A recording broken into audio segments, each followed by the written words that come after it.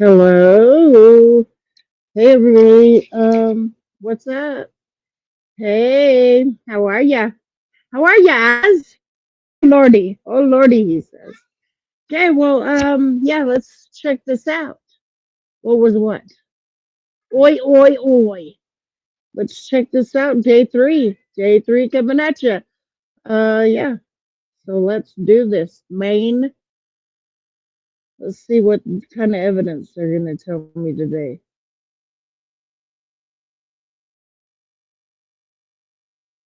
I don't know what they're crying about. Cry, cry, cry. Let me see. I gotta find. I need to hear. What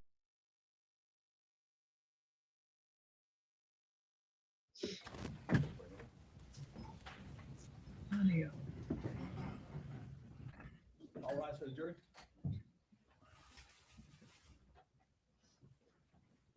I'm not hearing it.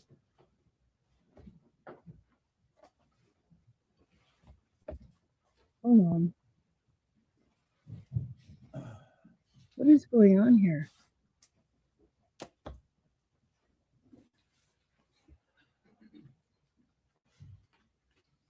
Okay, good morning, ladies and gentlemen. Please be seated in the courtroom. When we recessed, the witness had been passed for cross-examination, so I'll ask the defense to proceed, please. Hello? I still don't hear nothing. Oh my goodness. Just last time we What is left, going on? the day before yesterday, the jury was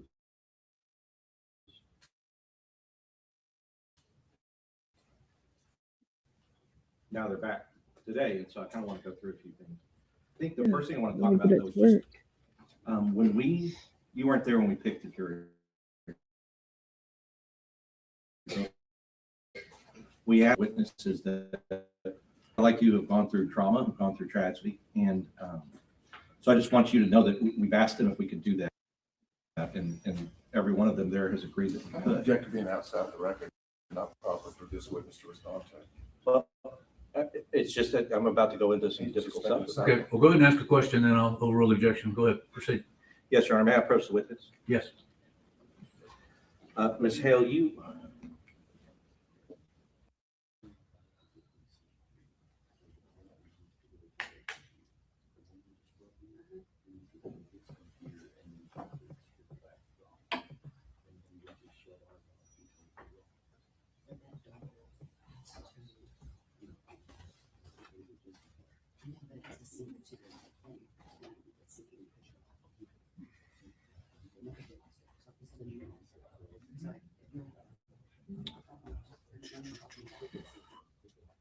Go ahead, we good to go?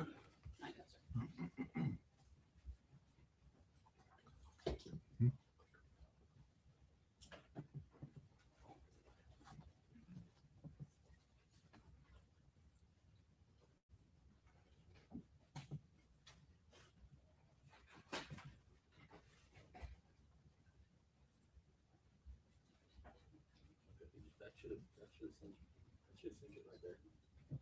You should be able to put it in here.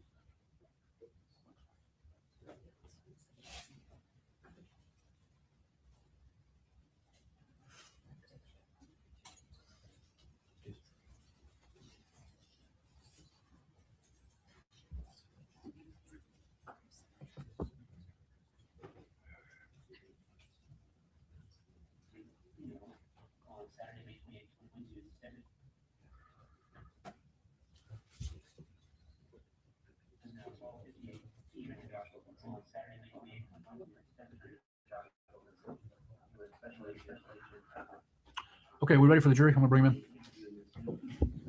Let's go ahead. Yeah, I'd like to get the jury in sometime this morning. So what do we have? Come on up.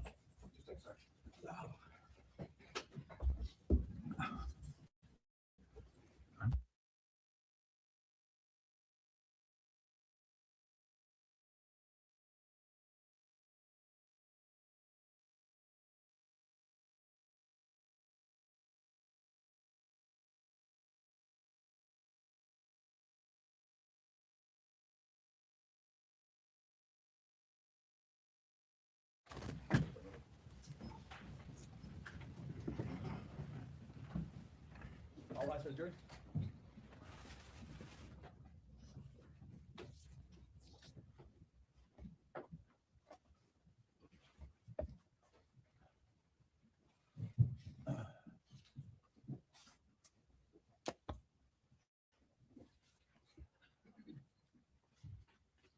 Okay, good morning, ladies and gentlemen. Please be seated in the courtroom.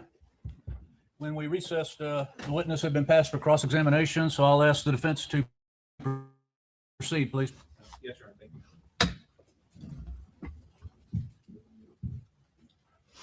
Ms. Hale, last time we left the day before yesterday, the jury left the room, and then now they're back today, and so I kind of want to go through a few things. I think the first thing I want to talk about though is just you weren't there when we picked the jury, but we asked them if they gave us permission to ask tough questions of witnesses that are like you, have gone through trauma, have gone through tragedy, and so I just want you to know that we've asked them if we could do that, and every one of them there has agreed that we could. Object to being outside the record, not proper for this witness to respond to. Well, it's just that I'm about to go into some difficult stuff. Okay, well, go ahead and ask the question, then I'll overrule the objection. Go ahead, proceed. Yes, Your Honor. May I approach the witness? Yes. Ms. Hale, you and I have gone through that statement that you made to the ranger, and we talked about that, and I played it for you the last time that we were here together. Yes. Okay. And so, Your Honor, at this time, I'd like to play the statement that. All right, you never said. And Ms. Hale, just to center it, this was a statement that was taken 4 days later when you were being interviewed by the ranger about your experience. It happened that day at Robb Elementary. Is that right? Yes.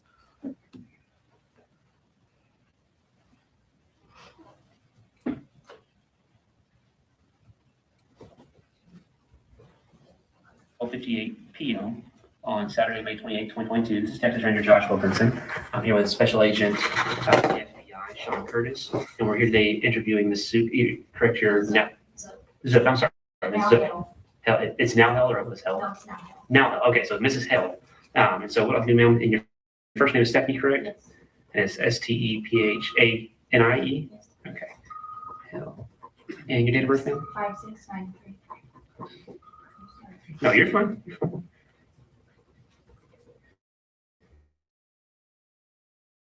All right. And what's a good contact number for you, ma'am? 830-688-6856. 6. All right. All right. So you kind of walk us through from start to finish. From the fourth grade building at the library. Before that, I guess I was in the room, I think it was, so she's retiring. So I was a little late picking up my kids, but the librarian had outside because I'm usually very early. So I walked out around, I'm gonna say 11:26 or 27. Okay. We headed to the playground, with playground B is what we call it. As we were walking over there, I heard a loud boom, which sounded like a dumpster truck picking up trash. And so I get there very early, so I know that they do that in the morning. I thought that was strange. Looked around, didn't see anything. We get to the playground, and I had just gotten to the little bench where I watch my students, and I heard two, it sounded like fireworks. And I again looked around. I was like, that's weird. There was a coach leaving to, I guess, have lunch, and I saw him turn around as well. And he has the campus radios, and I guess he heard something over the radio because I saw him pick it up, and then he just started running towards the gate. At that time, I knew something was wrong, so I told my students, like, run, let's go, let's go. We were pretty far from our classroom, so we went into a second grade classroom where I was in there Ms. Wally ended up in there, and I don't know the other teacher's name off the top of my head since we just integrated campuses. But we were in the first room on wing D, closest to the Where'd playground. the that room boys nine? go? No. Okay. Yeah, do I have a map? Yeah, that's fine. Whoa!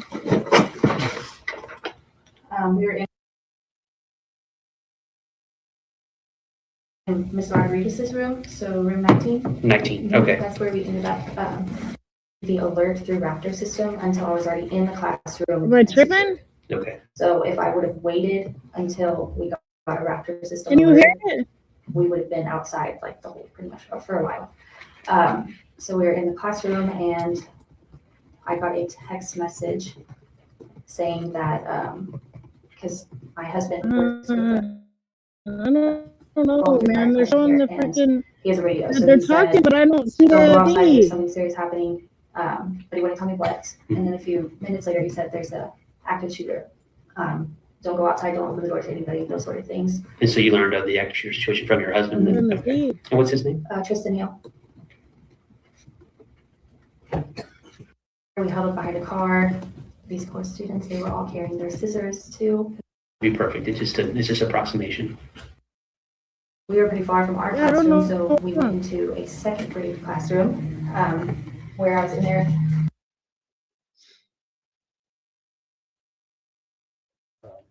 The dish that you were talking about was. I can't hear it. Elementary school, fourth grade training. They get to you through a window, Through a door. through the front.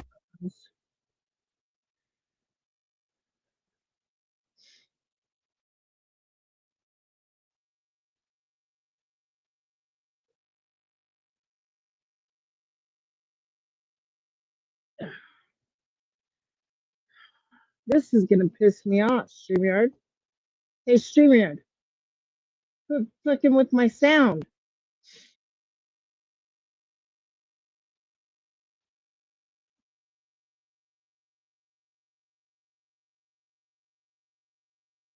My mic should be this.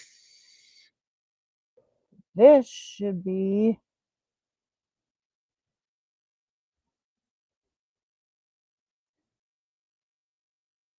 Hello.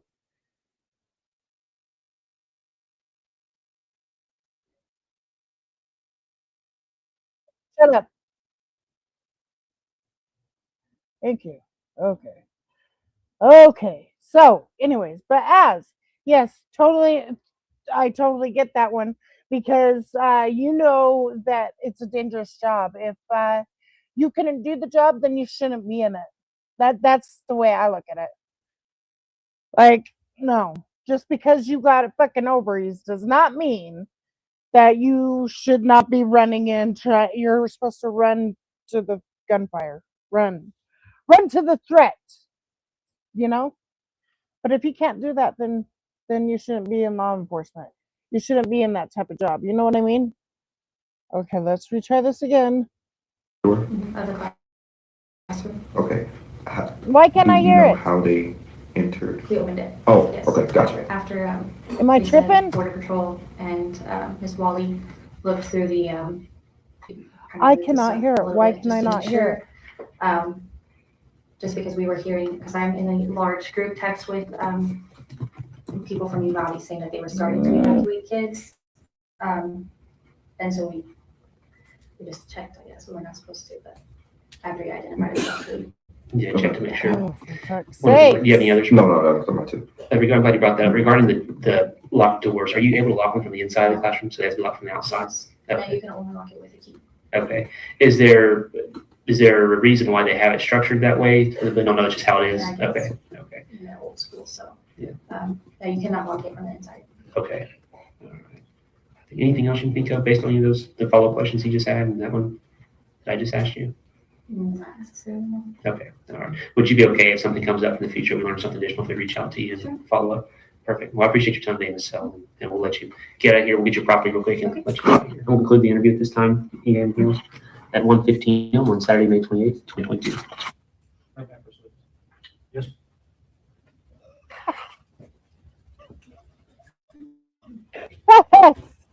Facts. Like, come on.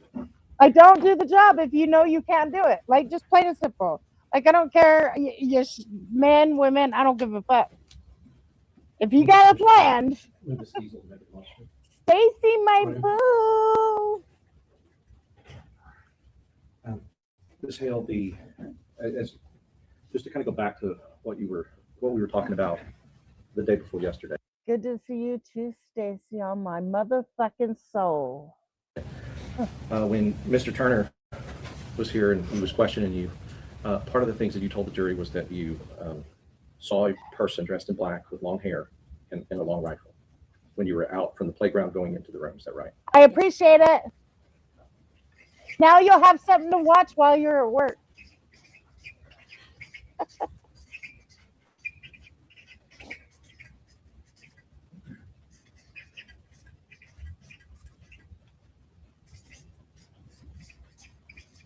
How is he going to work through this? What are we writing down? You also said that this person, Hi, Vibrant. Mr. Turner showed you this map. Stopping through. You said that this person that you saw was on the south side area, I guess on the sidewalk next to the south entrance. Closer to the parking lot. Closer to here. Mhm. Okay. And Oh, I'm sorry, Stacy. That sucks. but That I guess you would sucks. agree that he was the person that you saw. You told Mr. Turner he Hope was it goes on the by south fast, though. I'm sorry. side, on that south side. Yes, and I was pointing with the pointer. Right. And just so I This can be is clear. too this fucking is the big south for side my here, and you're fucking pointing head. at this area. It's like falling off.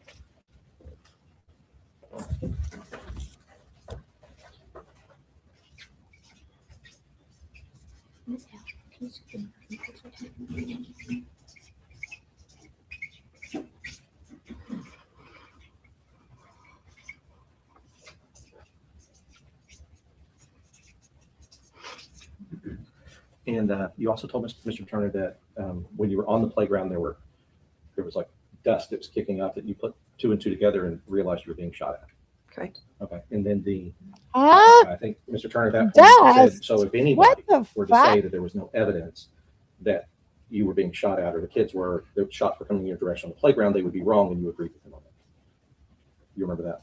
Actually, I objected. I do remember answering yes, but that's not my job to prove it. I understand. Okay. I understand. Whoa. And really what I'm doing is Whoa. I need to go back through what we talked about before we talk about your statement to the Ranger. Whoa. She's getting snippy. And that was a shot to the DA. That was a shot to the DA. Well, it's not my job to investigate if it happened or not. That's not my job. Little shot to the DA. So, in other words, lady, and in a traumatic time, you wouldn't fucking know. I don't know. Maybe I would remember, maybe I wouldn't. Like this mumbo jumbo. See, you know.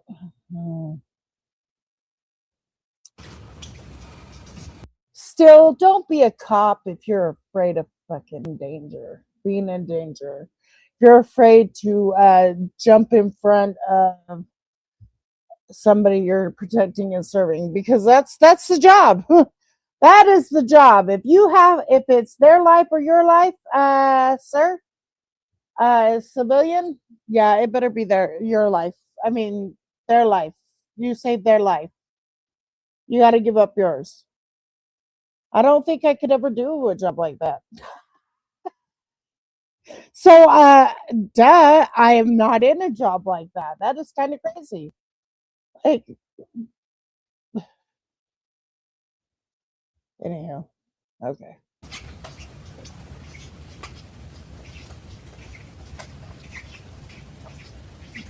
So he's writing all the inconsistent statements on the thing. When we heard that statement, we talked about the fact that it was, and I can back up and go sit down.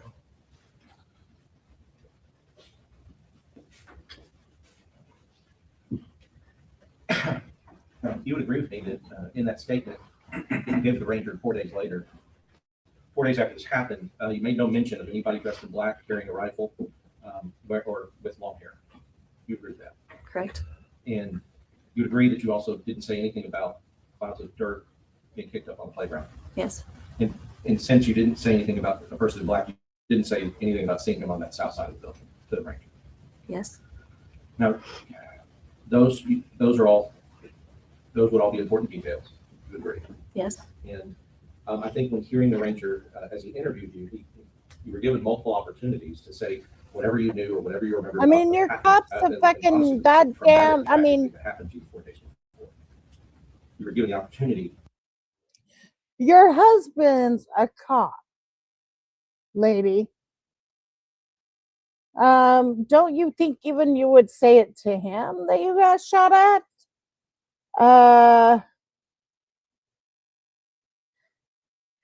Anywho, yeah. To say anything that you heard. Yes. I mean, are you trying to make it look better for the DA? Because I'm confused. Okay, losing those kids was tragic. But if dude wasn't really just fucking standing around twiddling his fucking thumbs and actually stay on radio to call these motherfucking people so they could have like 300 motherfuckers, and then you got 50 cops, and all of them are just standing around fucking deep dog, because God forbid they don't have a ballistics fucking shield.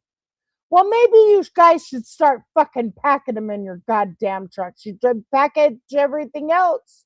Why not have a ballistic shield in case something like this happens again? What, you're going to stand out twiddling your fingers, going, oh, well, we don't have a ballistic shield, so we got to wait. When you hear kids being shot up, oh, dude. Okay, anyways, I was going to get my blood boiling. But I wouldn't want their job. Just saying. Wouldn't want it. And then I want to talk in particular, when you came to the playground with your kids, you had 4 kids at the time. And I think you said total to the ranger went to the playground with 10 students. Yes. So how many students did you have total normal? About 22. About 22. I think we talked about that. So I think the day before yesterday you said that you thought you had 12 and 10 had gone home, but it seems like you had 10 and 12 had gone. I said it was about 10 to 12. Sure. And which is fine. I mean, that's I don't know if it's not the same kind of detail as seeing a person with a gun. Or gutless. You really So- got to be a gutless person. But to do what a regardless, cop it does. seems like more than half of your students. Not left, me. After the awards ceremony. Yes. Or Nope. perhaps, and I don't know, because maybe you remember or not, but perhaps they didn't come at all to school that day because they were sick or on vacation, something else was going on. Possibly. Possibly. And I would Stu, did you hear from All Work? I just hope he's okay. That's all. expect you to remember the attendance, of all the students and who was there originally in the morning and things like that. But one of the things you told the ranger when you got into the room, from the playground, you get into the room, that you had second graders, right? Yes. I went into a second grade classroom. Got it. And your kids, I'm sorry, I just forgot, your kids, were they in third grade? Third grade, yes. All right. Because one of the things you said, you specifically talked about the second graders. And you said the second graders, they weren't taking it seriously. And the word you used was, here we go again, it's just another bailout. You remember saying that? Yes, I remember referencing the bailout. Yes. And so could you tell us, because She thought it was another drill, dumb fuck. experience is common to Uvalde, but may not be common in other places. So could you tell us what you were referencing when you referenced that? When an illegal person It's comes just another over test. and bails out of their vehicle or whatever they're in and is around, I guess, running around town possibly. Oh, could be she's possibly talking danger, about. so we would go on lockdown. Oh, she's talking about what her husband deals with. Like, when they fucking run off the road and then they hurry and run and don't want to be caught and shit. Okay. I thought she was talking about it's another bailout, like it's another fucking test. It's another bullshit fucking thing we got to do. I thought that's what they were talking about. My bad. Shit. Right. And thank you for explaining that. And I do want to tell you this What's too. up, bud? I think you deserve a lot of credit for acting on your own when you saw the coach running in. Because one of the things you said is you didn't get What's the up, Raptor Heath? alert. If you would have waited out there for the Raptor alert, you would have been out there I got did. such a And I small will head. agree, Look at if this. you had waited, then that shooter would have been near or Falling around off. in that area. But the and I think you're doing that to save your kids' lives, honestly. So you do get credit for that, and we appreciate that. The Thank you, to appreciate it. But getting in the classroom and now talking about those bailouts, illegal. We talk about illegal people who are undocumented that come over, and I guess it was a common thing at that time in Uvalde. It was a common thing that these bailouts would happen. Huh? Okay, why are we getting stuck on bailout? We should be talking about, the evidence against your fucking client, sir. Fuck the bailout, okay?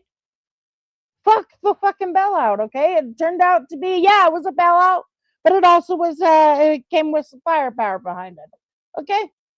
Let's get over this shit. I mean, fucking anybody could tell you that those kids are not his fault. However, he could have stopped the motherfucker before he got them all, okay?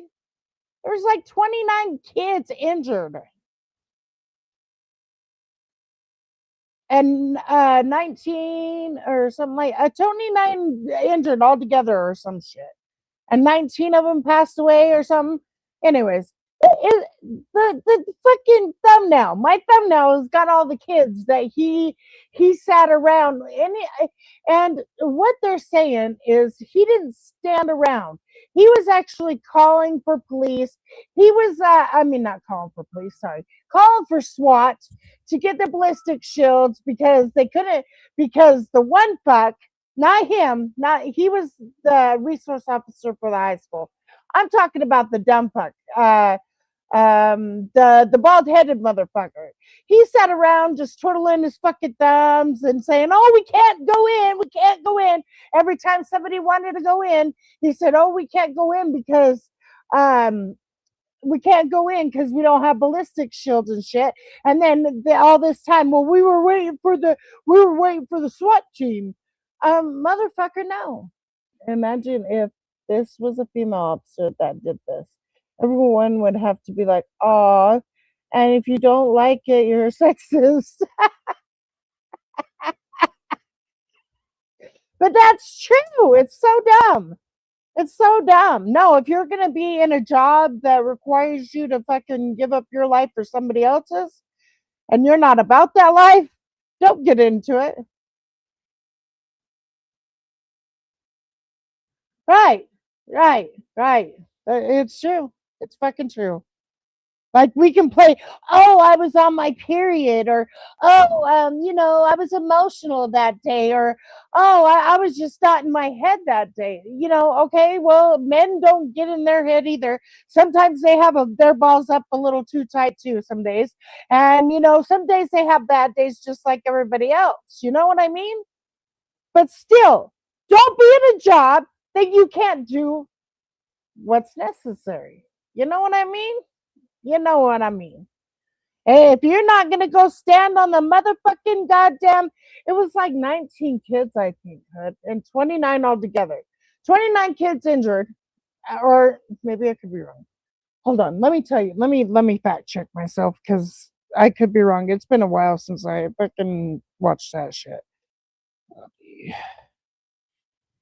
Oh, Rob Elementary.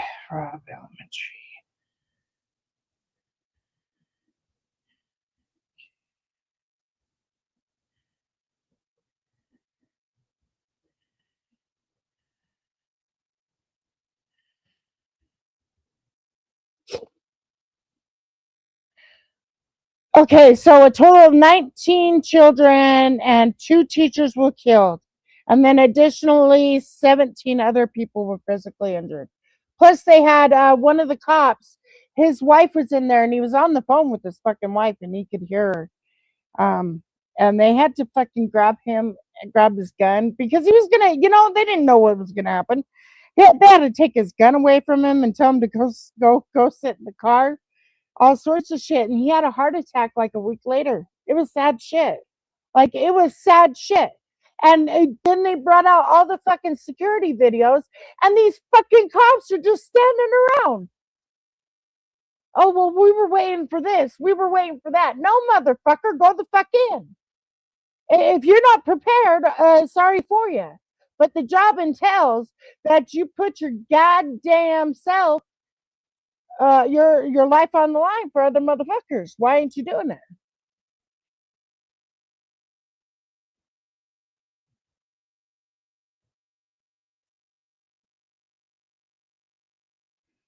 Yeah, I just don't. I don't do.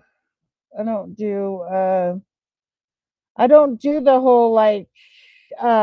Yeah, like I'm sorry, but if you're in a job that requires you to fucking do some tough shit and you can't do it, then don't do the job. Plain and simple. Male, female, I don't give a fuck who you are. Don't be doing that shit. And no, we need to stop giving fucking motherfuckers breaks. Oh, well, she's a woman. Oh, da da da da. No, fuck that.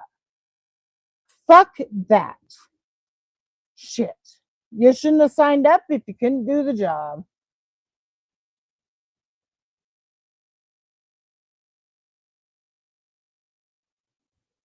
That's the way I look at it. Fuck that shit. All right, let's play it. I ran there it would for be a some little sort bit. of accident or wreck or some criminal activity or something that would cause people to bail out, and it would cause schools to go on lockdown like yours if it happened, I guess, in your area. Correct. And I don't know if you know this, but since you were a teacher there for that year, and you were a teacher there in like February to May, there's an estimate that there was about 50. Just like, yeah, don't be fucking become a lawyer if you're not ready to be prepared. Well, it depends. Like, if you're ready to put motherfuckers in jail and like are really about that life, I guess I wouldn't want that. I mean, I'm sorry, I would not take anybody to court that fucking I couldn't prove was guilty. Plain and simple. Like, if there was a little bit of just thought that, oh shit, we may got the wrong guy, I don't know if I could take it to fucking court. But a defense attorney, now let me tell you something. If you're not prepared to defend the lowest of the low, the worst of the worst, all because we all have that one right to counsel, you know, and to a fair trial, that we should be able to pick, who we want, except for if you're, have to go through the courts, then they pick for you. But other than that, and even them, they shouldn't be in the fucking job if they can't handle it. But yeah, I'm just saying, man. Just certain jobs don't do it. Like I would love to be a lawyer, but I wouldn't want to defend fucking sick motherfuckers. Yeah, that part. Even though they deserve, don't get me wrong, they deserve to have a fair trial like everybody else. But I don't know if I could do it sitting right next to somebody and fucking, and I know that they hurt a kid. Oh, Lord have mercy. Bailouts. Objection, Your Honor, that's outside the record. Well, I'm asking if she knows. You can answer if you know, then I'll overrule the objection. About 50 bailouts from that February to May time period. And the reason I'm asking if you know is because some of those bailouts would be causing the schools to go on lockdown, right? I'm unsure of how many there were. But there were a lot. I mean, it depends on how you or what you consider a lot. I don't know. I guess I'll ask what you consider a lot. Did it seem like you were having to lock down for bailouts a lot? Not an excessive amount, but enough to be noticed. Right. And I think that's why when we talk to the ranger, here we go again. It's just another bailout, right? Those are the words. I mean, if you got a taste for killing, that would be the perfect place for you there, fucking ass. Male or female. In the police force. I mean, come on. Let's talk about it. Governments are corrupt, plain and simple. It's just what it is. Fuck them That the motherfuckers. kid said, yes. That the kid said. Okay, the words. I believe so, yes. Right. The words that you used to the ranger about what the kid said.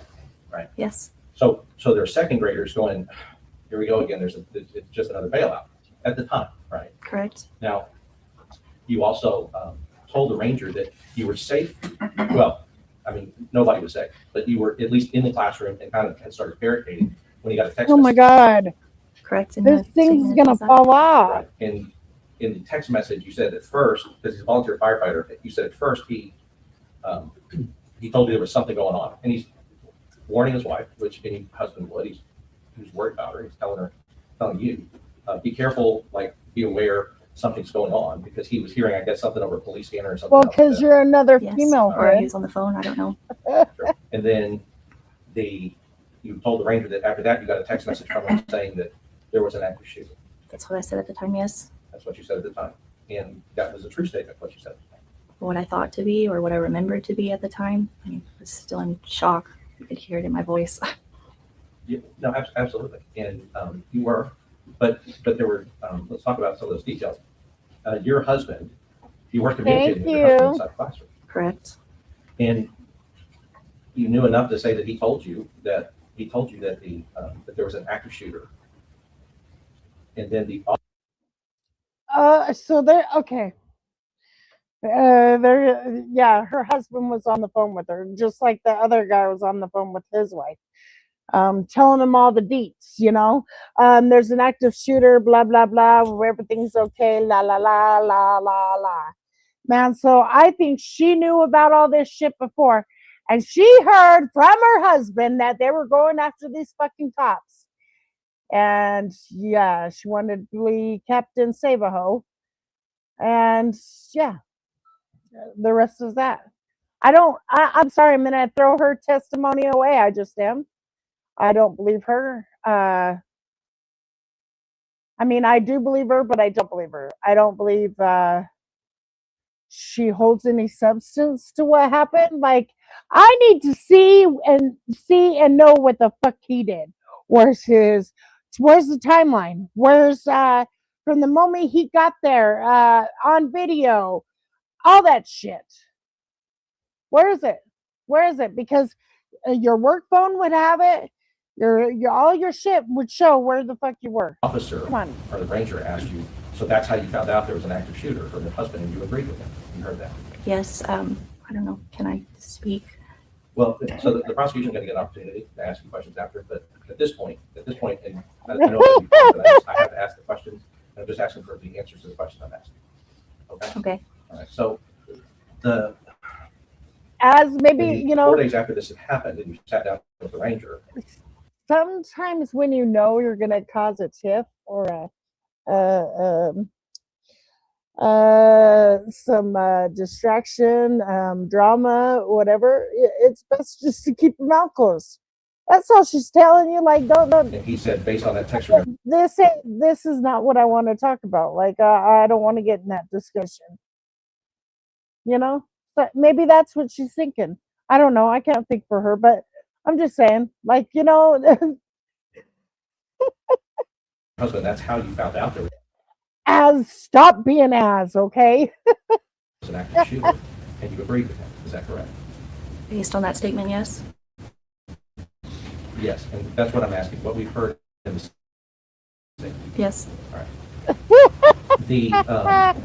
As far as I want to talk about the sound, because there was also things that you said in that statement that you said here. I'll be right back. I gotta go. You talked about the scissors. You had the scissors. Children had the scissors. Maybe in mimicking you or trying to do what they could as well. And that you said that in the statement. And you also testified to that. Yes. And you were in shock back then, but you remembered that detail, and you talked to the ranger about it after. Correct. I also think that you talked to him about the cord, I guess maybe an extension cord or rope that was being thrown over the top of the door to prevent the door from being able to be opened. You talked to the ranger about that, and you told him about that detail. Yes. Even though you were obviously, and of course you had gone through that traumatic event, that's a detail that you remember. Yes. You told him about hearing the sound like a dumpster truck. And we the last time you and I were here, we talked about that, about what that sounds like. And would you agree, I guess it sounds something like metal being slammed down on concrete, Yes. like a huge metal on concrete. Yes. Now, you know now that the shooter wrecked into that culvert. I guess that concrete culvert that's, if you kind of go out front of the school and past that field, there's a fence and then there's that concrete culvert, and you know now that the shooter wrecked into that culvert. Yes. Okay, so what I want to ask is now knowing that the shooter wrecked into that culvert, meaning flew off the road and slammed down into the culvert, is that consistent or similar? The truck doing that, metal car doing that. Is that consistent or similar with the sound that you heard of the dumpster truck? Possibly, yes. Right, because it would involve the same type of action that you were talking about, which is heavy metal being slammed down on the concrete. Yes. And then you said in your statement to the ranger, you said after that you heard 2 fireworks, like 2 fireworks. What it sounded like to you? Correct. Do you know now that after the shooter wrecked into the culvert, he took shots at the people who were coming out to the culvert to help him? Yes. All right. And so is that hearing the dumpster truck slam into the concrete or hearing the dumpster truck sound that you heard, and then hearing the fireworks sound, is that consistent with what you know now, that after the wreck into the culvert, the shooter was shooting at people who were trying to help him? Yes. All right. But you did not tell the ranger 4 days after this incident that you heard any other shots or any other fireworks sounds but those 2. I'm sorry? In this statement, you did not tell the ranger at the time, 4 days after the incident, that you heard any other fireworks sound other than those 2, the 2 fireworks sounds that you heard. No. And when the coach, you told the ranger that the coach, I guess what you did was you observed the coach on his radio, because coaches, I guess, have radios. Yes. Okay, and teachers don't. No. But coaches have radios, and you said you observed him. What you told the ranger was that you saw him saying or hearing something on the radio, and then you saw him tell the kids to run, and he started running. I saw his face, yes, and then him moving quickly. Right, and I'm sure seeing his face, you saw alarm, concern, fear. Yes. Right, and I'll go back to that, and intelligently on your part, you assessed the situation, saw the fear on the coach, saw him running, and you took your kids and you got them out of here, right? Correct. But you didn't tell the ranger that you heard the coach say anything, like there was something, whatever was going on. You just observed it and you followed your instincts, and you ran with your kids and tried to get them to a safe place.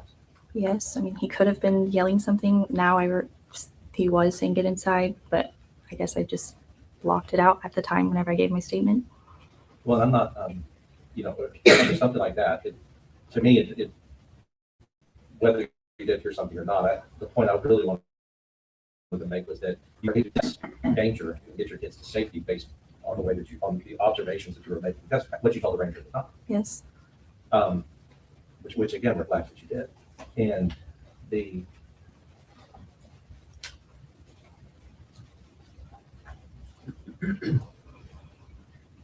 at the point that you were talking to the ranger, you knew that the person, the monster responsible for doing this to these children, you knew that person was dead. I'm sorry? The monster responsible for doing what he did to these children and hurting these children, you knew that he was dead when you talked to the ranger. Yes. Right. And you understood that the purpose for you giving the ranger information, the reason they were talking to all of you. Well, Jeff, assuming what's in the ranger's mind, I something you couldn't possibly know. Well, okay, if you'll rephrase it, I'll sustain it, Jim. Okay. I want to talk about what's in your mind, right? In your mind, when you're going to sit down with the ranger after something like this has happened, that you were a witness to part of, in your mind, you understood that you were sitting there to give information as part of an investigation into what happened. Yes. Right. And in your mind, you knew that it was important to tell the ranger everything of any significance that you saw or experienced during that time. Could you repeat the question? Sorry. No, okay. You knew and understood while you were sitting with the ranger that it was important for you, just like everybody, I'm sure, who sat with any law enforcement after this happened. You knew and understood that it was important to tell the ranger, to tell this person, any relevant information that you knew about what you experienced. I knew that it was mandatory and a requirement. Yes. But let me ask you this, right? Even if it wasn't mandatory, even if you weren't required to do it, you would have sat down and talked about it. You would have participated in the investigation. if I had to, Well, if it was not mandatory, I would not have gone. because it's hard to talk about. It's Yes. traumatic. I understand. But I think on balance, ultimately, you would know that it's important that they go through this investigation, try to find out what happened, how it happened, and to try to prevent it from happening again. Correct. And so we do appreciate that you did participate in the investigation. An hour later, yes, after you spoke to the ranger, you came in and testified to the grand jury. An hour later? No, later, Oh, after. Because it wasn't an hour later. Yeah. It was years later. Yes. Years later, you sat down and testified to a grand jury. And in your grand jury testimony, you did say, I don't know if you've seen it, but you were there, but you did say that you saw clouds of dust. You didn't say it to the ranger, but you said it to the grand jury. Did you know that? Yes. But you never said to the grand jury that you saw anybody dressed in black with long hair carrying a long gun. Did you know that you also did not say that to the grand jury years later when you were interviewed? Yes, I just heard him say it up there or somewhere. Maybe we talked on the phone, but yes. Sure. So, and then, I guess in December of 2024, so, I'm sorry, 2025, we're in 2026 now. In December, which probably close to a month ago, came in and talked to the prosecutor. And there, for the first time, if you understand it, you gave them a description Yes, from what I can recall. of a man in black on the south. Well, did you tell them he was on the south side of the building? They didn't ask, and I didn't say because I'm not very great with directions. So, right. And I'll tell you what, I'm not either. Judge, may I personally? Yes. I'm not either. But I think that's why they have these.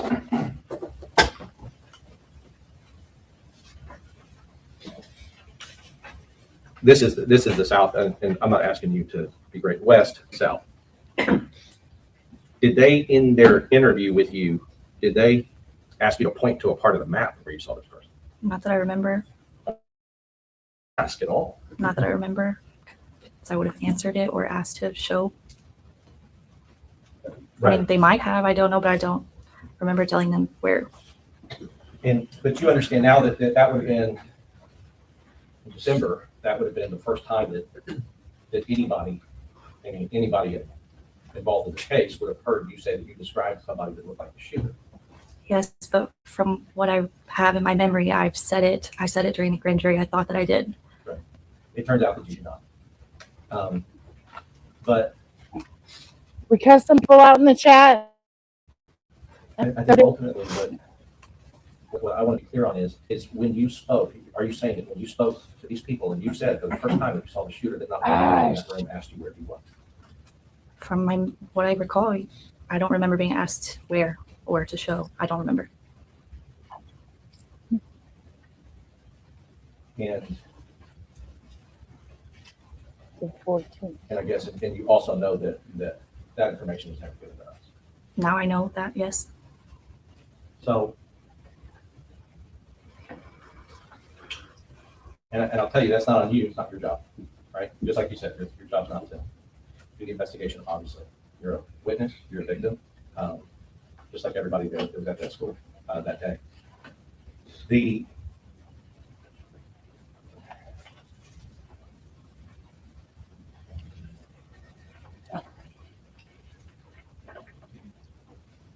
you don't sound like Barry White. Shut up. Shut up, Hood. At least you don't sound like Roseanne Barr. The ranger was asking questions about the locks at the school. At least you don't sound like And Roseanne. he said, yeah, sometimes we're alone, or, we prop it open, I know we're not supposed to. And just so we can be clear, I mean, nobody's alleging you had anything. You know, okay, I don't like a fucking goddamn, I'm just going to say it. I don't like how these motherfuckers are just tiptoeing and trying to like come to the jury and trying to be like they're sincere and they're sensitive. They're not motherfucking sensitive. They got a job to motherfucking do. Okay, let's get to the nitty gritty. Okay, just fucking call her a fucking liar and get it over with. Let's go. Come on. Shit. The bitch don't know how to keep a fucking story straight. Maybe she was on her period that day, for fuck's sakes, I guess. That's what we're going to call it. Because that's what women like to do is say, oh, I was having my period that day. Anyways, just call her the fuck out. defense. Come on. I don't know if I can deal with this tiptoeing around bullshit. I can't do that. Like, okay, everybody's experienced a tragedy. Yes, it sucks that kids passed away. Okay. It is a sensitive nature. Like, we're not saying it's not. We're not saying that fucking you're not sincere, you don't care. You got a job to fulfill. Like, that's what you should tell the fucking jury. Like, it may seem at times that I'm insensitive or whatever. Simply, I just have a job I have to do. And I'm going to have to ask questions I don't want to have to ask. Like, shit like that. Like, if they don't know that and they're in the jury, then they're fucking dumb. Okay? But this tiptoeing around, like, you could have had her off the fucking stand already. You guys are fucking tiptoeing around this shit. Come on. That has nothing to do, but I'm asking more about the past. Were you ever aware of the school district official, like the, I don't know, the principals, the administration, issuing magnets to teachers to go and defeat the door law? No. Okay. Did you, and what I mean by that is, I guess, were you aware of any teachers or substitute teachers using magnets instead of keys to cover up the part where the door was locked so that? Yeah, like, okay. Because he's only up for, and he's up for like 29 endangerment charges or some shit. I think it's each count carries up to 2 years there, Hood. So he can actually get more than 2 years. It's just for that charge. But he has 19 of them, 20 of them. And I don't know if they're going to run consecutive or concurrent. You know what I mean? And personally, all the motherfuckers that were in because he was running around. This cop was running around. He was running around on fucking on the headset or on the fucking radio. Like, he went outside like I don't know how many times. He was fucking doing shit. Okay. However, you know, somebody should have been going in at the time, and there was another fucking chief that just sat around and, you know, was doing nothing. Like, twiddling his thumbs, telling people, no, you can't go in there. We don't got a ballistic shield. Fuck the ballistic shield. Go the fuck in. Use the wall. Use whatever you have to. The fucking door. Whatever for a fucking shield, you dumb bucks. Anyways. Okay. Back to what we're doing. But yeah, like, this teacher is a teacher. I mean, yeah, she may have fucking seen shit, remembered shit all wrong and stuff. And she's not good with directions. Well, how can you say it's the South Side if you don't know, if you're not great on directions, lady? Like, okay, we got it. You can't, we can't hold on to her testimony. That's basically what we got at. Okay, now get her the fuck off the stand, because this is really irritating me. I want to see some actual fucking evidence that he's the one that was standing around doing jack shit, because I remember one of them motherfuckers were wandering all around. And then fucking they found out the one guy was on the phone with his wife and heard her fucking dying. Realized it was her fucking class. They had to take the fucking goddamn gun away from him and shit. Like, he was doing a whole bunch of shit. But the other fucking bald-headed motherfucker that was calling the shots and shit, that dumb motherfucker needs to fucking pay for it. In all honesty, I don't understand why these two are the only two that are up there. It should be the whole police force, the ones that fucking sat around waiting. Those motherfuckers, all of them should be fucking losing their jobs. I don't know if fucking going to court and doing all this shit is worth it. But losing their jobs, telling them that they can never have another job in a first responder capacity, that's there you go. Because, yeah, they can't be a fucking mandated reporter. They can't be shit.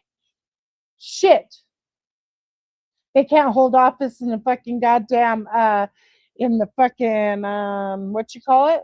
Because they're dirty. But, like, they have their own little trial boards and shit. Like, come on, man. Or if you know, Possibly, but I don't think that I'm the gonna school turn district this up gave them the some because magnets for I'm that done with this purpose. fucking testimony. and so, as far as, I think what I hear you say is, as far as you know, as far as you're I don't, aware, you don't know that they were doing that. yes, You said possibly, is that something, I'm just trying to explore, is that something that you have seen before? Have you seen these magnets being used in that way at the school?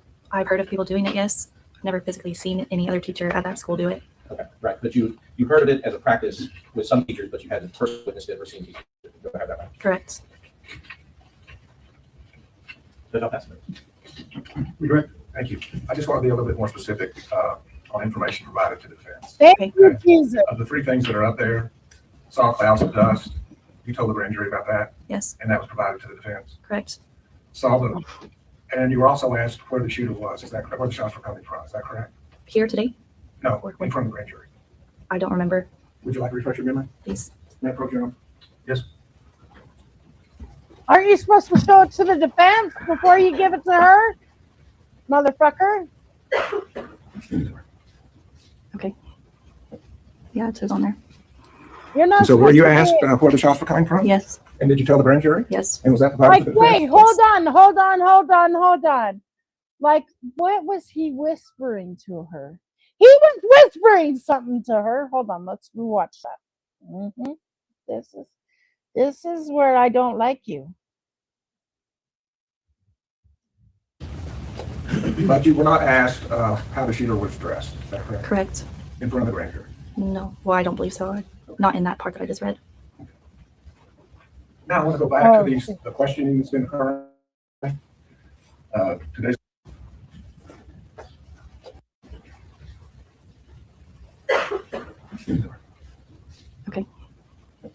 Yeah, it says Hey, on there. what did he fucking got? And so were you asked where the shots were coming from? Yes, And did you tell the grand jury? yes, And was that provided to the defense? yes. He definitely fucking whispered something to her. What the fuck did he say? I could turn up my microphone, my headset, but I don't want to turn it up.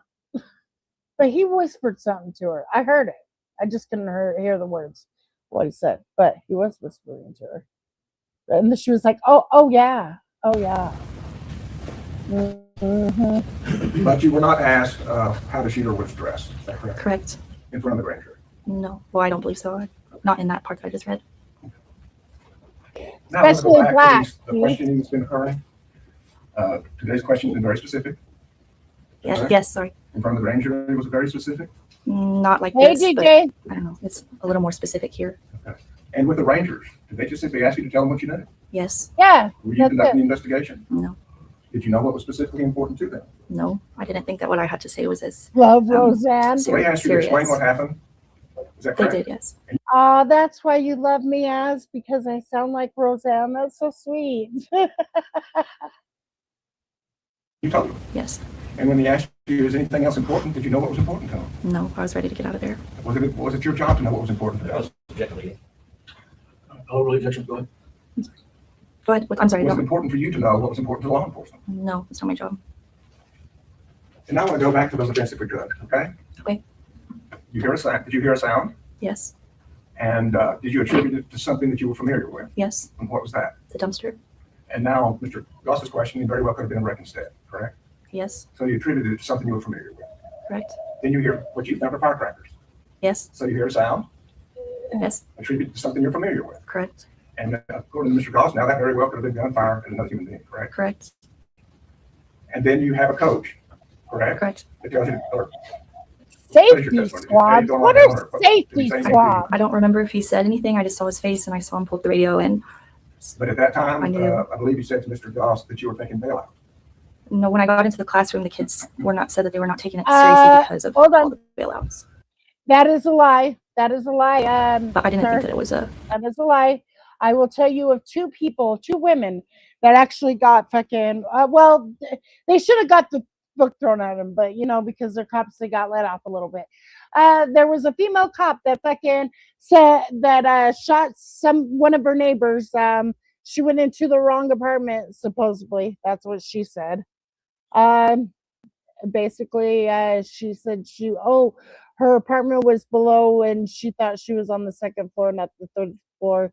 And then there was another cop that shot a boy or a guy, and he was afraid. Like he was telling his mom, "I'm afraid, I'm afraid," and his mom was like, whatever, and he ran because he was afraid. He hit the gas.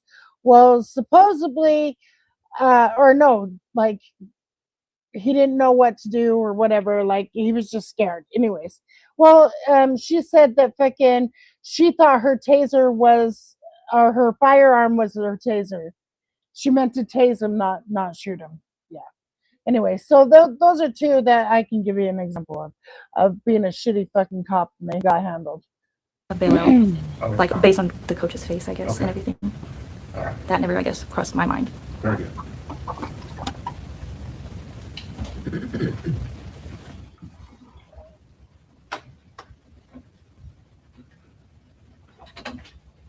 Okay, are we done with this fucking witness? Thank you. For fuck's sake. Thank you. Just look, great, just the, Oh my Officer Gracia, God. 3 things on here. Let And this we talked bitch about it. You did say go. that there was clouds of dust to the grand jury years later, but not at the time, right? Correct. So 3 things, these 2 things were not given to the defense, and you understand that. Yes, I do now. The, The apartment cop wasn't on duty. Yep, you're right. But still, you're a fucking cop. You're a first responder. And then you sat there and let him fucking die. Anyways. Yeah, her, and then there's that other lady. She got like 10 years or some shit for shooting that kid. That was sad. Unarmed black kid, of course, They do it to white people too, but that's besides the point, you know.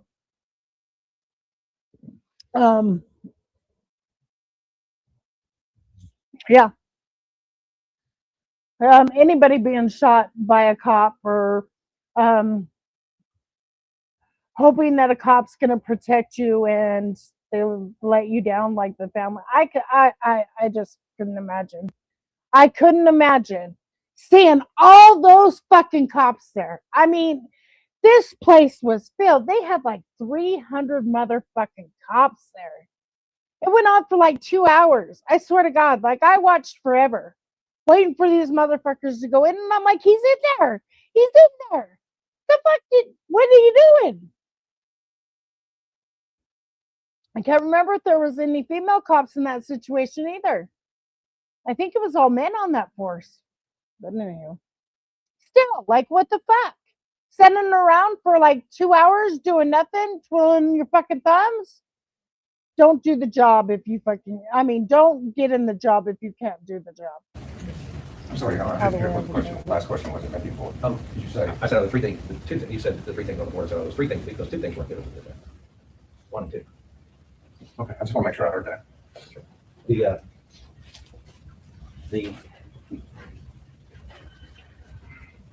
And just because Mr. Turner asked you, was it important to you to know that it's important to law enforcement? And you said it's not your job, and I agree with you.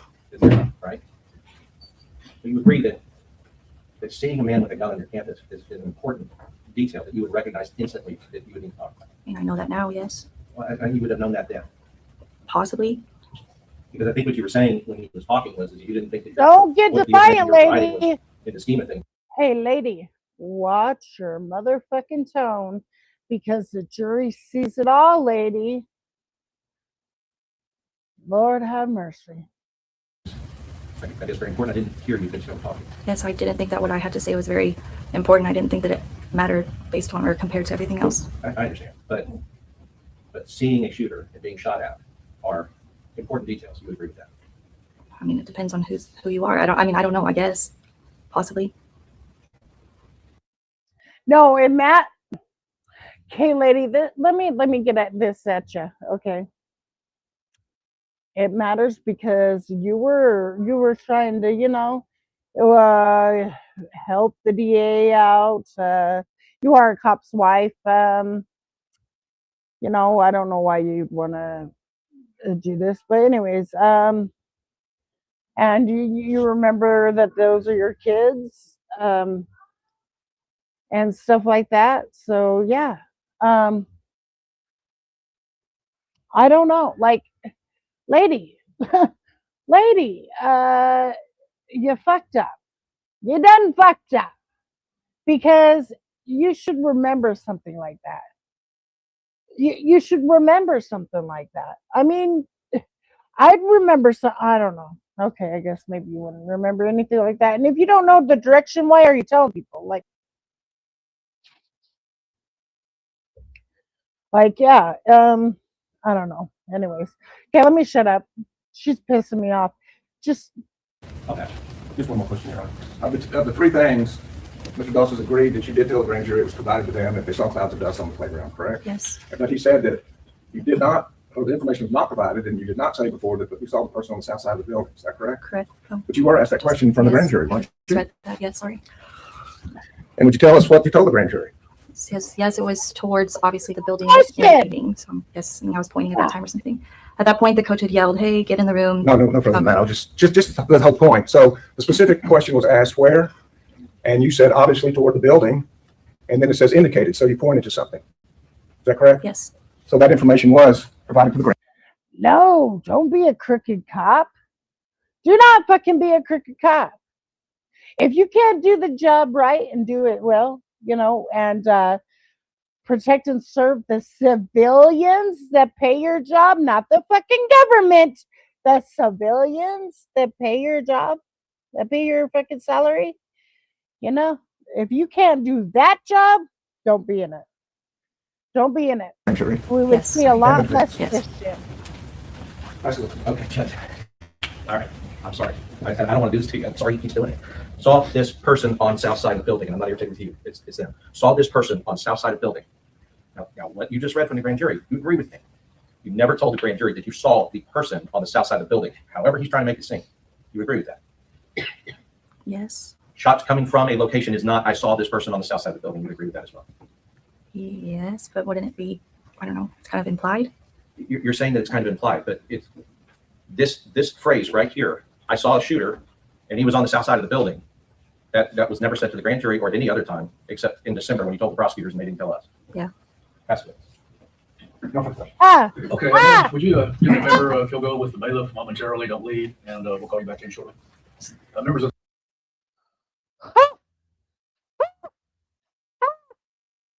That was the nail in the coffin there. Defense, let's go. the jury, I'm gonna give you a recess a little early, take 15 minutes, and remember my instructions, whatever you want to rise for the jury.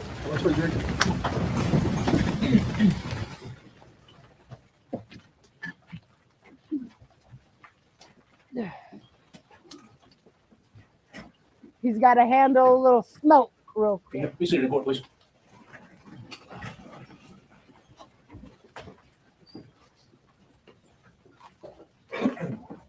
Let the record reflect we're outside the presence of the jury. The witness has completed the testimony. Where are we at on motions? Yes, Your Honor. After considering the testimony of the witness, we are asking the court to avail us, the defense, of the remedy of instructing the jury that they cannot consider her testimony at all for any purpose in its entirety. The failure to turn over the specific that specific piece of critical evidence has put us to a disadvantage with this witness, has put us to a disadvantage with our theory, as I've kind of outlined to the court in the ex parte brief that I provided. And we do not believe that again, He's not a very assertive defense attorney. Like he likes to tiptoe around shit. Just say what you mean and mean what you say, motherfucker. Like quit being a fucking pansy. court has denied the mistrial, but we do not believe that that allowing the jury to consider her testimony for any purpose, we believe that it'll affect the due process rights of the defendant and our ability to continue in the defense of the case in the way that we had set it up and prepared. No, because her credibility's shot, dude. Even if they keep it in, it's fucking shot. Okay? I don't believe anything that bitch says. And I'm sorry, not sorry. I believe everything she says from the point that she's inside the classroom, but not all that extra shit. Fuck that bitch. Yes, Your Honor. The accusation yesterday was significant. It gave us significant pause. And what's funny is he said something. This fucking motherfucker right here, this The three very important. this one that likes to cry during opening and all that other shit, garner sympathy and all the shit, because he's not confident that they're gonna fucking goddamn, they're not gonna do the do, right? He's not confident in that. He knows he got a fucking wobbly case. You know what I mean? It just, I don't like this fucking kook. I don't like either one of them. I don't like any of them. How about that? All these guys suck. Like, he's not confident. He's not confident. I like a confident motherfucking attorney. Things were left out. Number one, the shots flaring up around her. Number two, where the shooter was. And number three, the clothing that he was wearing. That gave us a pause. Lo and behold, yesterday, we're able. Wait, hold on. But she wasn't shot at. It came out. She was not shot at.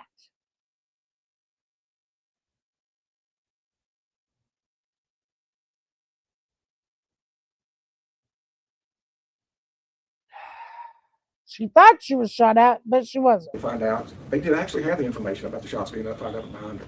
The evidence has been developed today that they did actually have the evidence that she said that the shots, I got the gun, but the shots came from the building and then indicated.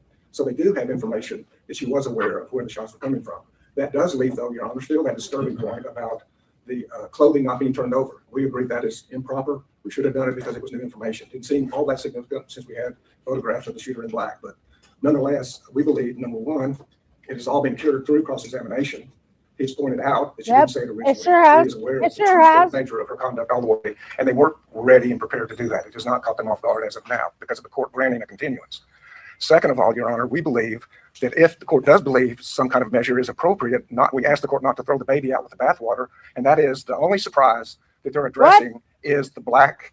Not throw the baby out with the bathwater? That is a weird analogy. Okay. Hair and the gun, and it would be appropriate if the court feels like that caught them off guard and has affected their defense to instruct the jury not to consider that portion of the testimony. Okay, so I'm unsure about that. I could have sworn dude took himself out. I could be wrong about that, huh? Because the DA says that we know the cops shot him in the eye, and that's why he can't fucking sit here right now. Like we know who did the shooting, but I don't know. I'll have to look and see. Let me look and see.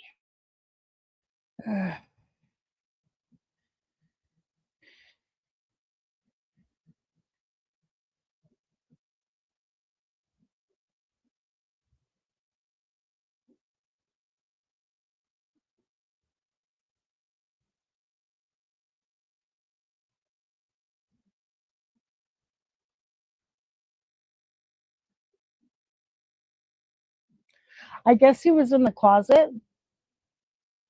And they shot him in the face. I guess that's what it's telling me. Hold on, let's read this. I'll tell you real quick. I don't give a fuck. Fuck, I agree. Okay, give me the shit. Okay, thank you. Okay, it says the teenage gunman in Uvalde came out of the closet and began firing when U.S. Border Patrol agents entered the room. So I guess they got him. I thought he unalived himself. That's what they were saying. That's what they said in the beginning, but I guess not. Yeah, I guess not. He was hiding in the closet. He thought he killed all the kids.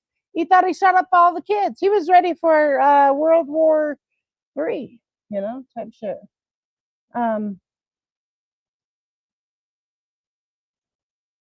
Yeah, it's fucking crazy. The treadmill trial, it's going nowhere fast. 6 miles an hour.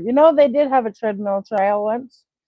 But yeah, I just I don't know why they're arguing. Like, if I was on the jury, bitch is lying. Okay, that's just the way I would look at it. But okay, I'm nobody. I'm just a person that's watching you guys fight over some bullshit. Yep.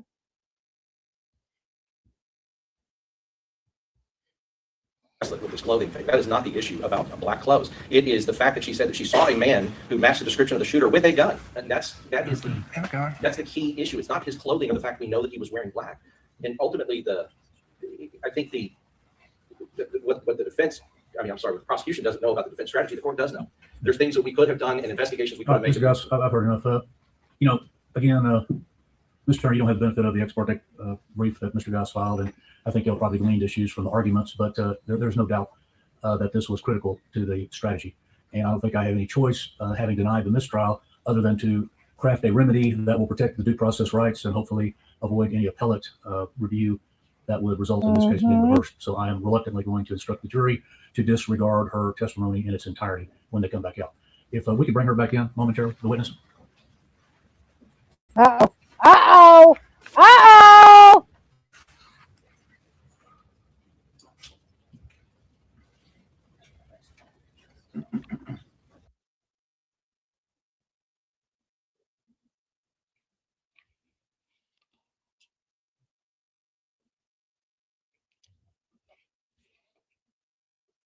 Why can't I hear?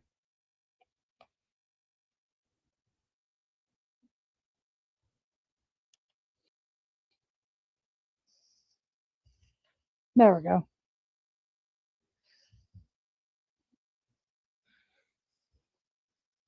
Oh, my head's all messed up.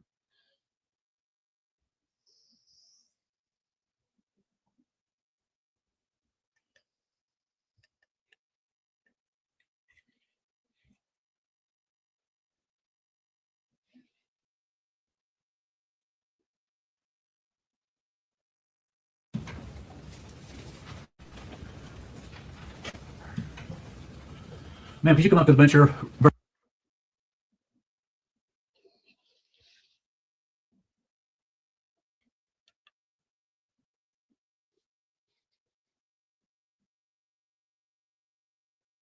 quickly, we're going to let you go here in a minute. I hate to talk to people from the bench. You don't sit down, just right here. I just want to tell you, you may hear later on that I will instruct the jury to disregard your testimony, but I want to emphasize to you, you did absolutely nothing wrong. It is not on you. And I want to tell you just from personal experience, memories of traumatic events change, are different, or you recall more or less. I had a personal experience many years ago. My wife and I were hit by a drunk driver, and I spent 2 months in the hospital. Apparently, they almost lost me in the emergency room, but revived me. And I remember that event very clearly, that truck coming at us and trying to get out of the way. But every time I think about it, it's a little different. And that's because of stress and trauma. So nothing about this is on you. We appreciate your bravery that day, and we appreciate your testimony and being brave enough to come in here, and you are excused with our thanks. Take care. You know what? Like, shout out to the fucking judge. Shout out to the judge. But still, bitch is lying. That's all I'm going to say. Bitch is lying. Going to take the rest of the recess until the jury comes back out. So I think they got about 5 more minutes or so. We're in recess.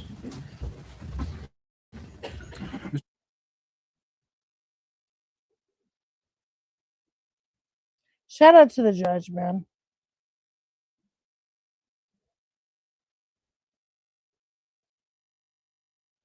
Oh, and I'm not going to be able to finish today. I'll finish today. I mean, today's later. Tomorrow. I'll finish it in the morning. I'll start earlier. But I have a doctor's appointment. And so, yeah. I'm only going to be on here for a few hours.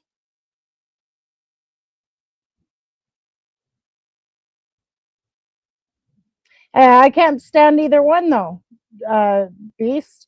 Either one of them talking. Like, I just, they don't have no fucking confidence in their voice. It's just weird. Can you freaking believe this shit? In that regard, and I'm going to expect you to follow it. So listen carefully to this instruction, if you would, ladies and gentlemen. We have just heard testimony, as you know, from the witness, Stephanie Hale. The court, outside your presence, after a hearing mandated by law, has ruled that the witness's testimony will be and must be excluded as a matter of law. Therefore, you are instructed to disregard any and all testimony provided by Stephanie Hale, and her testimony will play no role in your analysis, deliberations, and decision in this case. With this instruction, you are reminded that you are bound by your oath as a juror to follow the ruling of the court as provided. So please remember, ladies and gentlemen, mandated by law, don't speculate about it, don't wonder about it, don't hold it against either side, just follow my instruction. All right. Good morning. You raise your right hand. Me personally, I want to see the fucking tape. I want to see the tape. They say that he was doing something the whole fucking time he was there. The whole time. So I want to see the fucking tape. Let me see that he was actually fucking calling and radioing and all that dumb shit. And wait for the SWAT. You know what I mean? Yeah. You solemnly swear the evidence in the testimony you're giving this cause will be the true self you got. You can have a seat over here. Thank you, ma'am.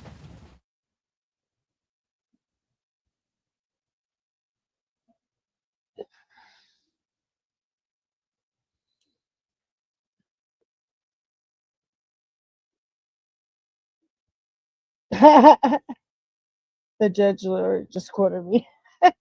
YouTube stop all my comments. My name is Emilia Amy Franco Marin. Good morning, Mr. Dean. In May of 2022, where were you employed? At Robb Elementary, Uvalde CISD. Okay. And what was your job position at that time? I was the ACE coordinator. Okay. And for the jury and for the record, can you explain what an ACE coordinator is? It is an after-school centers program. So I ran the after-school program for the children there at Robb. And approximately how many kids were in your program? 150. Okay. And what campuses did you work at, or was it only Robb? I've worked for the district for 25 years. So I have worked at different campuses. Okay. And just for the record, where is Robb Elementary located? What town and what county? Uvalde, Texas. And how long had you been at Robb Elementary as of May of 2022? I've been there for a month. A month. Okay. Yes, ma'am. And what room number did you work in? What was your room number at Robb? 132. May I approach the witness, Your Honor? No. But no, you can't. Okay, we're gonna go fast. So we might be caught up before fucking, the lunchtime is over. They're still on lunch. We're still on lunch. Yeah, we might get done here. Let's see. When is he? Ooh, they go through these motherfuckers pretty quick. Approximately where is your room number with regard on this map? And for the record, what we're looking at is a map of Robb Elementary. Is that right? Yes, ma'am. Okay. I do It's an too. aerial view of the school. Okay. So where on this map is your room? She protected the kids, she didn't have a gun. And what we're looking at is the She got those kids into a fucking room and fucking, did what they were supposed to do. She actually did do something. But she couldn't do, shit. You had teachers in the fucking classroom trying to fucking help the kids. You know what I mean? So the two that lost their lives. Yeah, anyways. It's not the teacher's fault. It's not the teacher's fault.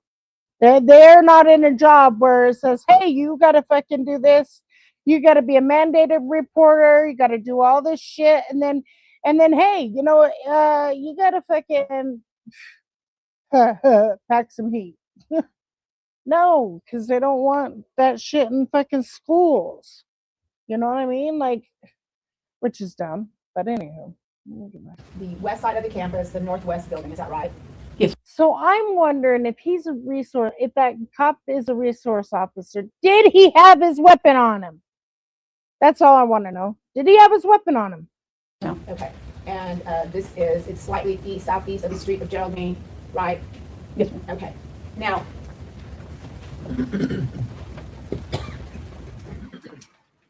had you previously been trained as far as a lockdown with the Uvalde CISD? No, ma'am. Okay. Did you know what to do as far as what you're supposed to do in a lockdown situation? Yes, ma'am. Okay. And for the jury, can you explain what that is? Because I am in a classroom, turn off the lights and lock my door. Okay. Now, are you still employed with the Uvalde Independent School District? No, ma'am. Okay. Now, I'm going to take you back to May 24th of 2022. What time did you arrive at school that day? Approximately about 7:30 in the morning. Okay. And is that the time that you usually arrived on campus? No, ma'am. Okay. So why did you arrive early that day? My grandson attended Robb Elementary that year, and they had a award ceremony. So I arrived early so I could be there for his ceremony. Okay. And what grade was your grandson in? He was in the 2nd grade. Okay. And approximately when did his award ceremony end that day? I'm going to say maybe about 9:30. Okay. And what were your plans for the rest of that morning? Every other morning that I would have to show up to work, I was always at another campus. Mhm. And that morning I wasn't scheduled to go anywhere else. So I stayed there and I began to plan the celebration for my students for the next day. So I went to my classroom to prepare. Okay. And this celebration, what kind of celebration was it? It was an end of the school year celebration. So we were going to have a dance for the students and their families. Okay. And were you coordinating the celebration with another teacher? Yes, ma'am. Okay. And what was his name? Gabriel Gonzales. Okay. And what were you and Mr. Gonzalez's plans for? Was he supposed to be doing something? He was the one that was in charge of purchasing food, snacks for the dance. So he came over to my classroom and we spoke about what we were going to serve, where we were going to serve it. And he had a list of what snacks and food he was going to get. And so we spoke about that. And then he left to the grocery store to go purchase the items. Okay. And while he was at the grocery store, were you still in your classroom? Yes, ma'am. Okay. And at some point, did you hear back from Mr. Gonzales? He texted me and said, hey, I've already got the groceries. Can you go and unlock the gate so we can deliver everything through the back and not have to carry everything from the front? So if you were pointing at the back, when you say the back, can you tell the jury what area you're talking about? We call this the back, the campus, and that was considered the front. Okay. And for the record, you pointed to the far northwest side of the campus off of Geraldine Street. Yes, ma'am. And is there a gate there? Yes. Okay. And is that gate usually locked? That gate is always locked. Okay. So when he called you and said, meet me at that west end gate so we can get the groceries in, what did you do then?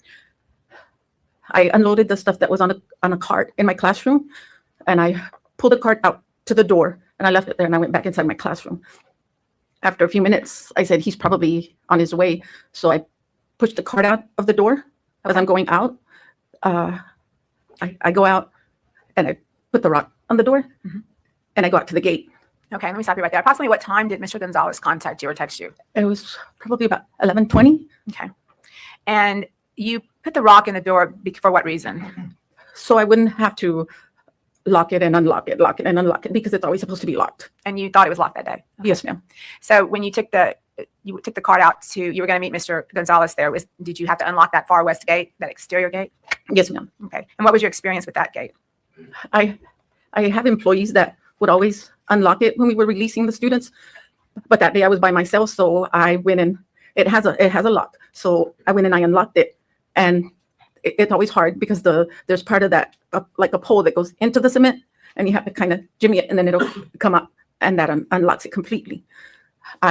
Two other times that I had tried that, I couldn't do it. So that day I unlocked the lock, and then I said, I hope I can pull it up. So I jimmied it a little bit, and I pulled it up, and I said, I did it. So it was unlocked, and so I pushed the cart against the gate, and I said, I can't leave this spot because the gate isn't locked. So I'm standing there waiting for him to come. Okay, you were concerned about leaving that area with an unlocked gate? Yes, ma'am. Okay. And after that, what did you hear? I'm standing there waiting for him, and I'm facing east because he's coming. He's going to come from that direction. I'm standing there, and I hear a loud vehicle from behind me, which is the west side. I turn around and I look, and I see a vehicle going real fast, and I see him crash into the area of the ditch. There was like a poles there, and the truck crashed. As it hit it, it kind of went up, and then it went into the ditch. Okay, now I want you to go back to that map and point to the area on the map where you're saying you saw this car hit the ditch. The truck was coming from here, and it went in this way. It hit the rail right there, and then crashed into the ditch. Okay. And for the record, you pointed to Grove Street. So the vehicle was traveling south on Grove and hit the ditch off of Geraldine and Grove Street. Yes, ma'am. Okay. Once you saw that accident, what did you do, Miss Munning? I ran inside. You didn't have your phone with you? No, I ran inside to get my phone. I kicked the rock. The door closes. I ran in. I dialed 911, and I ran back inside. I mean, outside. Outside, I put the rock back on the door. The call went through, and I'm running to the scene of the crash. And I'm telling the operator, a truck crashed on the west side of Rob's school. It crashed into a ditch. Okay. I kept saying that over and over because I knew that they needed the location. Okay. And when you're on the phone with 911 and you're telling her where this accident happened, what do you see then?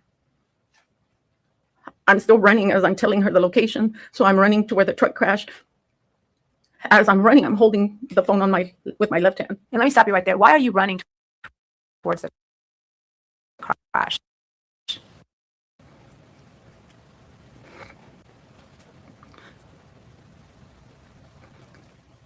Whoever had crashed. Okay. So you're running, and what do you see? As I'm running, I see on the right side of me 2 men running from the funeral home.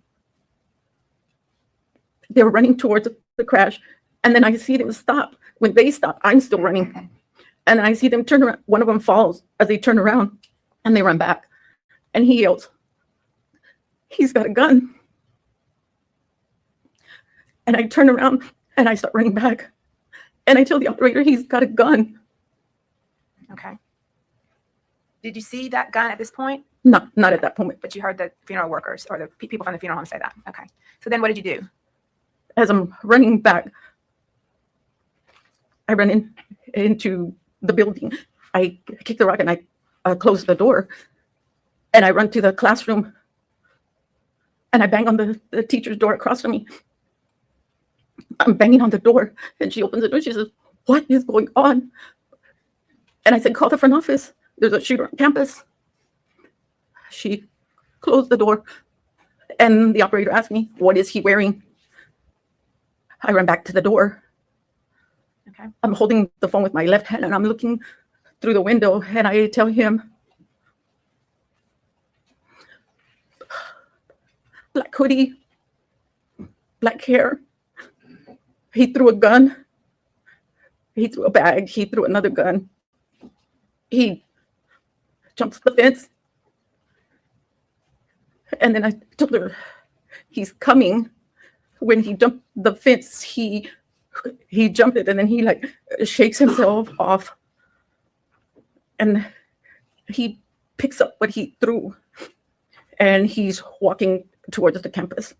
Okay. You say walking, not running. No, not running. Okay. Now, at this time, had you seen if he was shooting or? He was shooting. Okay. And what area was he shooting at? He was shooting towards the south area where the children were at in the PE area. Did you see children out there in that area? Yes, ma'am. Okay. Now, again, I want you to point to the board behind you, and if you could point to the area where you saw the children playing. They were playing here in this area, right here. Okay. And for the record, you pointed to the southeast area on that map, between the south end of the fourth grade building and what's that building below the very bottom on that map? The pavilion. Okay. This right here. Okay. The pavilion, and that's where the PE classes are. Okay. And what can you hear from the kids at this time? They're screaming. Okay. So, and are they running into the building? Yes, ma'am. Okay. So once you go back into the building and you start banging on your coworkers' doors, what did you do then? After I told the 911 operator what he was doing, I run back to her door and I bang on the door again. And she opened it and I said, "What did they say?" And when you say they, who were you referring to? The office. Okay. Because I had asked her, "Call the front office, the shooter on campus." So when I banged on the door again, she opened the door and I said, "What did they say?" And she said, "They didn't answer." And I said, "Oh my God." And I turn around and I see the kids from the south door already running in and screaming. Okay, I'm going to stop you right there, Miss Bunny, and I need you to point to the board and show the jury when you say that you kids coming in from the south door, where are you talking about? I'm still right here, and the kids are coming in from this door, Okay. the south door, from the PE area. Okay, and for the record, you pointed to the south end of that building. Yes. And so the jury understands where your classroom is, that length of the building, is that a hallway? Yes. And then the hallway goes south. Yes. So it's almost like a shape of a T. Yes. So you go to the middle of that hallway, running from east to west, and you can see the hallway going north to south. Yes. And that's where you see kids running in. Yes, Okay. ma'am. And they're running in from that south end. From the south end. And what are you telling the kids as they're running in? You know, I run up a ways into that. is it really worth hallway. all this re-traumatizing these fucking And I- people? I'm yelling at them to come in and to get in their rooms. So Okay. Can I just fucking vent for a sec? Because this is really irritating me. I know why she's fucking like out of sorts. She feels like it's her fault because she left the gate open, you know, all that stuff, right? Okay. She feels it's her fault. She had the door open with the rock and all that dumb shit, right?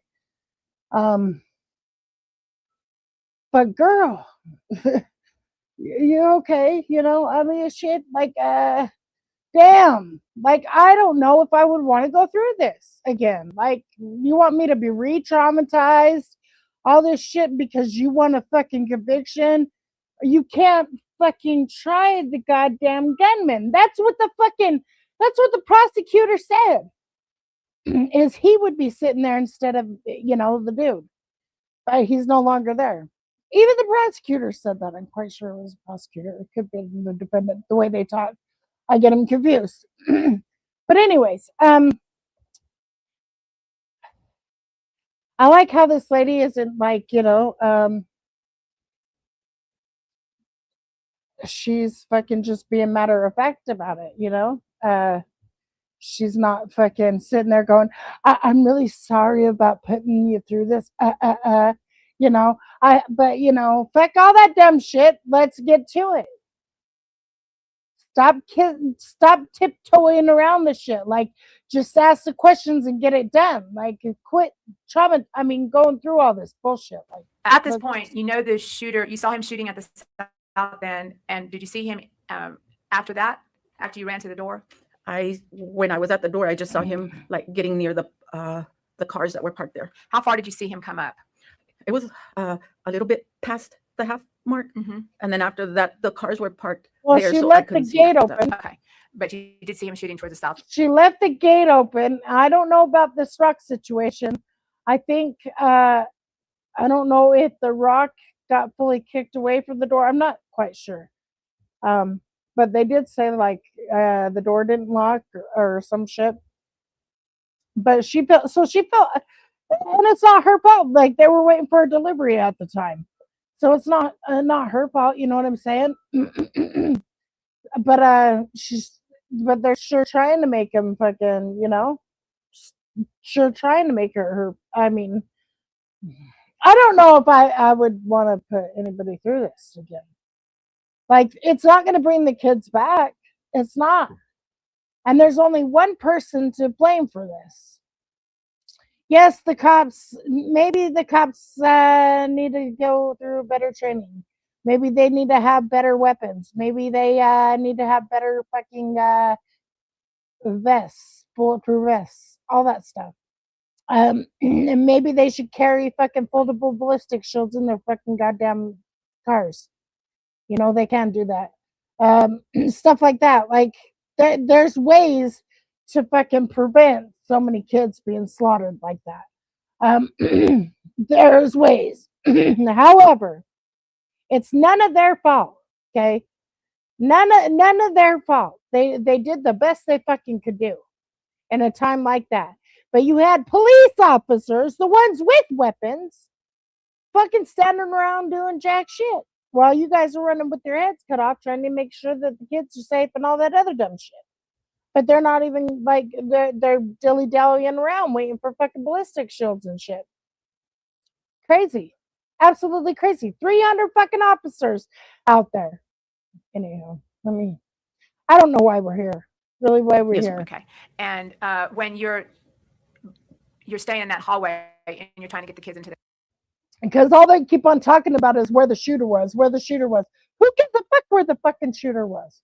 Show the fucking tape of where the cops were, why the shooter was where he was. How about that?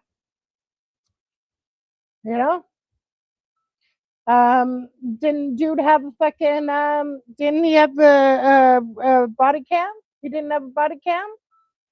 I mean, they had to wait for fucking border patrol. That's what border fucking patrol came in and had to fucking go confront this motherfucker. Border patrol, not the regular fucking police, because they were too pussy. So the chief definitely needs to fucking get his ass got. But this dude, I don't know about him. I don't know, because if it shows that he was on the fucking phone and doing shit, man, come on. What are we doing here? Like, Okay, then what? and you're gonna make these people relive it again because you're gonna have another trial for another person. I would have saved it for him and not this guy. I don't know. That's just me. Let me just, or I would have tried them together. What did you do? I kept asking the operator, where are the cops? Where are the cops? And I tell her, there's kids running everywhere, because I looked down towards the. Or better yet, why don't you homeschool your fucking kids? Yeah, you could actually teach them stuff without a fucking agenda being behind it. I mean, shit, look up in the Encyclopedia Britannica and shit, you know? Like, I don't even know if they have them motherfuckers anymore. But shit, we used to have to look up the encyclopedia. These motherfuckers don't know what it's like to really research and shit. They just fucking think, oh, well, it's on the internet. Nah, you need to research shit. Like, you need to read some books. You need to talk to people. You need to, because not my experience ain't gonna be the same as your experience. Just like my vision and my field of view ain't gonna be the same as your field of view. Like, you could have two things. We could see two different things going on at the same time. You know what I mean? So it's just weird, yeah. But you're gonna make these people go through this again. All those parents, all that shit. You want to show fucking those kids dead and shit. Come on, for what? To garner sympathy? He would. He's not the gunman. This is crazy. East hallway, and there was an area out there where the kids could play as well, and they were running into their classrooms. And the only reason why this is even a case is because, people had an uproar over it. People were pissed off about the cops not doing jack shit. And so they felt like they had to, we got to get the public behind us. So this is where we're at. But come on, man. But at the same time, if you can't do the job, don't do it. Don't be in it. Don't save us and you the fucking favor. And that call that you made to 911, have you reviewed that call? Okay. I think we played it for you. Have we? I can't remember. Okay. But you did make a 911 call to an operator. Yes, ma'am. The state would tender state's exhibit number. This poor lady. State would admit state's exhibit number 9, which is the 911 recording of Miss Money. Submit. The state would ask to publish it to the jury. Please. We're going to play that 911 call for you, Miss Money. This poor freaking lady. I don't understand it.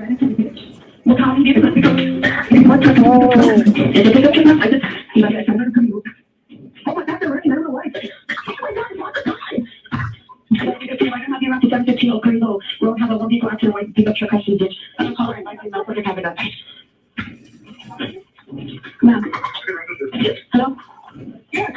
Okay, ma'am, how many people are ready? 3 people ready? Hello, ma'am? Okay, ma'am, what's your name? Amy? Yes. Okay. Miss Amy, how many shots were fired?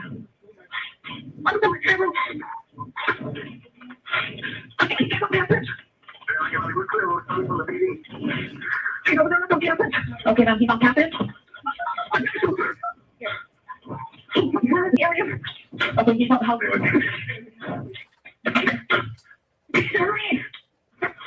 Miss Amy, can you give me a description of the man with the gun?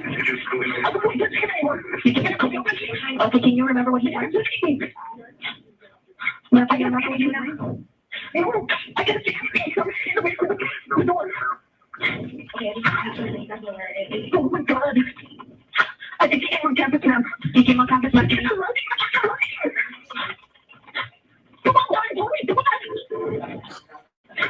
Okay, now can you remember? I don't see him, ma'am. I did not see him. Can you remember what he was wearing when you saw him next to the vehicle? No, all I saw was the truck.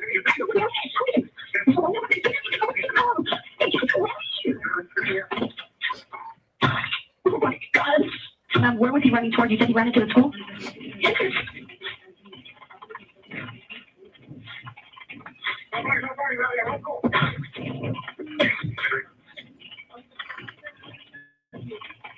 Okay, now, are you going to be away from the building already? Okay, now where are you going to be? Okay, now. Where are the cops? Okay, now, you're going to already coming out. I think I could fucking hear him saying shots fired. Okay, now, can you talk? You didn't divide the college?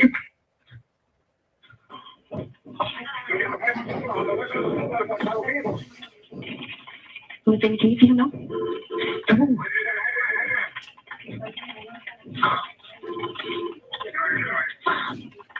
Okay, Mr. You can't see him anymore? Oh, God.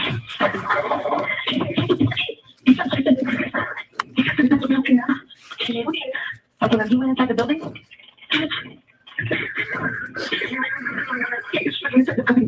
Okay, now.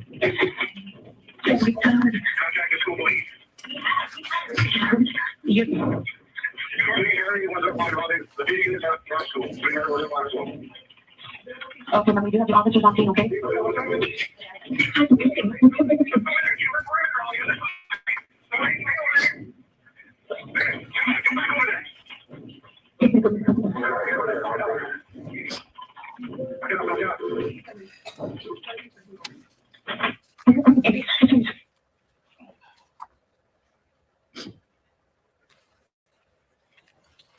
Now, this morning we see and hear you trying to relay information at the same time that you're trying to get the children into the classroom. Is that right? Yes, ma'am. Now, after the 911 call ended, what did you do?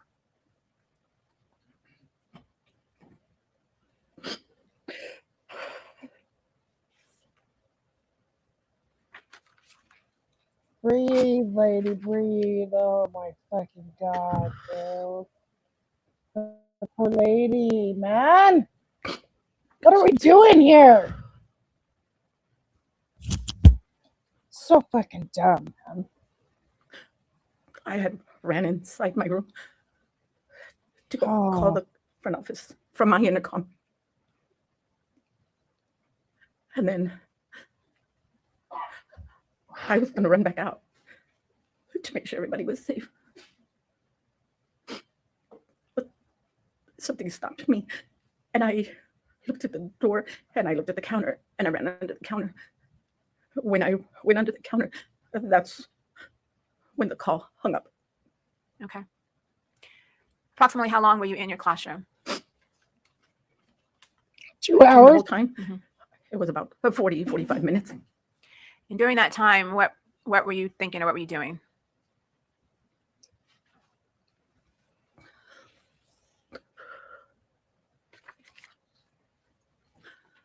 The shots wouldn't stop. They were just going round after round. A round would go off. She's And then gonna there was be in total them. silence. And then another round and total silence. And one of those times that it was silent, the AC kicked on. And I said, don't turn on. I'm not going to hear him when he comes this way. And you just hear more shots. They were like nonstop. And I thought, he's going to kill me. He's going to kill me. He's going to kill me. I'm going to die. I'm going to die. I said, as I'm under the counter, I think, I'm looking at the floor and I'm thinking, I'll tackle him from his ankles and knock him down with my shoulder. And then I said, get up on the counter. When he comes in, jump on his back, poke his eyes out, take the gun away from him. So you were anticipating how you would confront the shooter if he came into the room. Yes, ma'am. Now, just one more question. How do you explain that feeling, just so we understand what that feeling is?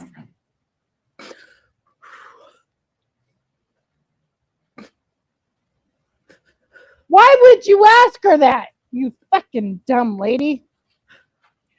We know it was Feeling fucking good. That type of fear is something that only someone can understand who's been through a mass shooting. There we You don't go. understand it if you haven't experienced it, and I don't wish it on anybody. Is it an ugly feeling? Well, you're putting her through it, bitch. It haunts me to this day.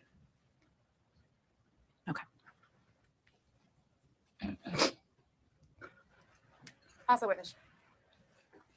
Please. This might be my name, Nico. Well, have you ever testified before? No, sir. Okay. This is called cross-examination. I'm going to ask you some questions. We're going to go as slow as you want. Okay? I'm not going to attack you. I'm not trying to hold you accountable. You did nothing wrong. I'm just going to ask you some questions on your observations. Is that okay? Yes, sir. Okay. Thank you. If you don't understand my question, ask me to repeat it and I will. Okay. I think you told the government that you had gone outside to meet a gentleman named Gabriel, correct? Yes, sir. Gabriel Gonzales? Yes, sir. And I understand what you're saying. I think we all do. You propped the rock there because teachers were not given kind of a key system, key fob system where you could just click in and out of a door, correct? Correct. And not every teacher had a key. Correct. And I'm going to talk to you about that. Yes, ma'am. I will say correct because I don't know who had a key. Fair enough. Because you'd only been there for how long? A month. A month. You didn't have a key. I had a key. You had a key. Okay. But it's still faster to use the rock. Yes. Okay, because it's just really quick. Okay. And when you went out to see Mr. Gonzales to get the supplies, and then you went through the crash, and you saw that going on, and you came back inside to get your phone, correct? Correct. And then you go back outside, and then we hear you on 911 with the operator. I'm real curious before we get into those details. Did you realize, what did Mr. Gonzales do? When I was waiting, of course, he wasn't there yet. Can I show you where I was at? Yes, ma'am. When I ran, I was running to help him, so I ran to about right here. I came out of the sidewalk and I ran all the way to here. So that's a good distance. I've been to this location. So you came from the west, and for the record, I'm pointing you to the west door entrance and exit, right? Correct. And so you went from the X. Do you mind if I'm this close to you? No. Okay, thank you. You went from here all the way down Geraldine to where the blacktop ends near Grove Street. I ran on the outside of the campus, not the inside. What's I ran the to the difference? sidewalk. There's a fence. Correct. Here. Okay. And so you came out here and you got to the blacktop here on Geraldine? No, not to the blacktop, on the property. Okay. And by that time, had Mr. Gonzales showed up by that time? No, sir. I'm outside and I'm asking the teacher to call the front office. I'm in the hallway telling the kids to get inside. When I go into my classroom, that's when I see Mr. Gonzales drive off. So he came in through the U and he drove off. And so at some point, Mr. Gonzales came in and you don't know what he saw or didn't see? No. You have no idea if the government spoke with him? No, I do not. Okay. Do you stay in contact with Mr. Gonzales today? No, sir. Okay.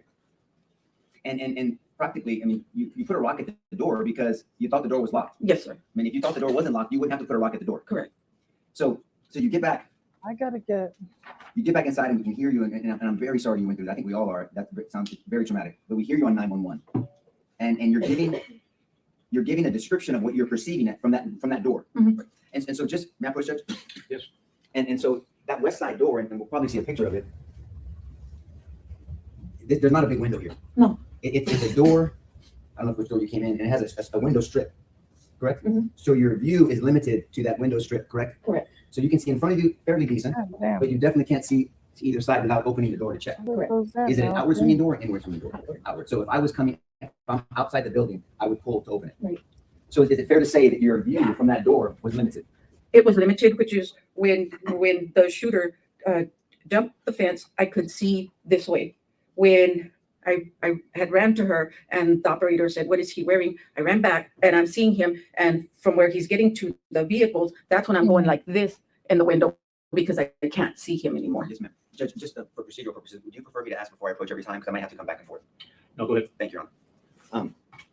I want to make sure it's clear, because I don't know if it's been explained yet. So when you say he jumped the fence, so the crash is here at Geraldine and Grove, correct? Correct. And that's kind of a culvert, and there's a railing here, and he went over the railing into the culvert. He went through the railing and crashed into the railing. And I don't want to make you stand up again, but is the fence you're talking about here? No. The fence. What fence did he jump? He jumped this fence. Okay, is that the perimeter for the school? Yes. Okay, so he jumps this fence. Now, by this time, you're already back to the door? Yes. And you're on 911 by this time? Yes, sir. And then he's walking. I think you testified previously that he was running, but No, he was walking, right? Have you seen the video from the funeral? No. You have not seen that? Okay. What have you reviewed in preparation for your trial today? I'm sorry, I have seen the video like on the news where they show some of the Yes, ma'am. the funeral. Yeah. And that's something we're going to talk to a lot of people about because the news has shown a lot of these things. Right. And so I'm going to ask respectfully if you have to take some time, distinguish what you saw at the time versus what you saw later on the news. Okay. Thank you. And so you have seen the funeral view. Yes. Because there's some videos from here. Yes.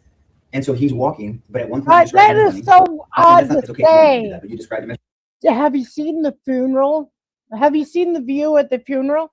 Motherfucker, just say the funeral home because that's it's very odd and ominous as it is that this happened right next to a funeral home. But I'm on mute. Anyways, yeah, let's go. running at one point I don't think I did, but in a grand jury testimony. Maybe okay, well, regardless, he's coming to the school. You testified that you perceived because you're looking through the door. You perceived that he was shooting towards the south side of the building. Mhm. Would you also agree that from where the door is, the perception is everything to the left of this door is towards the south side of the building? Is that a fair Correct, statement? So if he was shooting out these windows, that could be perceived by you, understandably, through that little window of him shooting towards, because it is towards the south side of the building, but hitting these windows. Is that a fair statement? Anything to this side of you is the south side of the building, right? Towards the south side. Because this is the south entrance. right, correct. This is considered the east entrance. Correct. There's no north entrance, but this is the north side of the building, Correct. of the school, and this is actually the front of the school. Correct. Okay, so this is considered the west side of the school, Mhm. and so anything to this side of this entrance appears like the south side, Right. because it is actually right. Right. It's towards the south side, Mhm. and you didn't know at the time, but you knew he was shooting, and later you found out that he was shooting out these windows.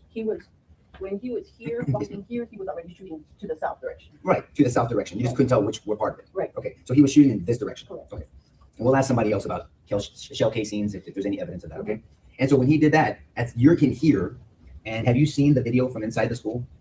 Yes. Okay, and we're gonna go slow on that one, okay? And so while you're on the phone, you are yelling down for everyone to get in their classrooms. Yes? Yes. And is there a system to warn other teachers of incidents like bailouts on the phone? Is it like a texting system? They have a Raptor system, the school district does. Raptor. And was that, but you were notified of, you knew about the Raptor system, right? I knew about it, but I wasn't on it. Fair enough. But the purpose of the system is for teachers to text each other incidents. I don't know if they text each other. I'm gonna object. That's speculation. She already said she didn't have it on her phone and she never got it. So at this point, testimony about speculation on her part. Well, she answered the question, that's fine. Okay, proceed. But you know that things like a bailout could be communicated between teachers. I'm gonna object as to bail out. I mean, he's got to lay a predicate that she even knows what a bailout is. I was about to do that. Okay, I'm going to overrule the objection. Ma'am, these questions, if you know the answer, you can answer them. If you don't, just tell me. Okay, proceed. And if you don't understand any of my questions, you say, Nico, I don't understand your question, and I'll ask you again, okay? Yes, sir. And don't answer a question that you don't know. Okay. There's a rule of evidence that you have to have personal knowledge. I'm gonna do my best not to ask you a question you don't have personal knowledge of, but you can check my homework and tell me if I'm wrong, okay? Yes, sir. Okay. And so do you know what a bailout is? I do. Okay, will you please describe to the jury what a bailout is? It is when a vehicle is being chased by a police officer, police vehicles.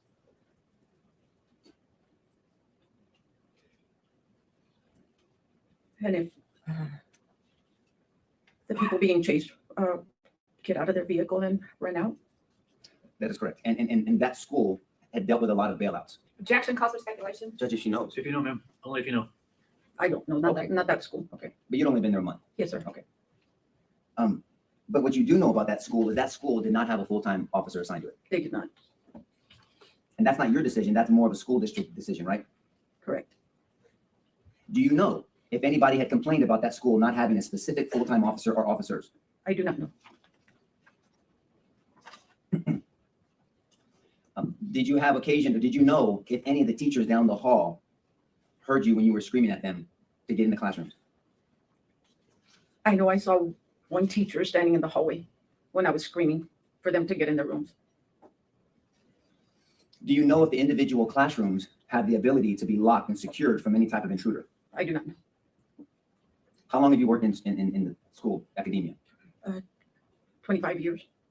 Is it fair to say that most schools have locks from the inside to stop someone from entering? I'm going to object as to speculation as to most schools. I'll clean it You up. rephrase it. Have all the schools that you've worked at over the 25 years have locks to be able to lock from the inside? I do not know. Most of the schools you've worked at. Objection asked and answered. Overrule. You can say no. I do not know. You don't know. Fair enough. I want to ask you about the specific doors at this school, Robb Elementary. Are you aware that there was issues with teachers locking doors? I do not know. Are you aware that there were issues of doors not being able to lock in the first place, even if someone wanted to lock them? I was not aware. But it was your impression and you fully believed that that west side door was locked. Yes, sir. Did you later come to find out that that door was not locked? I didn't find out until about a year after. Yes, ma'am. That's why I said later. So later on, and let me just be very clear. That's not your fault. You didn't unlock that door, okay? So I'm not saying that or suggesting that in the slightest, but later on you found out that that door had not been locked. Correct? Can you repeat that? Yes, ma'am, I can. Later on you found out that that west side door was not locked. You were treated like it was locked, but it was not locked. Correct. And that was not your fault. Correct.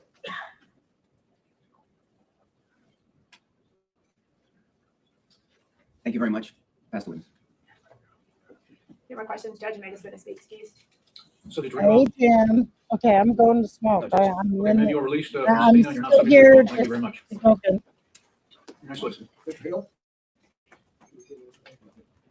Randy?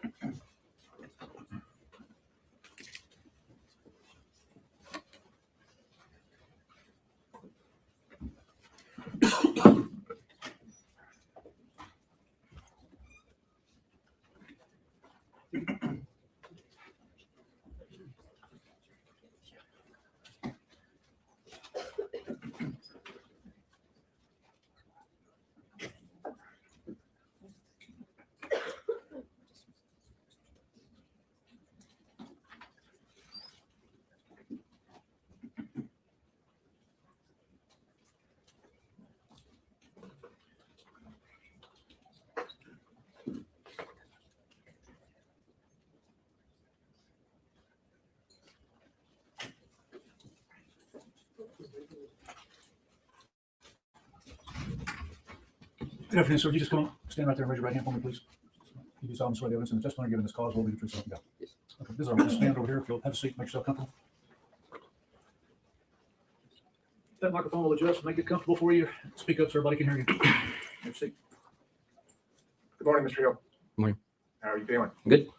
Nervous a little? Yes, sir. Okay. Did you come over from Uvalde? Yes, sir. And is that where you live? Yes, sir. How long have you lived there? Since I was born. That's not your whole life? Yes, sir. And back in 2022, what part of Uvalde did you live in? The same place. The same place you live now? And is Uvalde in Uvalde County, Texas? I need to ask that too, I guess. Yes. Thank you. And tell me what you live next to or near. Right in front of the school. Right in front of the school? Which school is that? Rub. Okay. And is there a funeral home close by too? Yes, sir. And where is it from where you live? Towards the west. Okay. And the place that you live, still live, by Robb Elementary School, were you home? Yes, sir. On that morning of the 24th? Yes, sir. And what were you doing? Getting ready for work. And that was about 11:30 or so? I don't remember. Okay. Did something catch your attention out of the ordinary though? Yes, sir. Would you tell the jury what that was? At first I thought it was construction, but kept going on for a while, so I just thought it might be gunshots. So at first it sounded construction. Can Maybe you someone- describe that a little more for me so we can understand the sound? A nail gun, someone banging on their house. I don't really remember. Like a nail gun? Mhm. Okay, so you attached it to construction. Are you in the construction business? No, sir. Okay. And after you heard that for a while, then you changed your mind? Yes, sir. And tell us what you changed your mind to? I thought maybe that's a firearm. Okay. Where were you when you heard these things? In the restroom, getting ready for work. Inside your Inside your the home? house. Yes, sir. And you could still hear those sounds? Yes, sir. It sounded like a nail gun and then like a gunshot. So what did you do? I went to my window. And where is your window? I don't really know how. Is it on the first floor, second floor? Second. Huh? Second floor? On the second floor? Yes. What did you do from the second floor? Look out the window. Okay. Did you do anything other than look out the window? Not right away, no. Okay. Well, tell us what you saw as you looked out the window. At first, nothing really. And then I looked out again and I saw someone about to go into the school. Someone what? About to go into the school. Okay. Could you describe what he looked like? I don't remember. Okay. Other than looking out the window, did you do anything else? I took a video And how did you take the video? on my phone. And is it a relatively short video? I believe so. I don't really remember. Okay. We don't object to the video. Okay. Thank you. At this time, then, Your Honor, we'd offer State's Exhibit 18. And I'm going to ask not to play it at this time, but to finish my directive, pass the witness and then play it. That's okay. All right, go ahead. Thank you. Did you eventually turn that video over to law enforcement? Yes, sir. Pass the witness. Mr. Hill, I'm Nico Hood. I represent Adrian, one of the lawyers who represents him. Have you testified before? No, sir. Okay, I'm just gonna ask you questions. I'm not gonna go at you, but I do want your full name for the record. What's your first name? Jose? Jose Gil? And he, is it G-I-L or H-I-L-L? Hill. Okay, because he can be G-I-L, right? You spell it a different way. So you look out the window, and from your window, you can see the parking lot of Robb Elementary, or a corner of it. No. No? Well, you can see the west side entrance, maybe? Yes. Is that fair to say? Okay, and the west side entrance from your window, what's behind your view from the window and behind the west side entrance? Just an empty field next to the alley. Is there something between the empty field and the alley and then the west side entrance? A ditch? There's not a parking lot. Is there, let me ask you in general, is there a parking lot on the west side, outside the west Yeah, side? I guess so. It was just gravel, but yeah, I guess. Was it paved back then? I don't remember. But did you watch the person that entered the west side entrance for a while, or was it just kind of It was just momentarily? quick, momentarily. Why did you get a video? Why did you start your camera? Because I can't see very well. So I was like, wait, is someone actually going in there? Is someone actually holding a firearm? Pretty much it. And I know you don't want to watch the video, and I respect that, but what will the jury eventually see from that window, from your recollection, from your video? Just like 2 seconds of him going to the school. Thanks for being here, Mr. Hill. Pass the witness. No further questions. Recall, anybody? No, Your Honor. No recall? No, Your Honor. All right, sir, you're excused from the subpoena. Thank you. Safe travels. All right, Mr. May we display Exhibit 18 to the jury, Your Honor? Yes, brothers.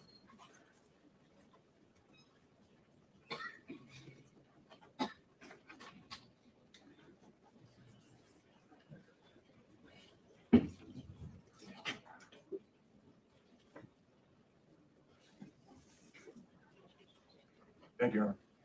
Next call, Agent Gwen.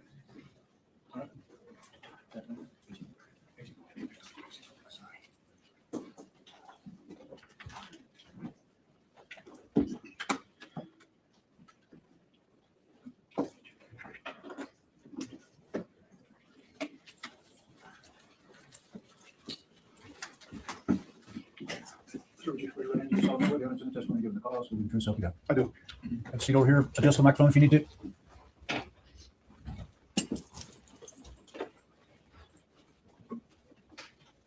May I proceed? Please. Would you tell us your name, please? My name is Huy Nguyen. That's Huynguen. And what do you do for a living, sir? I'm currently a special agent with the FBI in San Antonio. How long have you been with the San Antonio FBI office? I got to the San Antonio division in 2012. And what do you do for the FBI? I'm a human agent. What I do is I go out and collect informants. But one of my auxiliary duties is also evidence response team. And would you tell us what an evidence response team is? The evidence response team is a crime scene team, right? We go out and we process crime scene, collect evidence, take photographs, write reports, and present it to juries and law enforcement. And prior to working for the FBI, could you tell us what your background was? I worked for 10 years with the Texas DPS Crime Laboratory as a DNA analyst. Then from there, I went to the FBI in 2004. And what is a DPS analyst with the FBI? I mean, with the DPS, excuse me. So there's several different types of forensic scientists with the DPS crime lab. Some do drug analysis, some do alcohol analysis. I did DNA analysis, meaning I worked with body fluids to determine the origin and match them to suspects or victims. When you started working as an evidence collection team, is there any special training that goes along with that, or is it all experience? It's a combination of both, right? You get certified in the beginning. For the FBI, there's a 2-week course close to Quantico, Virginia. You go there and you learn all the basics of forensics, crime scene reconstruction. And could you also tell us about your familiarity with firearms and ammunition? Well, I'm currently a special agent, so I do carry a firearm. I've been trained in the use of firearms. And as far as ammunition at the crime scene, What kind of parts of the ammunition is important to you as you collect evidence at a crime scene? Well, when you go to a crime scene, you look for anything that's, maybe shouldn't be there or is pertinent to the scene. So in this instance, regarding the question, spent casings, right? When a bullet gets fired, a casing is left behind. The casing could have evidence on there that could identify the gun. If the bullet that gets shot could be used to identify also what type of ammunition was used. So all this evidence can be linked together and provide like a profile of what happened. And just generally, how is ammunition classified, or bullets, casings, cartridges? You said you can identify. Can you identify it by caliber? Oh, sure. So they come in different sizes, right? The calibers. You can identify them by mainly the caliber, how powerful the weapon would be, whether it's not. Maybe I'll have to wear them like this. I don't know. Just the marks that are left It's on the just casing weird. after it's fired. I hate that my head is so So there's small. different characteristics you can look at with ammunition. And also, do the manufacturers of those casings, do they attach their symbols or emblems to the casings? Typically, yes, on the around the rim of the casing. So that can also tell you whether or not a similar round has been fired multiple times as opposed to different types of ammunition. Is that correct? Well, if you see a bunch of Doesn't casings tell on the you ground, right you here, can left probably here. link them together by the manufacturer. Sometimes they have a number on it, which also corresponds to could be the year that was manufactured. So you can take a look and see. Better than the mother that way. motherfuckers, I'll And tell based on you your what. work, are you familiar generally with the difference between a rifle casing and a pistol casing? Yeah, it's pretty obvious the size of it. By size alone. And describe for us the difference in the size. Length. Well, Length, width. if you take a pistol, like a handgun, it's the casings the bullets are much smaller, right? And they could be wider.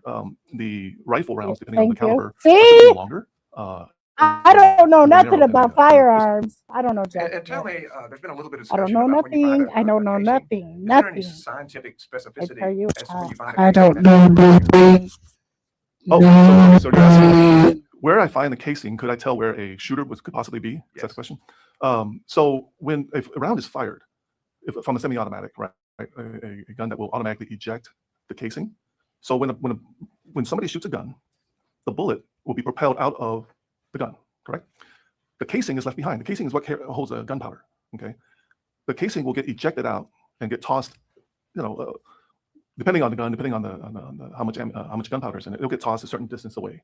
So typically, when you see a casing on the ground, you can sort of guess as to how far away a shooter could be from that. But there's a lot of things that affect being specific about that. Is that correct? Sure, if you hit if a casing hits the grass, it's not going to roll anywhere. If it hits concrete, it can bounce. It could roll away. If it's on a gradient, it could roll down. So a lot of things you got to factor the whole condition of the scene. Fair enough. Does the position of the gun when the casing is ejected, does that also affect where the casing would end up? The position of the gun. How the gun is being held, I suppose is a better way to say it. Well, the ejection port on a gun is usually on the right-hand side of the gun, right? So if you hold a gun here, the casing is going to get ejected to the right. So how the gun is held, I guess if you mean if it's pointed up or pointed forward. Let me kind of demonstrate. So Okay. if you point the normal gun straight ahead, the Mhm. ejection usually is to the right. Yes. Since I'm left-handed, that means it comes from my face, right? Well, it'll come away to the right, not at your face. But by the same token, if you turn the gun down, would that affect where the gun was in comparison to where the casing ends up? Okay, so if you shoot with the gun sideways, so the ejection port is pointed down, that's where the casing is going to get ejected. It's not going to go as far if it was pointed with the ejection port going this way, right? Nope. It would go Yep. out, Yep. pointed down, it would go down. And by the That same way it token, if would the have to ejection go point is pointed more up, that's going to change the or trajectory this too. way, boom. How far the casing would go? Yes. Possibly, yes. Okay. And so as far as being very specific, do you believe we can be very specific about where a casing lands as to where the gun was fired that left that casing? I wouldn't say specific. I'd say more generally you would know where the shooter would probably be at, but I don't think you can say with a definite degree, oh, he has to be standing right here. And if you have a grouping of casings in a specific point, that assists too, I suppose. Yeah, a grouping of casings in the same area together gives you a better idea rather than just one casing. Okay, because there's multiple shots being fired, they all land in the same spot. Well, typically the shooter would be around that radius, distance around that the casings. And I want to move to the second stage then, after the casing is originally deposited. Mhm. Are there things that affect its movement thereafter? Well, like I said, if you're on a gradient, Like it can roll when down. If it's on grass, it's going to stay right there because the grass is going to keep it from rolling. If somebody comes along and kicks it, so there could be other factors that could influence where it could be by the time we get there to see it. Okay. And so if it's a high trafficked area, then that could also affect where the casing started versus where it was when you picked it up. Yeah, the time between when it was shot and the time that when we get there, anything that goes through that scene could change how the scene is. And did you investigate a scene on or about May 24th, 2022? We did. And what scene was that? It was at Robb Elementary in Uvalde. And how did you get involved in that investigation? I was actually in San Antonio at the time, and I was the acting team leader for our team. Got a phone call saying, hey, our assistance is being requested. to go out to Uvalde to process a scene. And did you do that? Yes. And when did you get there? By the time we mobilized, let's see, this is approximate. It takes about, an hour and 15, depending on how fast you drive, from San Antonio to Uvalde. So we probably got there closer to around 2 o'clock, somewhere around there. Okay. Yeah, it's been a few years. And can you describe the scene as just in general terms when you got there? Lots of police cars, lots of activity.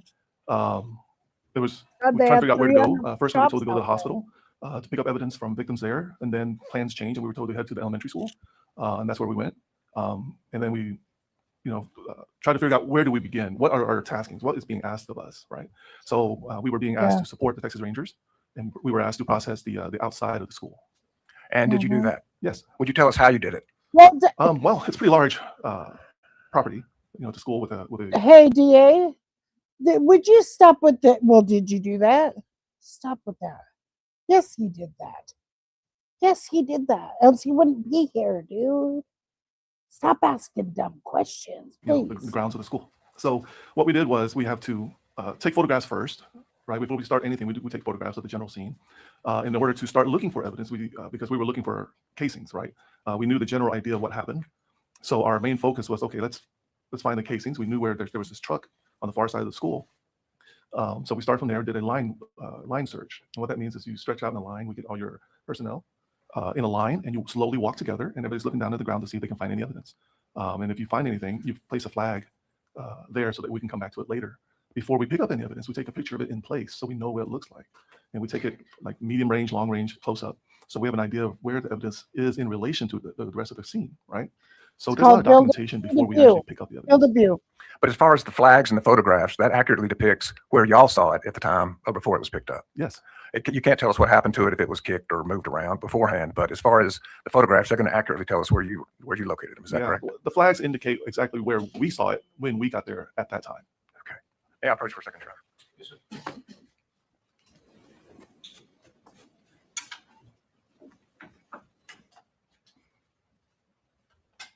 Could you step? Okay.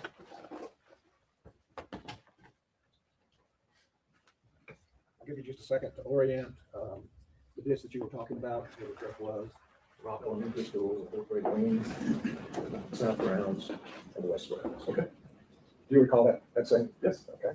And so you use this pointer, and we do have jurors that are all the way across, so that's why I have the pointer, so maybe just go over just a touch from them. Could you show the jury what area you conducted the line searches? Okay. So when we arrived, this is a funeral home across the street. We parked our vehicles here. And then the subject vehicle is over here to the west of the school. So we started our line search from over here and walked slowly towards the school. And anytime we saw any rounds or casings or any other evidence, we put a flag there to mark it, so we come back later and take more detailed photographs of it. And we slowly made our way from the school. We also line searched all this area too, and around here. So the line search was the west side of the school, Yes, and also out here too. the north side, or the northwest side of the school, Yes, the south side of the school, at Yes. least above this pavilion, yes, as well as you looked on the east side of this 4th grade wing. yes, And that was all conducted with line search. yes. Did you find any casings on the east side of the building? No, we did not. And so your testimony is going to be concerning what you saw on the west side and the south side. Is that correct? Yes, around here and around here. We did find some evidence. I think there was a round right over here. And then we also found something over here. And were those fired or unfired? Those are actual bullets. So the bullet was still on the casing, so it wasn't fired. So those were two that were unfired. Yes. Okay. Thank you. Oh, that's good.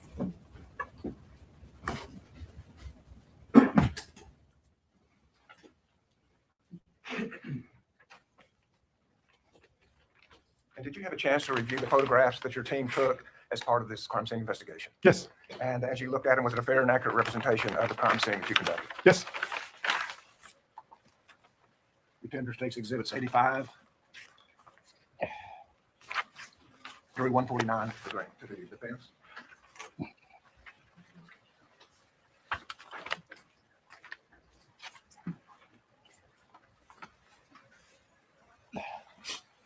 We know what the gunman did. What did the cop do? That's what I want to hear. 85 through 149. I didn't have that turned on.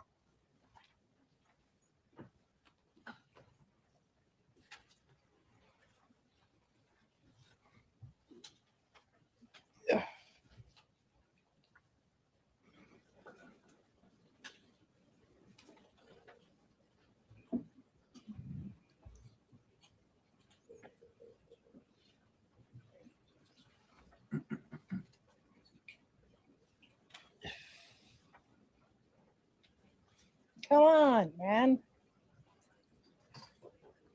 Do do do do do do do do do.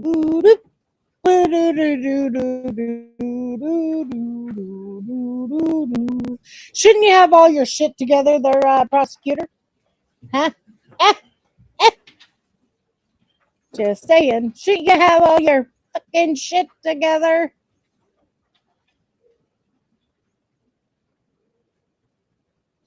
I don't want to see man blood. No. No. I want to see. I just want them to have their shit together. Shit together. But I want to know what dude did. Like, I don't care about the person that caused all this bullshit. I want to know what dude did. Why we here? Like, all this extra shit is just to garner sympathy. I can't do it. I'm going to cuss your motherfucking asses out.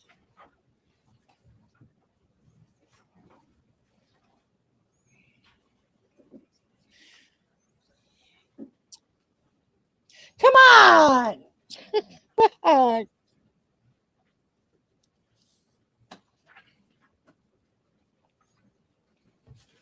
Do do do do do do do. Oh, I think we're going over the pictures, trying to figure out which bloody pictures can I fucking show. Let's.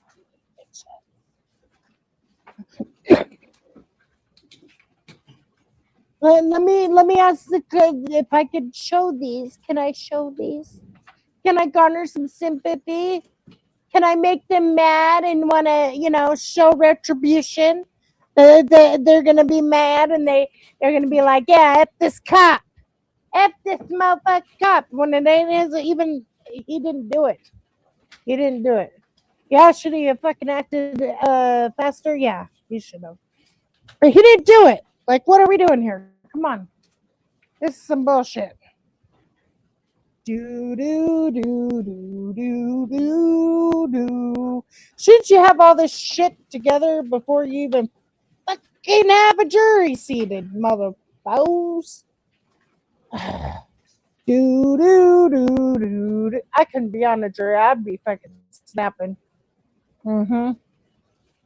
Good thing, like the one that I went for.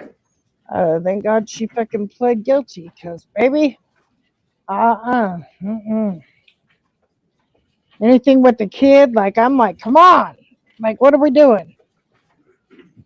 But what did he do? Like, you can't blame him for what the fucking piece of shit fucking gunman did. Like, what are we doing? The gunman's dead. They got the gunman. It may have took them a million hours, but they still got the gunman. Yes, there was a lot of kids injured in the process. There was a lot of kids killed in the process. However,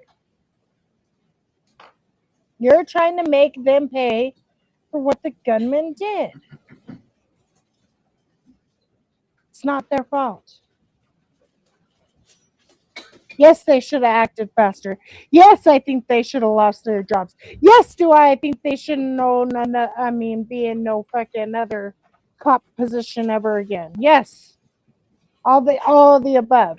However, I don't think this is the right call. And it's basically because the parents they want somebody to be held accountable. Because, a lot of us looked at it saying, oh shit, you should have jumped into action. Well, how can you jump into action? They needed shit. I mean, there's a lot of times where fucking PDs are supposed to say, oh, well, if you got to fucking get an active shooter, you're supposed to call the SWAT team type shit because you need ballistic shields and all that dumb shit. And they waited like 2 hours for fucking border patrol or some shit.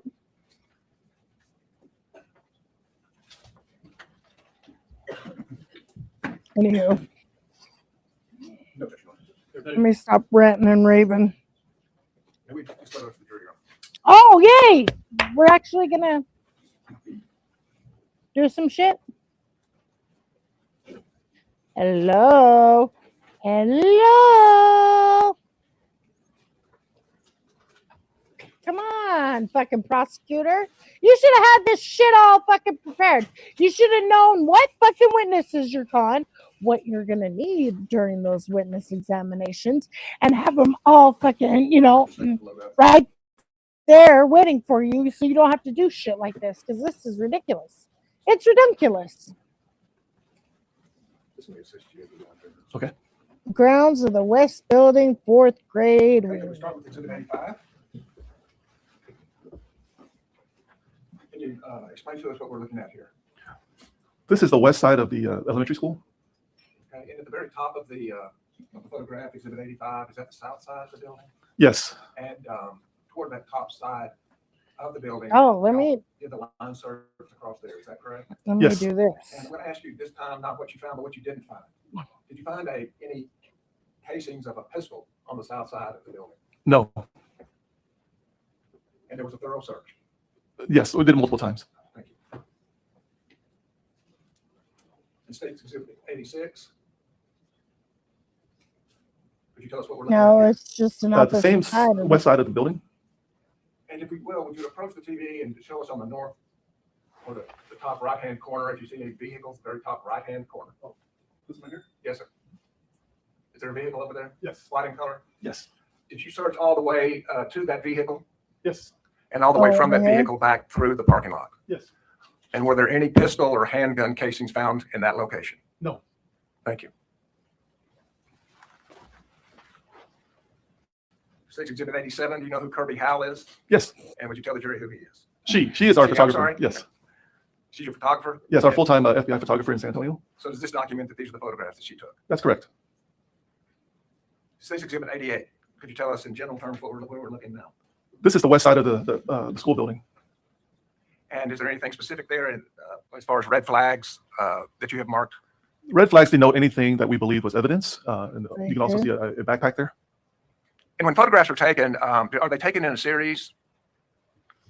By that, I mean, do you start wide and then get closer to close-ups in general terms? So typically, yes, when we see evidence, we take a long-range shot, so we see where it is in relation to the rest of the scene. We do a medium-range shot to get a better look at it in relation to the rest of the scene, and then we do a close-up shot to see what it actually looks like before we pick it up. Okay. So with Exhibit 88, could you tell us where the photographer is standing and what direction they're looking? The wall, if you look at the wall, that's the west side of the school building. So she's standing looking at the west side of the school building. And that whole west walkway or that whole area there is fairly unobstructed, is that correct? Unobstructed as in I mean, there's obstacles? no trees. No, you're correct, yes. It's a wide open space. Yes. Until you get down to the very end? Yes. Okay. And do you see any of y'all's red flags there? Yes. Would you point those out? There's one right here, there's one right there, there. Okay. God, I can't see. And State's Exhibit 89. Okay, I see one Could you tell us there, what we're one looking at there. This is a more medium-range shot, so now you see a little more detail. I There's see a backpack. the little markers. There's a number one placard. So when we do our search, we find what we believe is evidence. We put a flag to note the location. When we come back later, Okay. we start assigning evidence item numbers to it to differentiate it from everything else. So in this particular instance, the number one was assigned to the backpack. And that, how do you decide which number gets what piece of evidence? It's sequential. As we go along, as we see, and we start documenting each item, we lay the numbers down in sequence.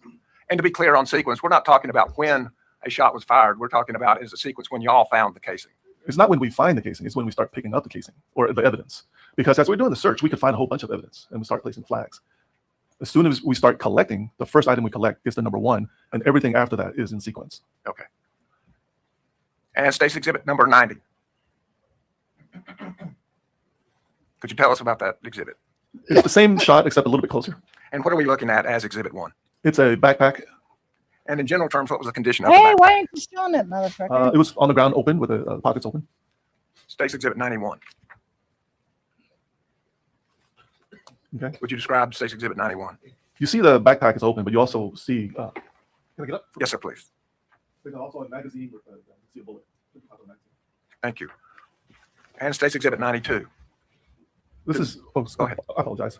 So this is inside the interior of the backpack. So you can see additional magazines with bullets in them. So in general terms, this backpack was full of magazines with bullets in them? That's correct. down. He had like over I Exhibit can't 93. remember how many. Okay. He had a Would you fucking tell us about slew of them. So now we're moving on to the next item of evidence. So you see a number 2 marker, and that's what we collected after that backpack. And as we close up on it, does that show you what the marker is marking? Yes. And what was that marker marking? There's a casing there. And State's Exhibit 95, does that show a close-up of that casing? Yes.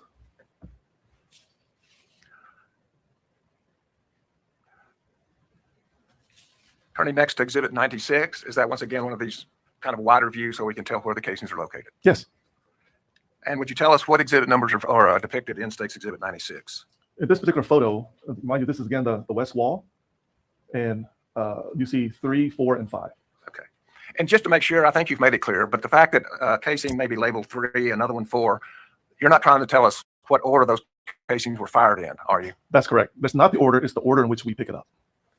In other words, 3 could be deposited first or before 5, or 5 could be deposited before 3. We don't know when the items were deposited. Okay.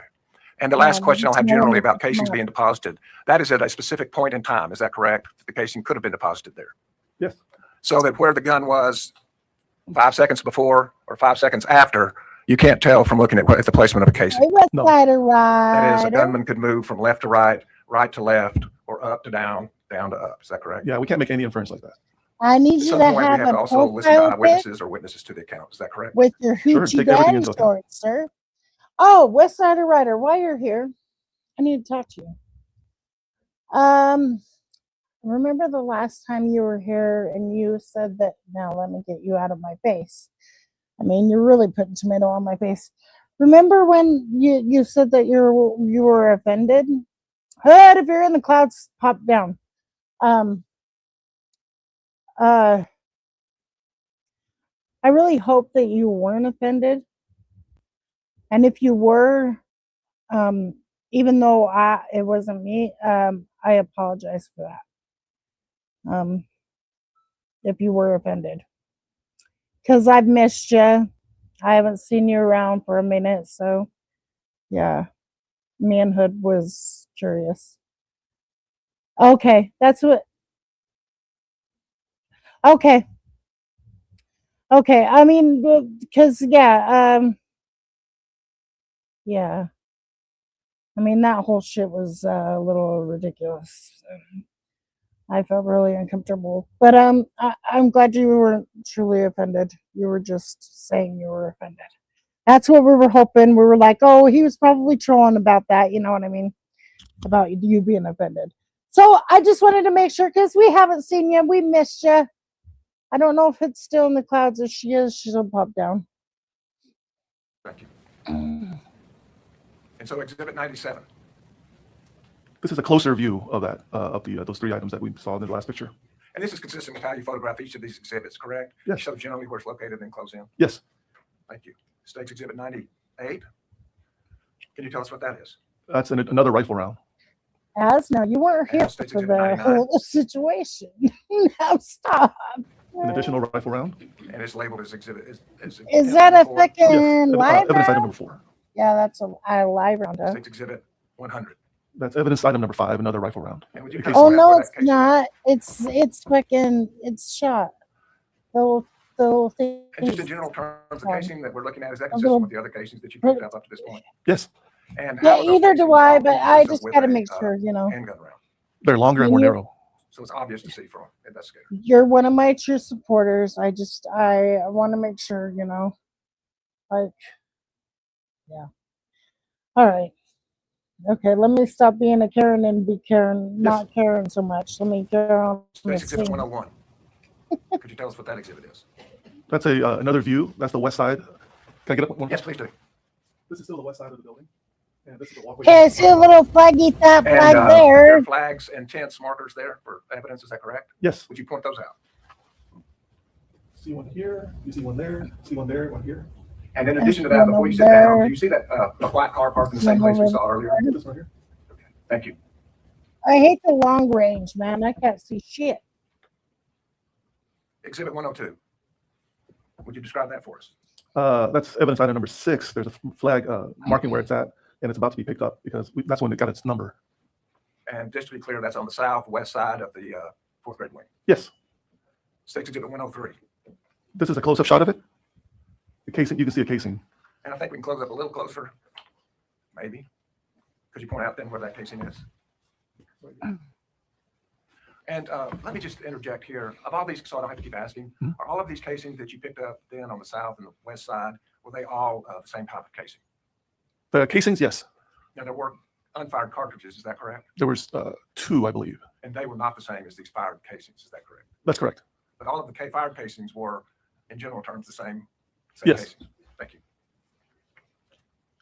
And we just looked at marker number 6, and so I'm going to keep up with that numbering system. Would you tell us what exhibit 105 is? It's a black glove. Okay. And did you know the significance of that at the time? No, it just stood out because it was in the parking lot by itself like that. So, we don't know I wonder if he had a what glove the on. importance of it is, but it stood out. So we marked it and we collected it. And it's not your job to determine if it belonged to the gunman or a police officer, is that correct? That's correct. State's exhibit 106. Oh, just it a could be close-up a of that. cop. That's correct. And state's exhibit 107. Could you tell us what we're looking at here, the general area we're looking at? That's the southwest corner of that parking lot that faces the west side of the building. And you see some flags marking where some casings were found. And then you also see the number cards so that we're about to pick up those casings. Just to be, I just want to make sure because it's not quite wide enough for us to know exactly where we're talking about. So let me just hold this up. And could you show us, this is once again, is the Robb Elementary 4th grade in the parking lot. Could you show us where those? So this is the parking lot right on the west side of the building. Most of our attention was over here where we collected most of our evidence. And in this particular last shot, the evidence is down here. Right here, kind of where there's this elbow in the parking lot. Yeah, you'll be able to see the corner right here. We can see the elbow. Yes. So some casings are behind the elbow and some are in front of the elbow. Correct. Excuse me? Did you say something? Leading us to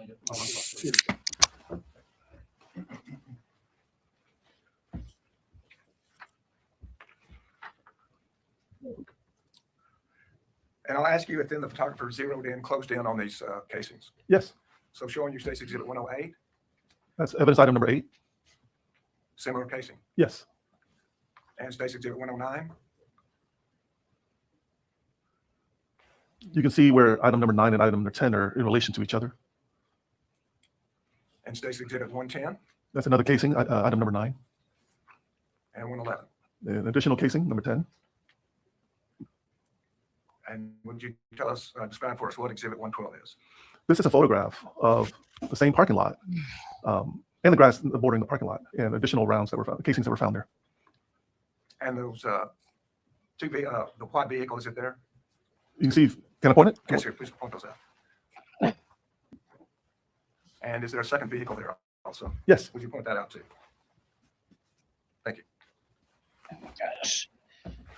So closing in now, state's exhibit 113 That's a casing, and state's exhibit 114, another casing. as marker number 12. Yes, casing. State's exhibit 115, Is it another casing that we found? marker number 13, Yes. and state's exhibit 116, does that close in on that casing? Yes. Okay, taking you to a new area then, that is not on the west side, is that correct? This is actually on the north side. And that has the next number, exhibit number 14, is that correct? Our evidence item number 14. Evidence Yes. number 14. Does that indicate that's when y'all found that one? No, it just meant that that's the next item in line that we were collecting. Okay.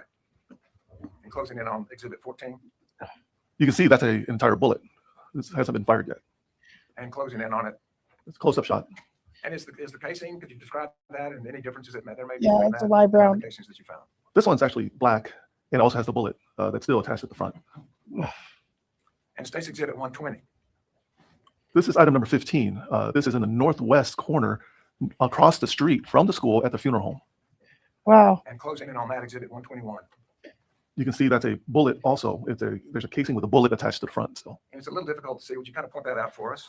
Both the cartridge and the bullet part. So here's a casing. And you can see right here, that's the bullet part.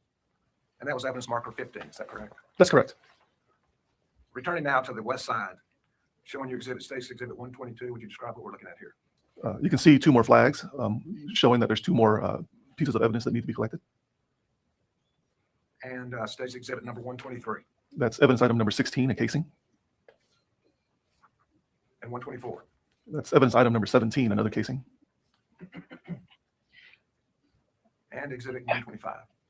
Additional casings that were found, so we marked them again with flags and also with the number cards. And as in relationships with the building, what part of the building are we looking at there? This is the western side of the building. The air conditioning, those 6 units are on the south side.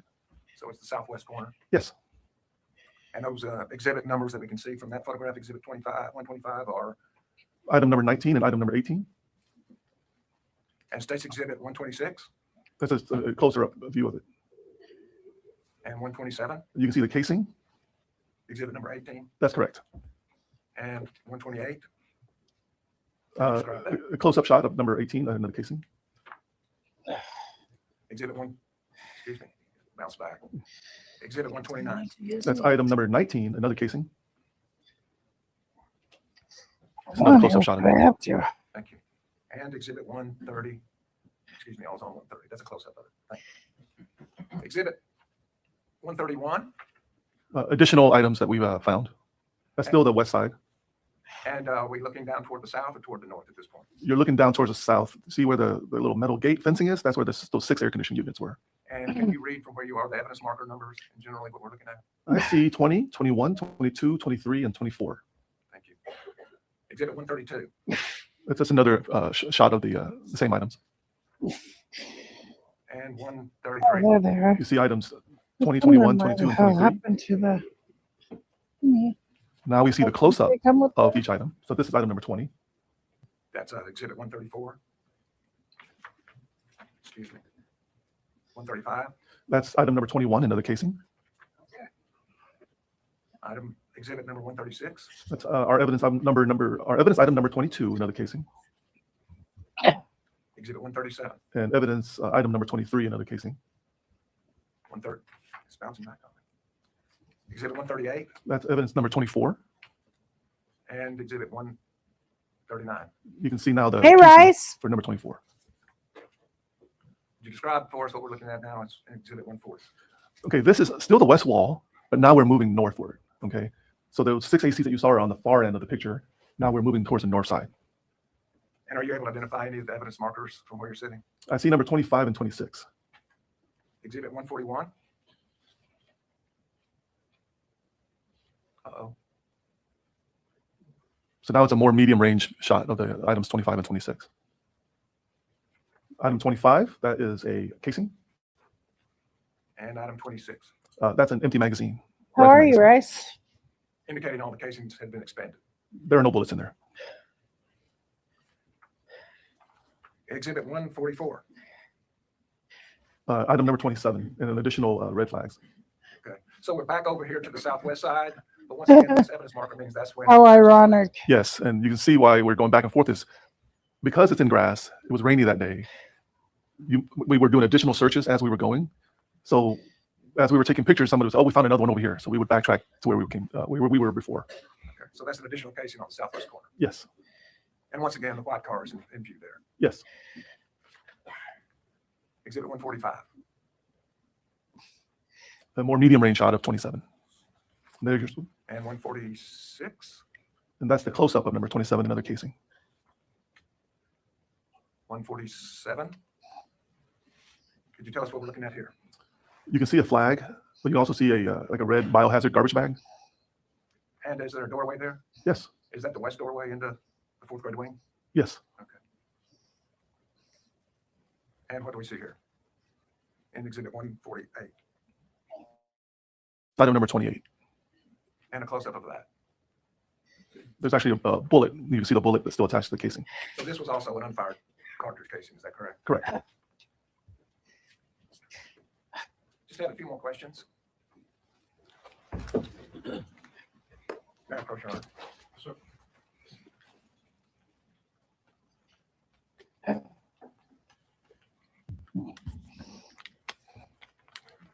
Showing you state's exhibit number 19, which is 20 envelopes, and ask you if you recognize your name as well as the description of the evidence.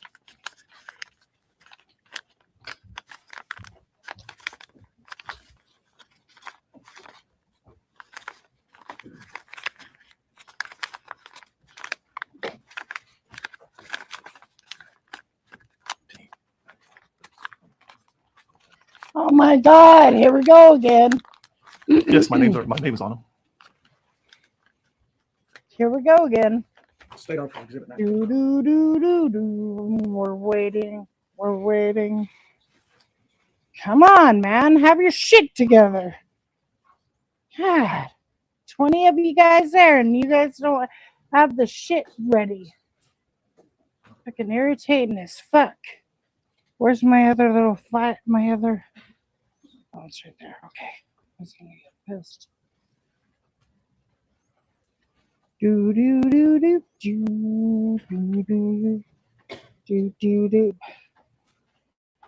Okay, it's 1 o'clock. Okay, I gotta call the school at 12.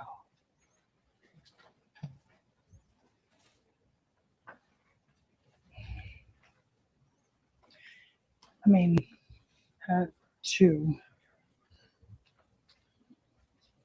Hit the like, share the live. Thank you.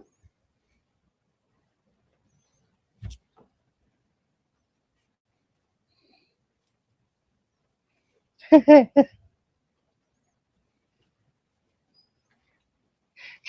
on, man.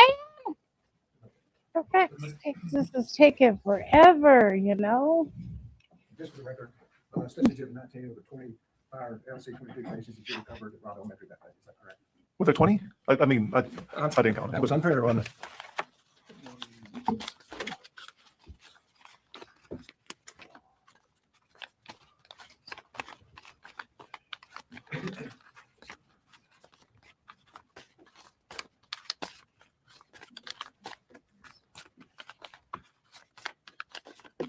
Uh, 21. 21. Thank you for correcting me. We offer as amended, Your Honor. 21 cases. This one is it, right? Yes. Okay, 19, it's submitted 19. That's witness. I'm talking about the DA. He should have Little his afternoon, so I don't want to keep you too long from lunch. So let's take Oh, for fuck's sake. Anywho, Hood, you dropped down a little too late. West Sider Ryder was here. I don't know if he's still here or not, but I talked to him and he said he don't take this YouTube shit fucking serious. So he was joking. He said, and we said, well, we needed to make sure he was trolling and really not offended. So yeah. But anyways, he don't answer. Okay, well, I'll cuss him out the next time, you know? I'll cuss his ass out next time. He's in here. I'll tell him, answer your damn emails for Hood, motherfucker.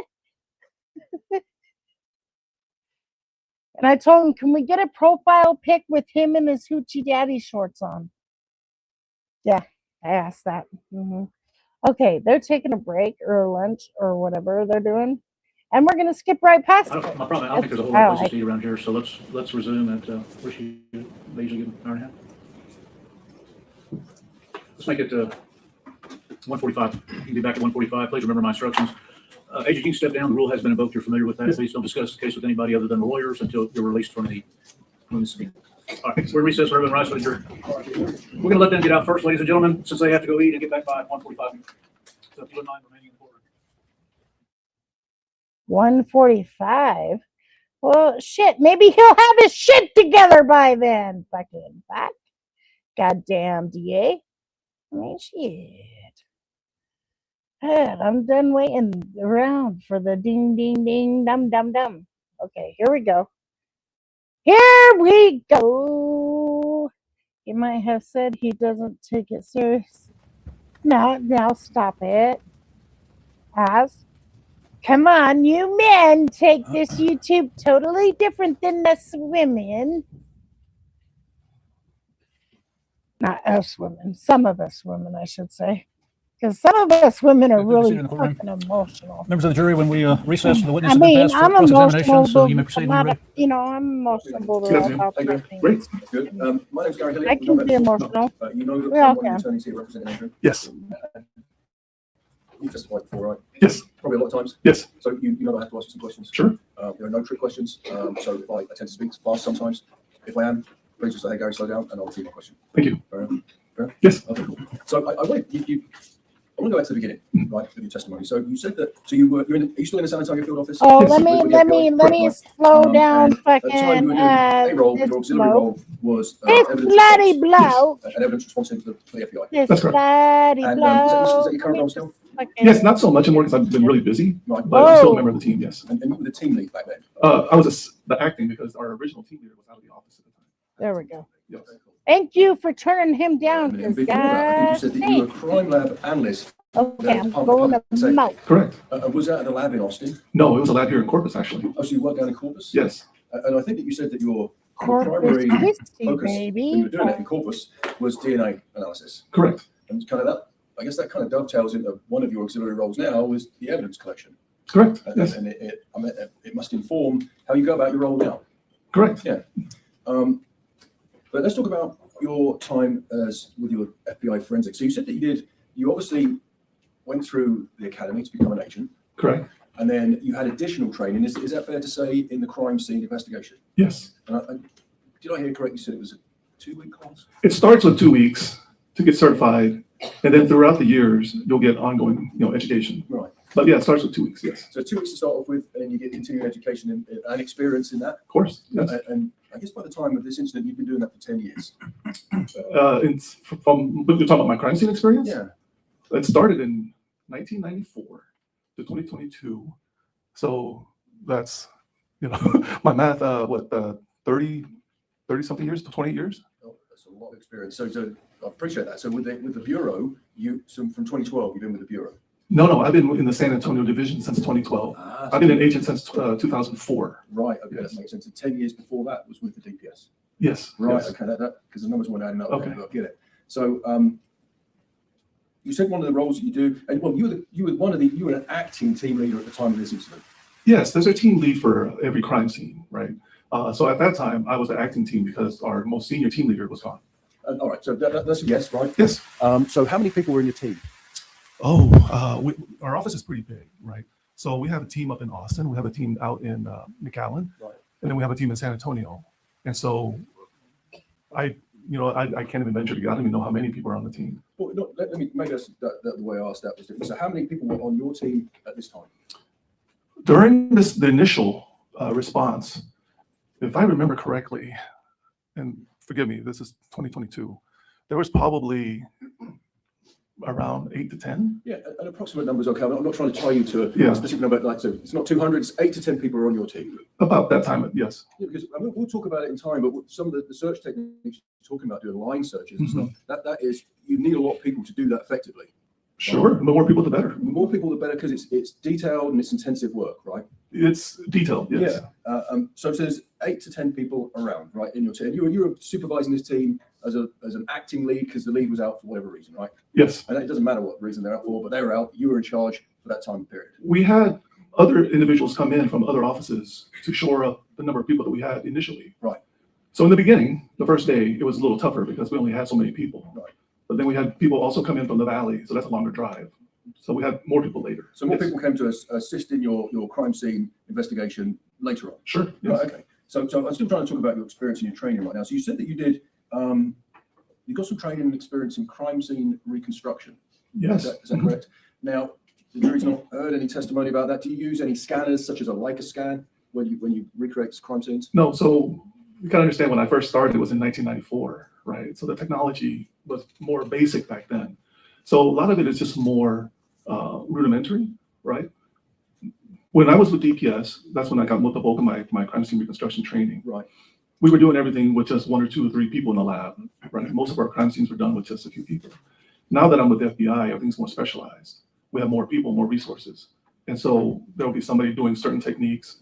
Other people will do certain techniques. Back then, when I first got my crime scene reconstruction training, it wouldn't be strange for an analyst to go and do the photograph themselves, then do the evidence collection, then do the lab work, and then write the report, everything from beginning to end. But we don't do that anymore. Okay. I don't do that anymore. No, I wasn't suggesting you do. I'm just talking about some of the techniques because my next question was based on whether or not you Leica trained. Was a Leica scan used in this case? I don't think so. No, not by us. Not by you. We were asked to do one thing. Yeah, and so what I want to do is explain what a Leica scan is. There is technology out there, and I understand your testimony to the jury is that when you did your training, the technology was a bit more, I think, and the techniques were a bit more rudimentary. Yes. Fair to say. And obviously now you know that law enforcement has access to some devices, and one of them is called a Leica scan, which is a scanning tool that surveyors use, and they use it in construction, right? We have surveying, so we did a total station scan. Right. And we also have scanning equipment that we have, and we did a total station of the whole scene. Right, okay, so you did a scan in this case. Yes, like a survey, measurements. So it's kind of like a Leica, it's slightly different. It would be, you're a member, Brad? Sure. May I move around a while? Sure. So a Leica scan would be, or a total station is something you put on a podium or a plinth or something like this thing here. Yes. An easel, it's not an easel, but you put it on something and it will scan an area, correct? Yes. And it will identify where things are. Yes.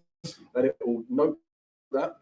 And then you put it into a computer system, and later on it will print something out, and it'll be a map showing where all the evidence is. Correct, correct. And so a total scan was done in this case, right? Total station, yes. Total station, which is similar. It's not like Leica's probably like a brand name. Yes. It's the same sort of thing. And that is, it creates a document and it shows where things are after you've marked it, right? Yes, yes. Yeah. Correct. Okay. So you did use that in this case. Yes. All right. Good. We'll talk about that in a minute. So one of the things you also spoke about is, I guess when you process a lot of these things, is you're looking for evidence of firearms. Yes. And ammunition.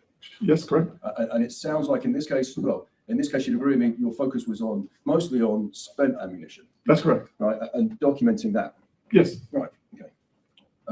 Because I think you said something along the lines of you can glean, and this is where your previous experience comes in, right? Mm-hmm. You can glean a lot of evidence from a used cartridge, right? Yes. And sometimes that could be in your other focus previously it would be DNA.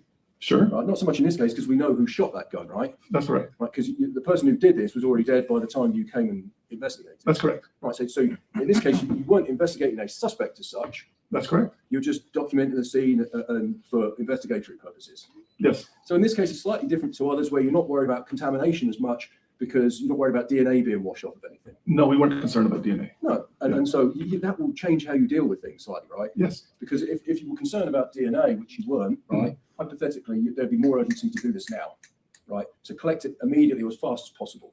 Well, we weren't under any time constraints, right? We still have to go through our process. Long range shot, medium range shot, close up shot, you mark it, you pick it up, you do another close up shot of it. So we weren't under any time constraints. That's what I mean. So that's what I mean. You weren't under any time constraints because you didn't have the urgency to preserve DNA evidence as such as you would in other cases. DNA is very stable. Depending on the environment, DNA could last a long time, right? Okay. So, but we didn't have that consideration in our mind. Exactly. So you wouldn't, DNA is stable sometimes. It's funny, you'll hear different people testify to different things about DNA and how stable it is, but you wouldn't want to get it washed off of an object. No, correct. No. So anyway, so in this case, your role was to come and document the scene. Yes, outside. Outside the school, not inside. And as outside. Yeah, because where I'm going with thank you, Jason, with that is because the next day it rained. This happened on the 24th, the next day, it rained overnight, I should say. I think it rained that evening because we were in the middle of doing this and I remember it raining. I think it was that evening. We can look at it. I think one of the state's photographs I introduced, you can see this is some inclement weather. So normally that would inform how urgent you are with recovering stuff, but you're doing outside, right? We were just doing the outside. That's correct. And so the DNA thing, just despite the DNA thing, the shell casings can reveal other things. And you're on my approach to the witness. Yes, sir. And I'm going to use states very briefly. I think it's demonstrative 2 again. Bring this over.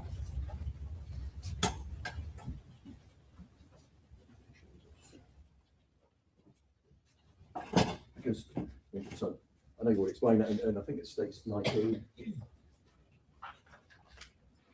Where is it? Is it not? Yeah, 19 is the shell casings, right? And these are the ones you recovered from the scene. Correct. Without going into the packets. And the shell casing, the jury's heard evidence about this before, is just the cartridge. That's the shell casing. Yes. Right. The projectile gets shot out of the barrel, and this cartridge gets ejected out of the weapon. That's correct. Right. And I think the testimony earlier was that when a weapon recycles or a firearm is fired, the firing pin goes forward, strikes the primer. Yes. Right. Very fast burn. Some people call it explosion. Happens, and the projectile gets fired out the barrel. Correct. Right. Because of the action of the weapon, it recycles, and the bolt action of the rifle or the weapon brings its cartridge back and it gets ejected out of the weapon. Correct. And like you said, we know that with a long weapon, it's to the right-hand side. Yes. And how far that projectile or that spent casing can be thrown can depend on a couple of things.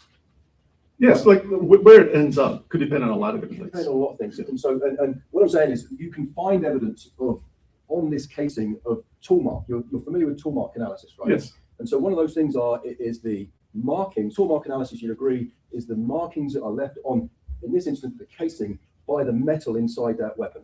Okay, Right? so Roughly speaking. roughly speaking, yes. Without being too deep into the science. Yes. Roughly speaking. Because there'll be, the firing pin will leave an individual characteristic. An indentation on the primer. Yes. Because each firing, it's like a fingerprint for a weapon. Kind of.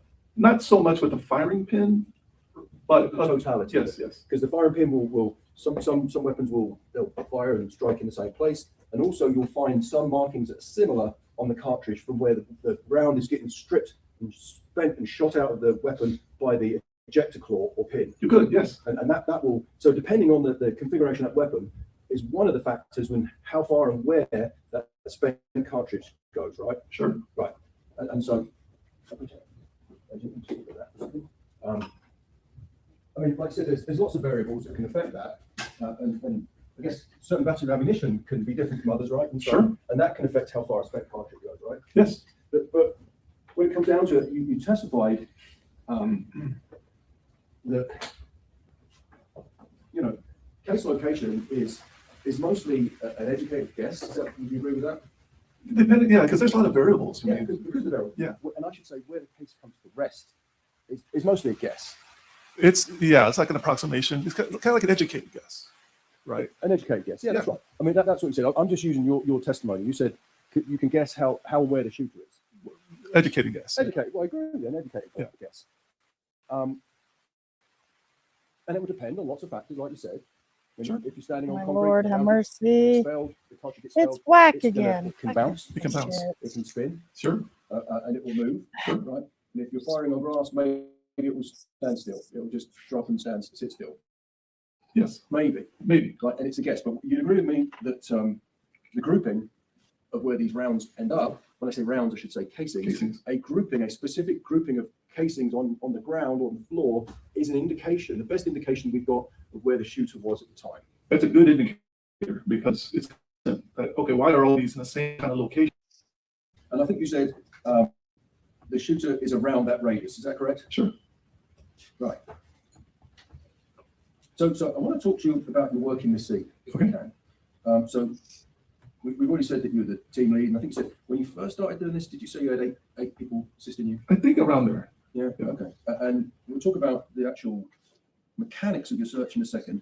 But would it be fair to say that you go to a location, you speak to whoever's in charge, and they give you some parameters and instructions on what to search for? Sure. And you do a visual search. Yes. And then you'll do a physical search, right? Yes. And then while you're doing that, you flag. Is that correct? Anything out of the ordinary, you would put a marker, you would flag it so you can come back to it later. Yeah. And you know if I may move, Judge?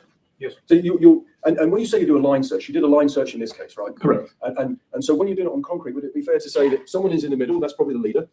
No, it could be anywhere. All right, anyone. So you will have a line, correct? Yes. And you'll stand line abreast, and you'll advance along a certain area. Yes. And I guess on concrete, you're probably standing, Yes. right? And when you're moving onto grass, you're probably on your knees, right? No, we're standing. Stand all the time? Yeah. Okay. Because I've done that where you're kneeling. It's hard. You can do that too, depending on the surface that you're dealing with. Yeah, because on grass, things might not be as obvious as they are when you stand. Right? Correct. Especially if you've got bad eyesight. Right, so you do a line search. Okay, so you do a search. And so, when, like you said, you see something out of the ordinary. Here, you're looking for spent shells. You'll put like a flag down. Yes. Because the reason I ask that is because there's we can see in the state's evidence, there's little red flags. Yes. And then there's a number card placed next to some of them. Yes. Right. And so these are two separate processes, right? That's correct. Yeah. So first you walk your area. And I believe, Judge, my approach again, I'm sorry. Yes. Let me use the state's demonstrative so we can just confirm this.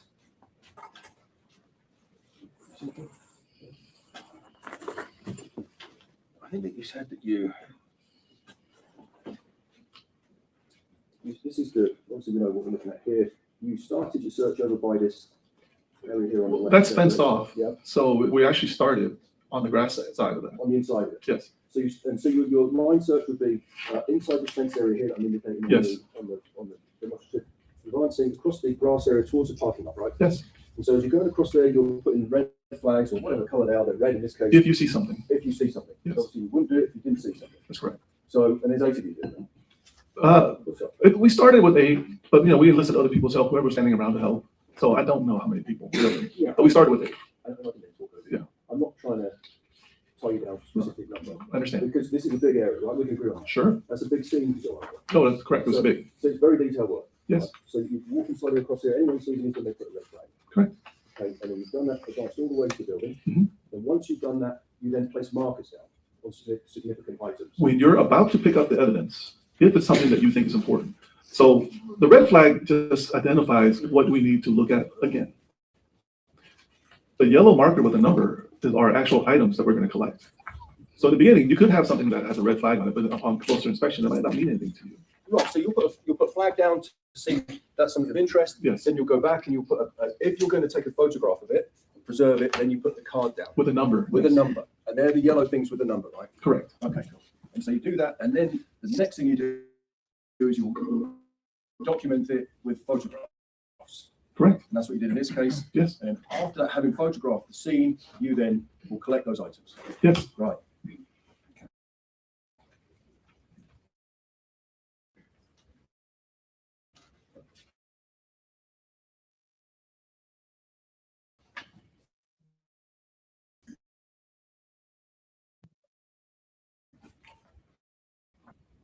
Because I wanted to. Would you better go to stage 96 first? Actually, could you go to 96 first, please?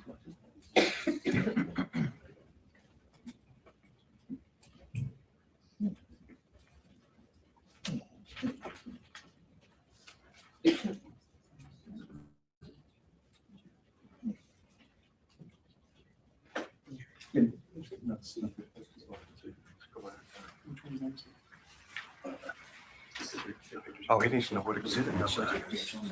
You're right. I'll go. Sorry, Josh, can I approach? Sorry, just get it anyway. No, go ahead. So, They're not marked on there. yeah, I know. Let me put this back up again. So having established how your person want to look at after what we can deduce from the scene, right? Okay.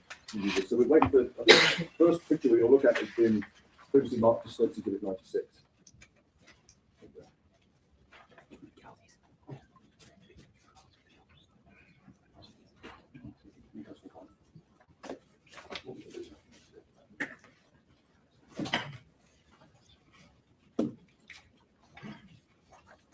So while we wait for the photo to be put up on the screen, Okay. I'll show you what's been marked as stage 96. Yes. Right, and so I'll show you. This is stage 96. We'll show on the screen in a second. So you made the witness come down and mark on the demonstrative where this is located. Yeah, is that in evidence or not? This is, yeah. So they're both evidence. This been admitted, right? Yes. Yeah. Are we doing a mark on the doc? On No, the chart? to show. Can you Okay. show whereabouts on the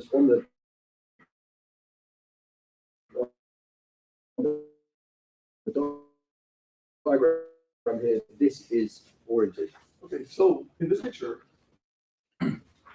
So wait till we get up. Okay. There you go. Right, okay. So we are. So that you agree? This is the southwest corner of the building, right? yes. And I think that what we can see on the photograph there are these are AC units. You know, there. Yes. And they're big industrial ones, probably about 4 feet tall. That's cheap. Approximately. I've seen bigger. Yes. That's pretty big. Yeah. Yeah, there you go.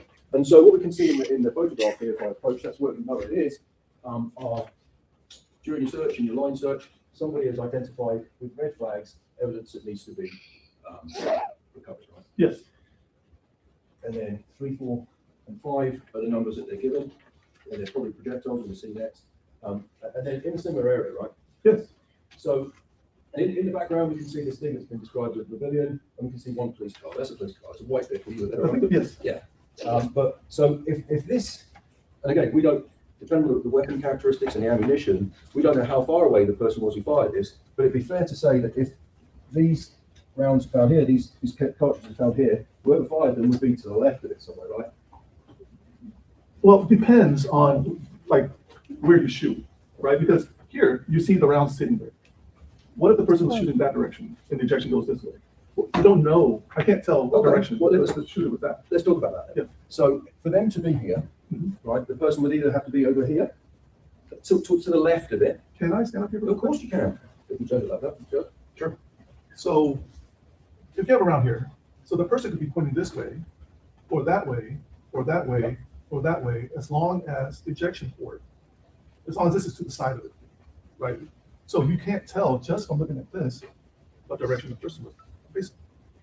You understand what I do, and that's what I'm going to show you some more photographs, but I don't think you get. So what my point of this is, I want to talk about that first, right? So I agree with you, you're correct. So the person who fires these rounds could be standing to the left of these cartridges, right? That's a possibility. Yes. And as you pointed out, the person who fired those rounds could also be firing them in that direction, up the side of the building. Yes, I can't tell. You can't tell.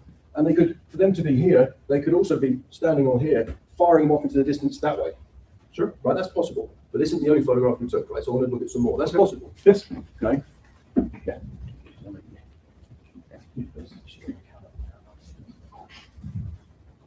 So look at 102 next, which is, I think, is a close-up version of that.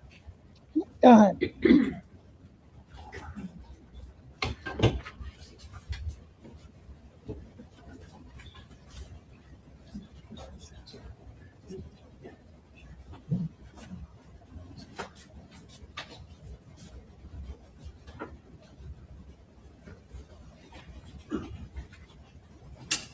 Because Agent, one of the things, while we queue up the evidence, one of the things that we, one of the things that you testify to, this isn't an exact science, what we're talking about, the grouping of cases on the floor, right? It's not exact. It's not. No. So the best thing that you have is your educated guess. Yes, if you look at it, you have to look at the whole scene. Exactly. I didn't mean to interrupt you, but what I'm saying is your educated guess is informed by the characteristics of the weapon, right? Mhm. And the ammunition it's using, right? Yes, And also by the grouping of these cartridges on the floor. that's part of it. Yes. Yeah, and it's because, I mean, I guess someone could have, did you know if anyone testified this weapon? I don't know. You don't know? I don't know. Because, for example, it is possible, it does happen, right? You'd agree that sometimes these weapons that are found at scenes are test fired? Yes, if you're going to do ballistics, you have to test fire the weapon. For ballistic analysis, that's right. But in this case, it could be, if somebody wanted to get a more informed, educated guess, this weapon could be fired and the ejection of the cartridges could be measured, right? Based on this weapon, because the weapon has individual characteristics, right? Yes. And there's class and individual characteristics when we're talking about firearms tool marks, right? Yes. Without going into that, an individual characteristic is this thing going from our approach, is where the ejector leaves a mark on the shell casing, right? Yes. So as this casing comes back, it will get ejected out of the weapon, whether it's a handgun or a long weapon, and the ejector will oftentimes leave the claw, or whatever you want to call it, will leave a mark on this, a tool mark on the shell. You could. It Yes. could, it could. Sometimes it does, and Yeah. people look at that. And that specific ejector claw or hook will influence the way the shells come out of that weapon. You could. Right. So one thing that could be done, but it wasn't done. You didn't do it, right? Because that wasn't your job.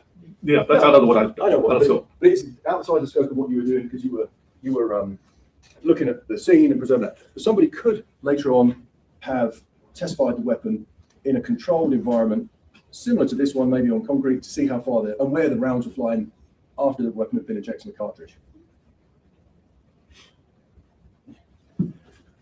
And just a second.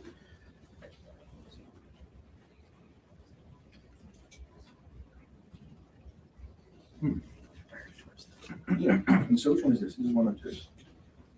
Right, and this is 102. And Judge, may I approach the TV again? So this is a different angle, and I guess, Agent, here, just if I can orient you on this big map here, Agent over here, is you agree with me, we're looking at this area, kind of parallel to the south of the building.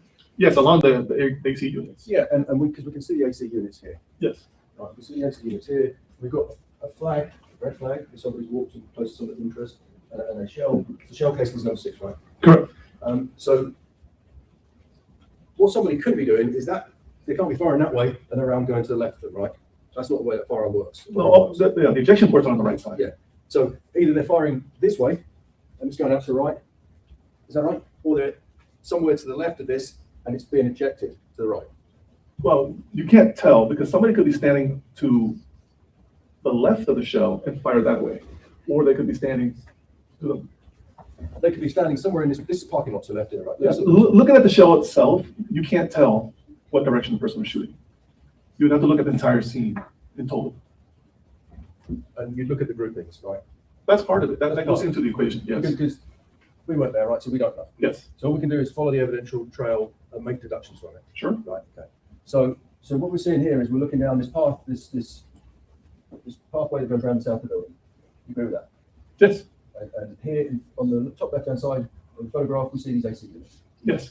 Right. So it is possible that the person who fired this shot, this suspended cartridge, was in this parking lot somewhere. Right. That's a long ways for it to eject. Well, the parking lot is pretty far away from where that sidewalk is. Remember what we said, but what is this thing here that's what is this made of here? This That's concrete. That's concrete. Yes. So if an expanded cartridge bounces on grass, what do they do probably? They'll probably stay in the grass. If something lands on concrete, what's an ejected cartridge possibly going to do?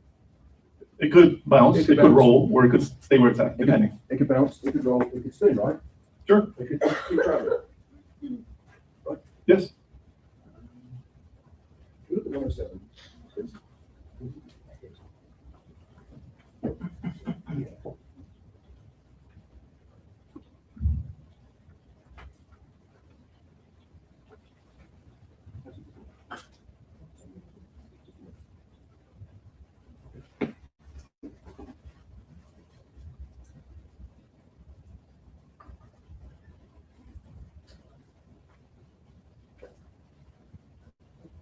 So what we're looking at now, Agent, is states 112, sorry. Right? Yes. Okay, and so just to orient ourselves on this, the map here, this is the same view as the last one, but further away, right? Yeah, that helps, yes. Yeah, I mean, it's kind of a further back view, because you do like long range, medium range, then close, then super close, right? Yes, it gives us a different perspective. So this, I'm going to show you, I'll hand you the photograph here. You can see that there's multiple red flags with evidence being collected, right? Yes. Up here. So again, you'd agree this is kind of an indication this is a group of where the spent cases are? Yes. Right, and again, it's not an exact science where the weapon was fired, but it's an indication. Yes. And you'd agree with me that these spent cartridges, well, how many do you see? One, probably 6, 7 in that photograph, right? Yes. Are all in a line just on the edge of this paved concrete parking lot. Yes. Do you agree with that? Right? Yes, of course. So one of the things that we can deduce from this photograph is we're looking at this, is that the shooter could be to the left of that. Sure. We don't know how far because we haven't test fired the weapon. We don't know anything about the power of the ammunition other than what rating it is. So it's possible on the left-hand side, right? Correct. So this would be consistent, or this could corroborate evidence that the person might be to the left-hand side of this SUV here, right? I wouldn't say, I mean, there's somewhere, to me, it looks like it could be behind the SUV. I don't know if it's to the left of the SUV. Yeah, okay, so it could be behind the SUV. So Yeah. if say the SUV is here, around here somewhere, right? Sure. Yeah. They could also be to the left, maybe, depending. If we, and again, like I said, we don't know, but if there had been, the weapon had been test fired, we could have a better educated guess of where that round would have been fired from, right? Sure. Right. Yeah. And by the same token, what it can't be based off this evidence, right? Where the shooter cannot be based upon where the breadcrumbs, if you like, of evidence are, the trail of evidence are, is to the right-hand side of these rounds. Because the cartridge, I didn't mean to give you more back, I'm sorry, gets ejected to the right, Yeah. correct? So if you look at the totality of this, and the broken glass is over there, where the windows are broken and shot through, then chances are the shooter's on the left side because the rounds are getting ejected out the right of the weapon. So let's talk about that for a second. That's interesting. So, and what you're alluding to is we'll look at a different photograph, but I want to pick up on that. I appreciate that, Andy. So when you're saying broken glass, you're talking about on this side of the building. You look at the entire picture. Yep. And so in order to get a better picture of where these rounds could have been shot in what direction, if there's no bullet holes or bullet damage on the, like where the white car is, then you can generally assume that it's not being shot in that direction. But if you're looking at these bullets and you see the broken glass, then I'm not saying that that's exactly how it happened, but you kind of can deduce this could be the track that he was going towards the school, shooting at the school. I appreciate that, Agent. We're going to talk about all of it. If I could just bring your attention back to the map here. So let's talk about that, because there was a lot that you just said then, right? Let's talk about it. It's important. So you said, I agree. We hear in law enforcement, we hear the phrase, or you hear the phrase in criminal investigations, totality of the circumstances, right? Sure. And I agree. We've got to look at the totality of the evidence. And I agree with you. Oh, yeah, my The camera indication went is out. from your evidence is that, and the broken windows Sorry. that we saw in some of the other sections of this, you can look My at those camera pictures just and went see out. those. I'm There are still broken here. windows on the west side of this building Yes, that appear to have been shot out by a round, which is possibly by these spent cartridges, right? sure. And that's all along this building. So I agree with you that this is more of an indication of rounds that have been shot into this building, right? What we're seeing on that physical evidence up there that's been admitted. You can't say for sure, but the indication looks like that could be, yes. And that's 112. States it's in 112. Is that 112? Yeah. Yes. Yeah. And because like you said, there's no physical evidence that you found over here towards this area here, the pavilion or these vehicles, Yes. right? Correct. And because I wanted to talk to you about that next, the other thing I wanted to talk to you about. You said that you did you did several line searches, right? Yes, Because I guess that, is it the case that whoever is you, the team leader or someone else, devises a search plan? yes, And you'll say, we're going to search from west to school first, right? yes, Maybe with the boundary on here, and then maybe you'll break up another sector later, yes, and then you'll define that search area, and then you'll keep breaking it up into sectors. yes, And like I said, that's what, it's kind of painstaking, it is. because you have to walk slowly, maybe like that, looking at the ground, keep it in line with everyone, Yes, correct. so that nobody misses anything. If someone sees something, we stop. Yes, Someone gets flagged, you flag it. yes, Okay, then we keep moving. yes, You keep doing it. And in fact, I think the testimony was that you did it from something like Grove along Geraldine to the school, right? well, the fence line and the grass. Right, the fence line is here inside this culvert. But Yes. The fence line here. But then you also did it from the south north, right? Yes, And you did it. Did you go left to right, south to north, and left to right? we did so many directions and we did it multiple times, because after you do a search, you think, okay, we just did a line search, but then somebody will walk by and go, oh, there's another round. Yeah. So now we have to do it again, Right. right? So we did it multiple times. So you did it multiple times. Yeah. You did it multiple times, but you didn't find any evidence of any shells being fired over here to the south of the building. No, No evidence at all. that we saw, no. The only evidence that you found of any shells being fired or a weapon being fired was consistent with it being fired into that building, right? When we looked at, now, when we were on the back side, can I show the, Yes, sir. okay, so if you take a look at the building where the windows were shot out, that's the west side. The east side of that building, there's some broken windows too. But when we went, we didn't see any shells, right? But we saw the bullet holes. Okay, well, I'm gonna put a different picture up so we can get a visual on that. Yeah.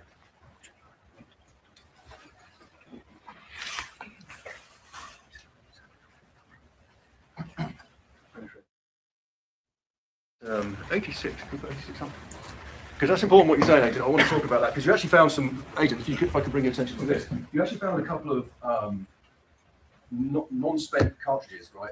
A round of ammunition in a couple of places around. Yeah, we found that too. Found two, right? Two or three. And while we wait for the picture to come up, you agree that they appear to be different. Correct. Right. So these ones are all just, the ones we've got here that you took photographs were just brass. They were brass colored. Yes. And I think the ones, there we go, in a second. The other ones were black jacket. Only one of them was. One of them was black jacket. So Yes. it indicates slightly different brand, right? Yes. And can you show the jury again where you found that on the map? Okay. Judge, can you read this first? So item 14 was found in around this area along the sidewalk. Yep. Item 15 was found around this part of the funeral home. There's I don't know why. It was found in the grass around this area. Okay, I appreciate it. So, and these, which one, do you remember which one was the black jacketed round? I don't remember. I have to take a look, but But one of them was different. That's fine. So, and I wanted to look at this approach to television again. So, because this is a better overview. This is, so you were saying this is the west side of the building, right? yes. Okay, and this is the building in question. And so it's really correct to say that where I'm indicating now is the east side. Yes. And so you found what would you describe it as a defect or just a broken window? We thought they were bullet holes. Bullet holes. Yeah. So it could be a couple of things like going on there, Yeah. because we don't know. But it could be with this kind of ammunition that what is consistent, I don't need to give you my back, is that you said that this is the same parking lot we're talking about, right? Yes. And you didn't find any evidence of any rounds being fired over here towards the south. Yes. But I don't mean to give you my back. Right? That's okay. But it could be over penetration, a round being fired from the west coming out the east. It could be. There's a hallway in between, and doors and walls. So to me, I don't know if that would be, from this side. It could be fired inside. Or it could be, sure. It could be that. I mean, we don't know, but that ammunition is certainly powerful enough to penetrate a building, right?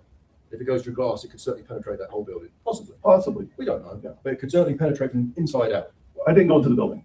at that point. Because you did outside, right? Yes. And I guess I haven't asked you yet, but you searched this courtyard area here, right? Yes, And you didn't find any evidence of any firing outside there. we didn't know. So when I say evidence of firing, I guess we'd be looking at like the spent casing again. If I remember correctly, yes, no, Yeah. none of the cases. We saw bullet holes in the window. Right.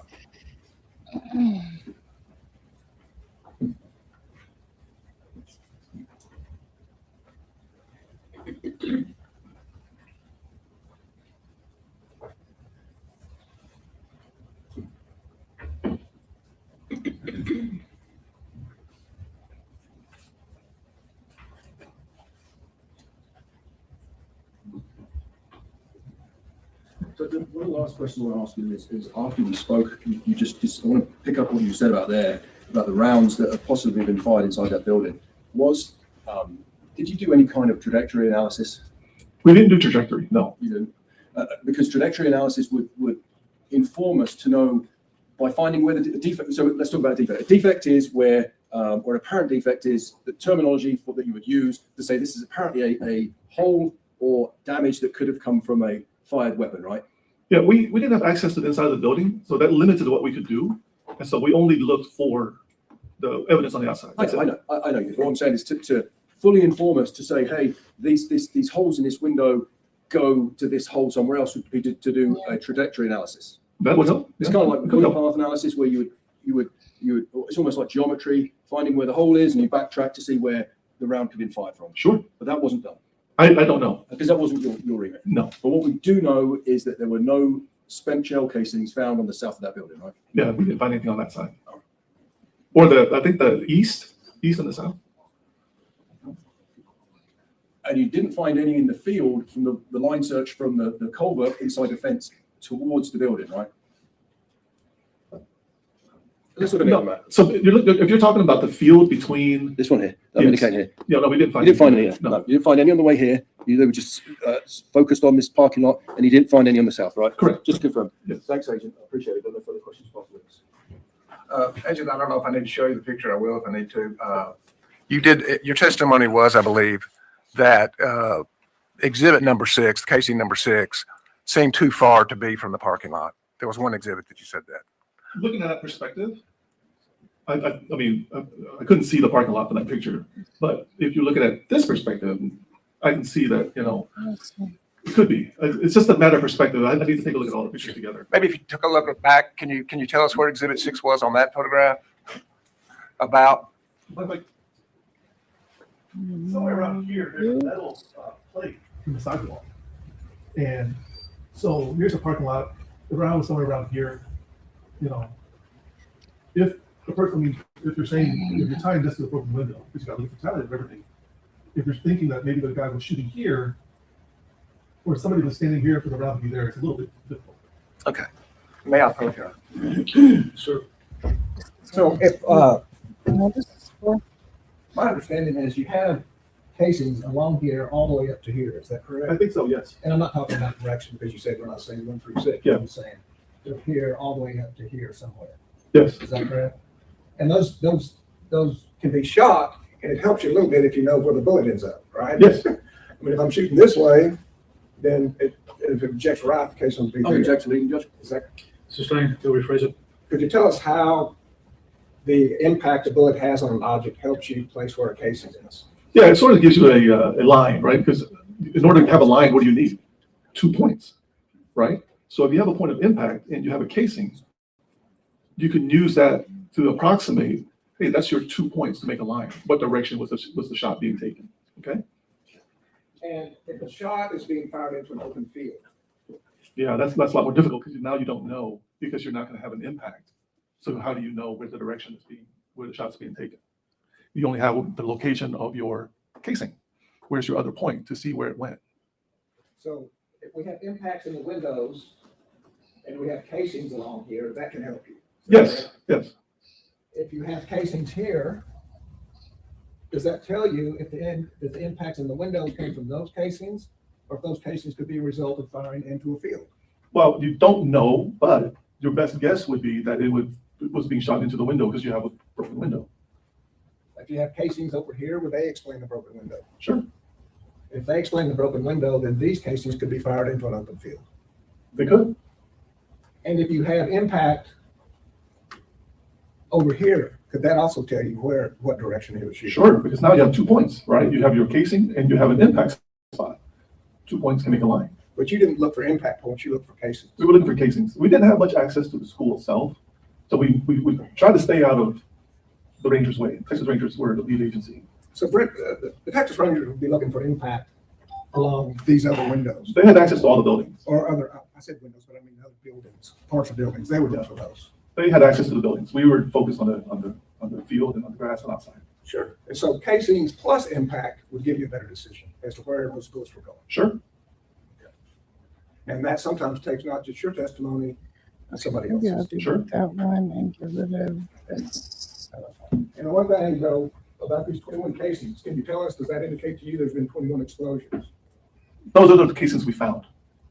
That means a fired bullet, correct? Mhm. Which makes a sound. Yes.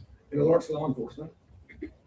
So 21 casings means there were at least 21 shots because there could have been more. I mean, if we didn't find it, then we don't have it, right? Right. But 21 casings means there was 21 shots at least. Okay. And you've been around gunshots? Sure. Audible? I'll be object to leading, Judge. Are they audible? Overall. Yes. Pass the witness. Well, mate, very briefly, Agent, just my approach. Yes, very briefly. So I think you said that, so we're looking at state 6, right? I think, well, we're not, we're looking at let's look at what we've got here. So your testimony is that your best guess is that these casings that were found to the southwest side of this parking lot here were fired into this building based on the evidence, right? My best guess is that because there was a trail of casings, that the person was going that direction. Now, if you look at the whole scene, if you see impacts, then you gotta say, okay, where am I going to attribute that to? Where can I attribute it to? What are the possibilities, right? And so that could be a possibility, yes. Because you're just one piece of this whole part. Like as Turner said, your testimony is going to, the jury's going to put it together with others. Because we know that unfortunately, eventually the shooter enters this doorway here. You know that, right? I learned that later, yes. Yeah, so you know that? Yes. So it's possible this person is traveling, shooting these windows before he enters through that door, right? Sure. Okay. And so the prosecutor talked to you about this walkway here, right? Do you know the distance between, roughly, let me give you my back, Adrian, between the end of the building and that walkway? Not off the top of my head, no. Okay, we did, no. But, Give me an estimate. looking at that, okay, if you take a look at the length of the cars are probably about 15, 20 feet, depending on so maybe about, how far to where? In the building, this walkway here. Okay, so it's about the length of a car, maybe about 10, 15, 12 feet, something like that. Okay, all right. And so I wanted to pick up on something that you can find. I can do it from here. So hypothetically, right, the prosecutor was saying, because you didn't have access to the buildings, right? No. This is So you taking didn't have any forever, access to the dude. buildings. The prosecutor talked about, if rounds went over here, right? Yeah, good, yes. I think he pointed to the top of the screen. I think that's what he did. So to know, let's pretend for a minute there was around the way from here. Without doing a trajectory analysis, I guess, that could have come from here, could have come from here. We just don't know, right? Yeah. Because like we said, the best guess is that from your evidentiary examination of scene and the clues that were left behind is that these rounds fired into this building. It could have been, yes. And we also know you didn't find any evidence of shots being fired on the east side of the building, right? That's correct. But you found evidence of bullet holes either exiting or entering these windows here on the east, right? There were bullet holes in the windows, yes. In the windows. So you don't know if they're coming in or out from the building, right? That's correct. But what we do know is you didn't find any evidence of shots being fired in. That's correct. So we could possibly deduce from that that shots are being fired out, right? That's correct. Okay. And so if rounds are being fired from inside this building, they could be going anywhere, right? Sure, I was not in the building. All right.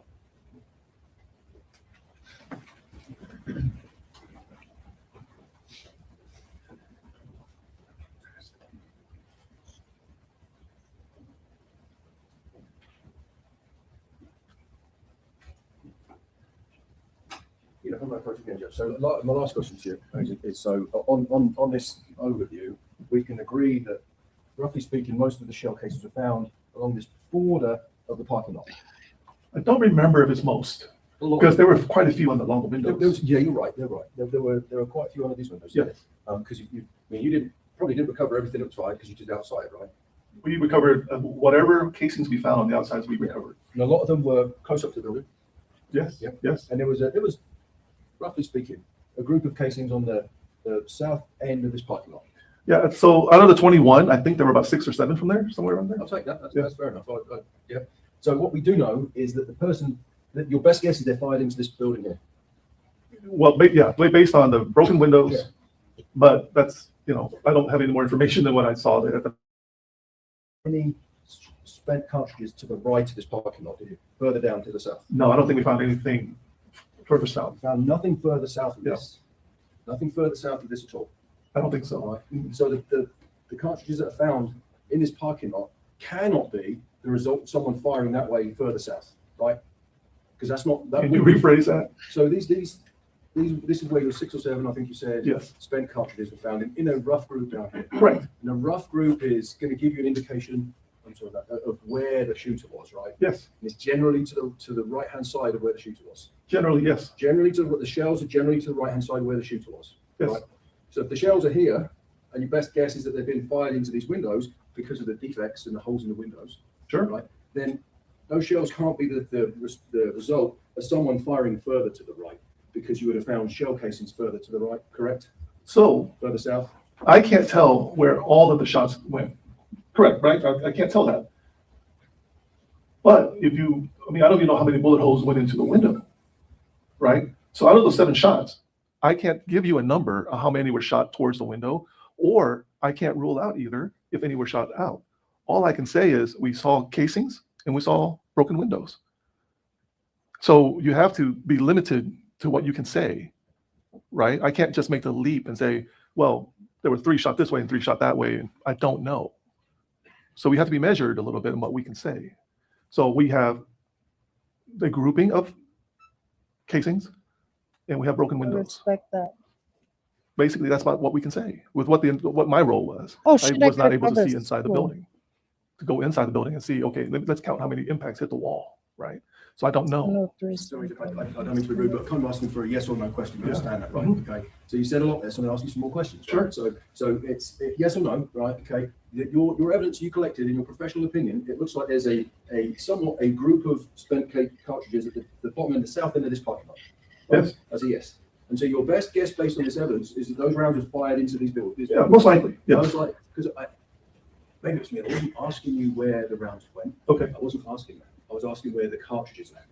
Because we can agree that when someone fires a weapon, it's a right-handed weapon. In this case, right, I don't mean to point you, the shell casing gets ejected to the right-hand side. Yes. Right. So if somebody's firing a weapon, let's say down here, to the south here, it's most likely, based on physics and what we know about firearms, that the cartridge is going to get ejected to the right-hand side to where I'm standing, somewhere around there. Yeah, because the ejection port's on the right. Because the ejection port's on the right, Mhm. and the ejector claw's on the right, and it pings the cartridge out. So you'd have found, if somebody was standing here, let's say where I'm indicating here to the south of the building, we would expect to find evidence to the right-hand side of it, further south, maybe. Yeah, could be. And you did it. Correct.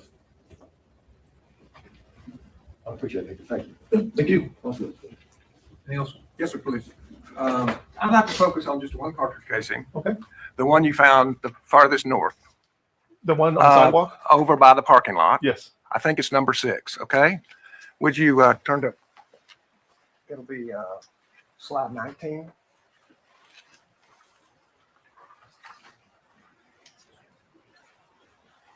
What exhibit is that? 19? Slide 19 or exhibit 19? Slide 19. It's in evidence. It's in evidence. Huh? It's in evidence. Which one? What exhibit is it? I'm sorry. What exhibit number? What are we doing? 102. Okay. And slide 19 shows the casing, correct? Number 6. I have number 6. Casing number 6, Yeah. correct? And I believe the defense has been saying, if you have a right ejecting weapon, then you have to be to the left and forward, in general terms of that, correct? Depends on where the person's shooting. If they're shooting this direction, Mhm. then they would have to be further up and to the left. If the ejection goes over your right shoulder, as he was speaking. It doesn't go over your right shoulder. It goes out to the right. Okay. If you're holding a gun like this, your ejection port's right here to the right. So now it doesn't go backwards behind your shoulder, over your shoulder, right? It just goes to the side. And they all go exactly perpendicular. Well, it could be like a little bit, I wouldn't say exactly perpendicular, but generally speaking, out to the right. Okay. Yeah. And so if you're shooting straight down this line, it would be straight to the right. Mhm. If you were shooting further to the right, then it would be going further back, right? Okay. Let's do it this way. All right. Let's do it this way. There's a casing here. Okay. Can it land here if I'm shooting this direction? Sure. Can it land there if I'm shooting this direction? Sure. Can it land here if I'm shooting this direction? Yes. Right? Yes.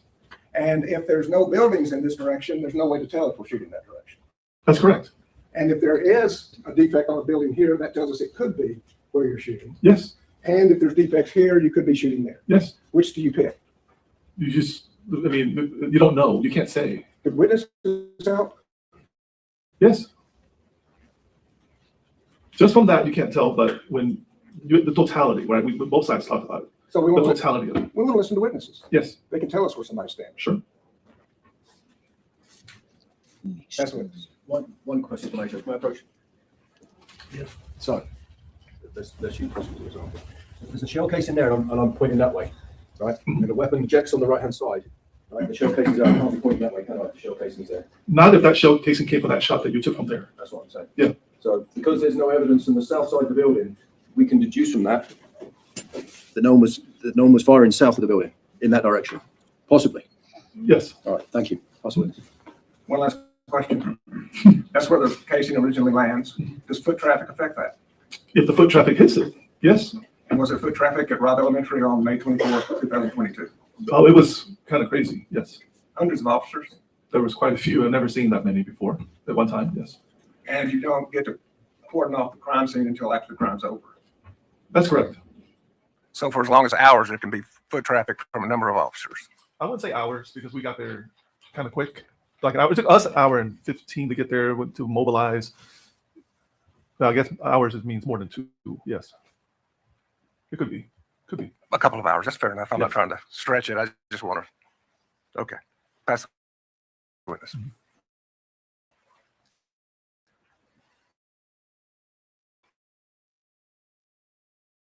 Any other- Judge, may approach the diagram, Judge, if I may, very briefly. There's a lot of foot traffic. We know there's 374 officers there at some point, right? There was quite a few, yes. And there's lots of emergency responders, lots of people on the scene. That's correct. Right, so the prosecutor's talking about one shell casing.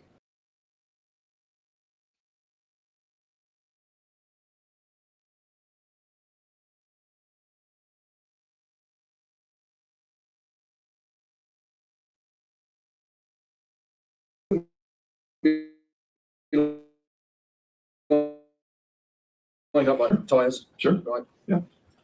Thanks, Adrian. Pass the witness. Oh, fuck off. Recall the. Oh, fuck off. Fuck off. Okay, sir, you're not subject to recall. The rule has been invoked in this case, so please don't talk about it until you know the trial's over with. Thank you, sir. Next one is. State calls Lynn Deming. All right, go to sleep. Thanks for coming in, Az. Have a good night. Sleep tight. Don't let the dingoes bite.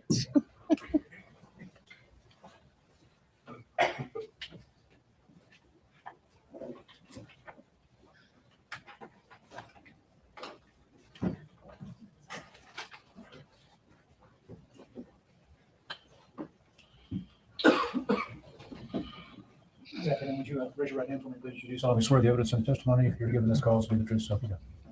You have a seat over here. Make the microphone comfortable for you and speak up so everybody can hear you. Yes, sir. You may proceed. Thank you. Good afternoon, Ms. Deming. I said your name, but please state your full name for the record. Lynn Deming, And Ms. Deming, where are you currently employed? Legacy Elementary. Okay, and what is your job position? I'm a STEM teacher, 3 through 5th grade. And what is Legacy? It's the new campus, formerly Robb, so it's the new campus. For which school district? Uvalde, CISD. Okay. In May of 2022, where were you employed? Robb Elementary as a 4th grade teacher. And what camp? Oh, you said Robb Elementary. Okay. And how long had you been working at Robb Elementary? At that time, I think 6 years, Okay. And what grades were you teaching? 4th grade, And how long had you been an employee of the Uvalde Independent School District? 6 years. What was your room number at the time of May of 2022? 104. Okay. And I'm going to, Judge, may the witness get up and approach the board? Yes.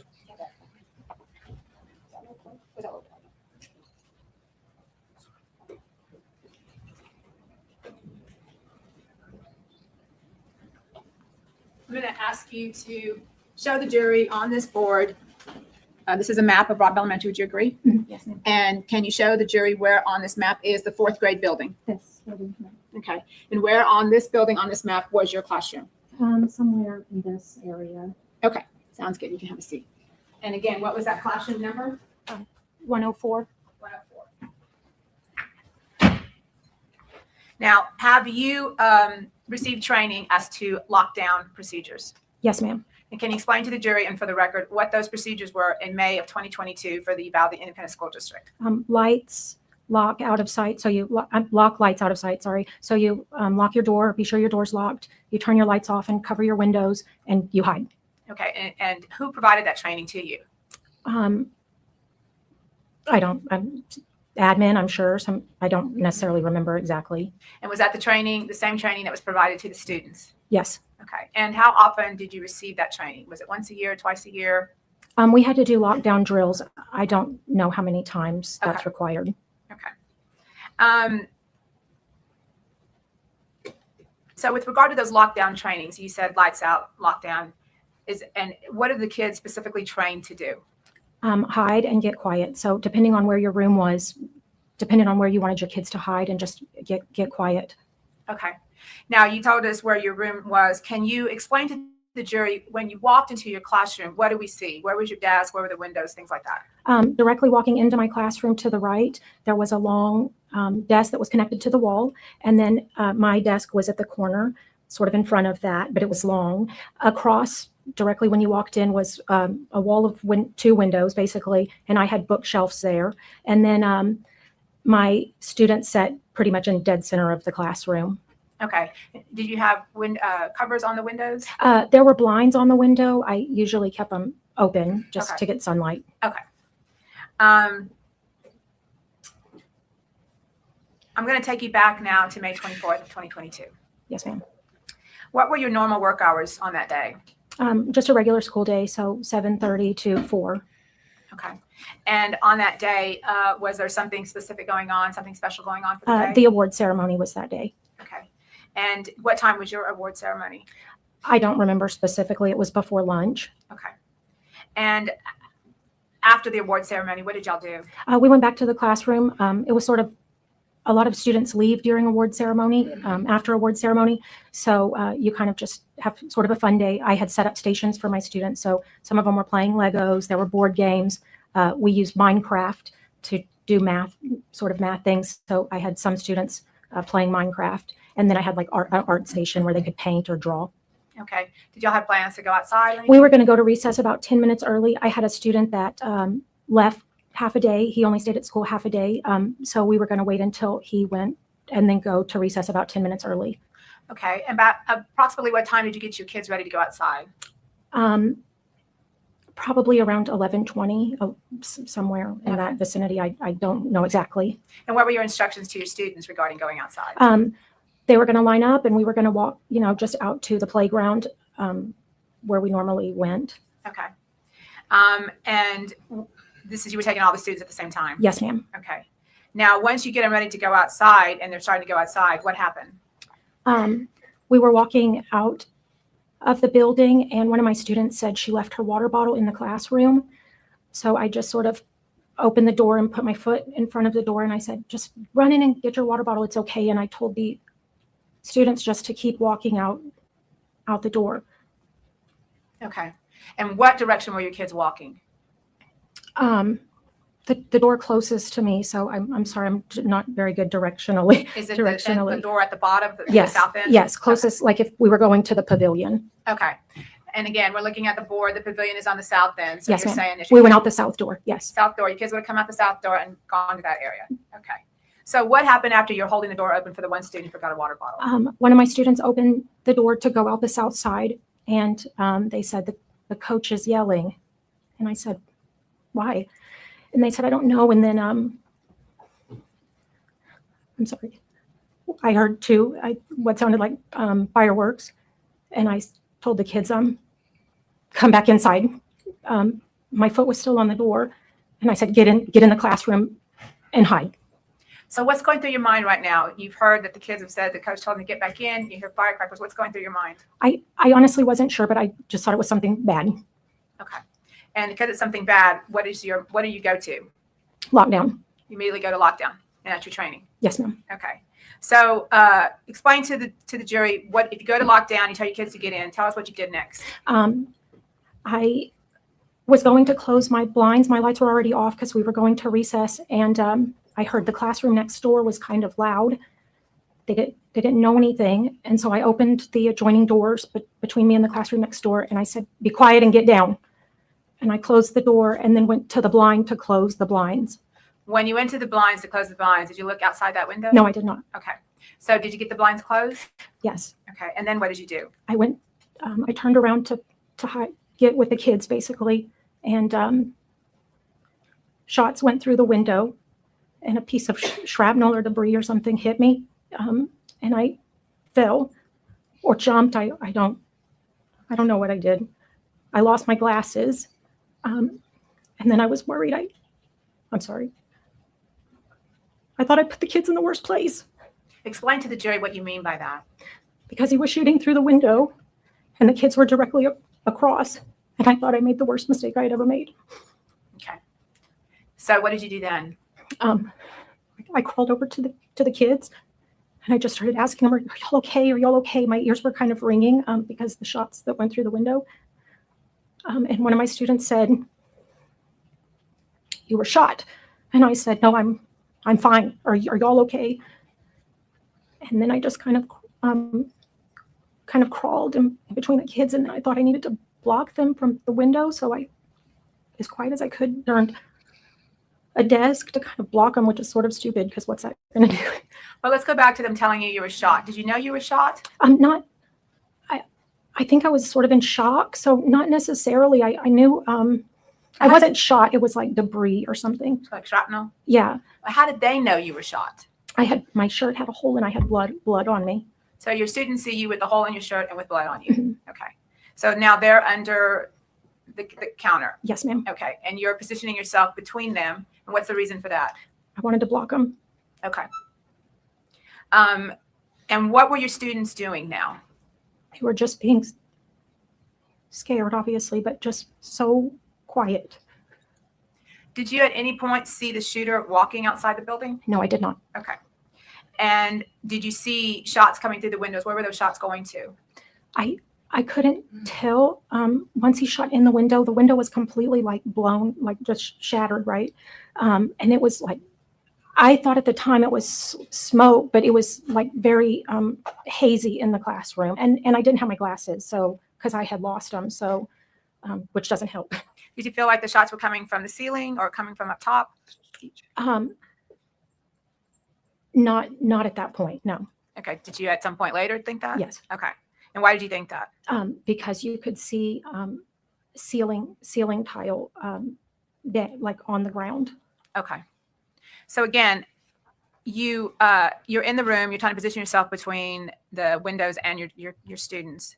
And what do you hear during this time? I heard a couple shots on the outside of the building. It sounded like hammering on the building, and then I heard shooting in the hallway. Okay.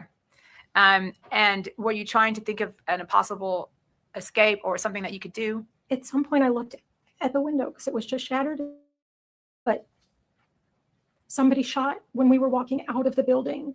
Then somebody shot through the window, and then I heard shooting in the hallway. So I thought it was more than one person. And I thought our only sort of savior was that he shot through the window and my kids were so quiet, they wouldn't know we were in there. So I thought if we just stayed quiet, they would think we weren't in there. So as you were shot and you had shrapnel, you're trying to think of a plan and you're thinking of possible scenarios. Shooting here, shooting there, shooting there. What's my best plan? Is that right? Yes, ma'am. Okay.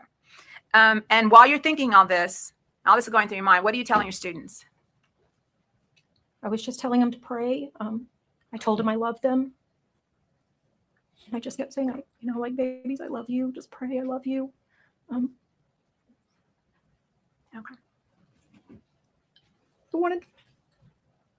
I wanted to tell them it would be okay, but I wasn't sure. And I just wanted the last thing they heard was that somebody loved them. So I think I said it a million times. I just kept saying, I love you. Okay. At some point, did you think about your own children? Yes. I messaged my husband and I said, somebody's shooting outside the window. I love you. I'm sorry. Tell the kids I'm sorry. Explain to the jury why you felt that you had to say you were sorry to your own children. I thought if I didn't make it, that my kids would just always think I chose my job over them. Your job being what? Teaching. And protecting those students that day? Yes, ma'am. Did you eventually get out of your room? Yes, ma'am. Okay. And who got you out? Do you remember? I don't necessarily remember. They looked through the window because it was, like shot out. And they had, I think just a short sleeve shirt and like a vest, Okay. And they asked, is anybody in here? And one of my students said something and I was scared because I didn't know if it was who it was. And I said, shh. And then they kind of peeked around and said, is anybody in here? And I said, yes. And so I just started lifting kids out of the window, and the people on the other side, I don't know if it was officers or Border Patrol or who, but would help me pull the kids through the window. Okay. Now, Ms. Deming, you said you're still teaching. Yes, what ma'am. grade? You said for the 2021, 2022, you taught 4th grade. Yes, ma'am. For the 2022, 2023 school year, what grade did you teach? I moved campuses. I wanted to stay with the students. I wanted to move directly to 5th grade, but they didn't have a position. So I moved to 6th grade, but I got to be on the campus with my students. And that was intentional? Yes, ma'am. And for the 2023, 2024 school year, what grade did you teach? I taught 5th grade. And again, that was? I got to be with the students. Yes, ma'am. Okay. Going back to your students in that classroom on May 24th of 2022, what is your opinion of those students that were there with you? They are the strongest, bravest people on this earth, on this whole earth. And why is that? They were just so brave. They did everything perfect that day. And I just am so thankful I got to be a tiny part of their life. Pass the witness. Can I call? Please. Ms. Deming, is that Deming? Yes, sir. Can you please spell it? Deming. Thank you. And the only reason I ask you that is because, you probably know there's been a lot of reports generated and written about this. And they kind of consistently spelled your name as Daring in the Yes. reports. Is that common or is that a maiden name? I am that or Deming with 2 M's. So it's pretty common. Sure. Because I guess one M may look like 2 R's. Yeah. Well, my name's Jason Goss and I represent Adrian. And, have you ever testified before? Not like this. No, sir. Sure. And, a lot of people may expect that when it comes over here that we're going to be mean to you or disrespectful. And I just want you to know we're not. Honestly, what you did with those kids, I admire it. And you said you were lucky to be a part of their lives. I think that they were lucky to have you, right? And I want to start with that training. The training that you're talking about, that's a training that's given to teachers and given to students to say, look, if something like this ever happens, you get in a room, you turn off all the lights, you be quiet, try to block the door like you were, as best that you could. And really try to make it seem like nobody's in the room, right? Yes, sir. And in fact, that's kind of what you were saying too. You're like, at the time that you think multiple people are coming in, you're saying, please, just hopefully they think nobody. Right? That's gotta be hard. And those trainings, and it's important. I think the reason that they have that is because it's been shown that it can save lives. Because potential shooters or people wishing to do you and the children harm will pass you up, right? And so, one of the things you said, because you can't imagine how hard it would have been for your kids to stay that quiet for that long with that going on, right? They Sure. did. Yes, sir. So as far as that training though, I think the prosecutor asked you who gave the training, and you said you thought it was like administration or the school. Were these civilians or were these people in like police officers that gave the training? There, I honestly, I don't remember specifically. Okay. Do you ever remember, because I'm sure you've had a few of them, do you ever remember just in any of these kind of trainings, police officers being present at the trainings, or is it typically like school administrators or principals or vice principals or other people who come in as, I guess? Sometimes campus police might be there, but I want to say normally it's just our administration. Sure. And at Robb Elementary at the time that you were working there, you were aware, and we've heard it from others, but you were aware that there was not a police officer actually assigned to that campus. Yes, sir. And so I guess the way that they handled Robb, as far as the school district did, is that there would be police officers assigned to the high school, and then they would come, I guess, periodically at some times to check up on the elementary school. Is that how you understood it? I only remember one officer ever coming to our campus. Okay. Not necessarily one time, but I only Sure. remember one ever coming, sporadically. Sure. And for whatever funding or whatever else, it's we don't necessarily know why, but the part of, because you were there for a few years, 6 years. Yeah, roughly. Yeah, sure, 5 or 6. Was ever part of it when the officer would come?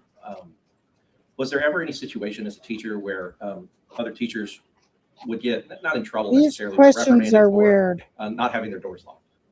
Do you remember any kind of time that had occurred? I never did.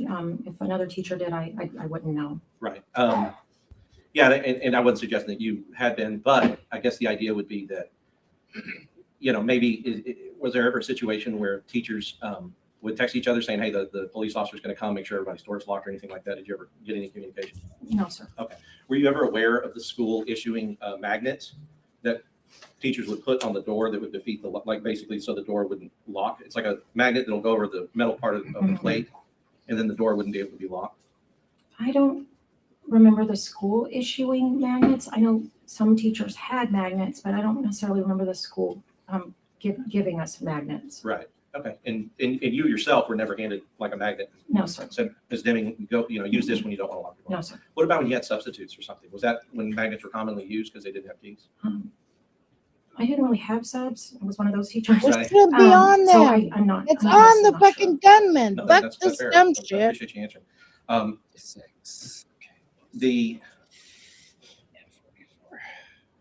The coach, I guess you said that as you were taking your kids out to recess, that the coach would, one of your students informed you that a coach was yelling. Yes, sir. Do you know which coach that was yelling?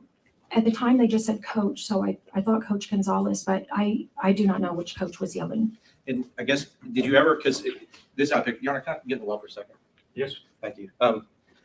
I pictured it kind of like you're going out, you guys are going out, you're trying to lead your class out of that door there. Yes, sir. All right.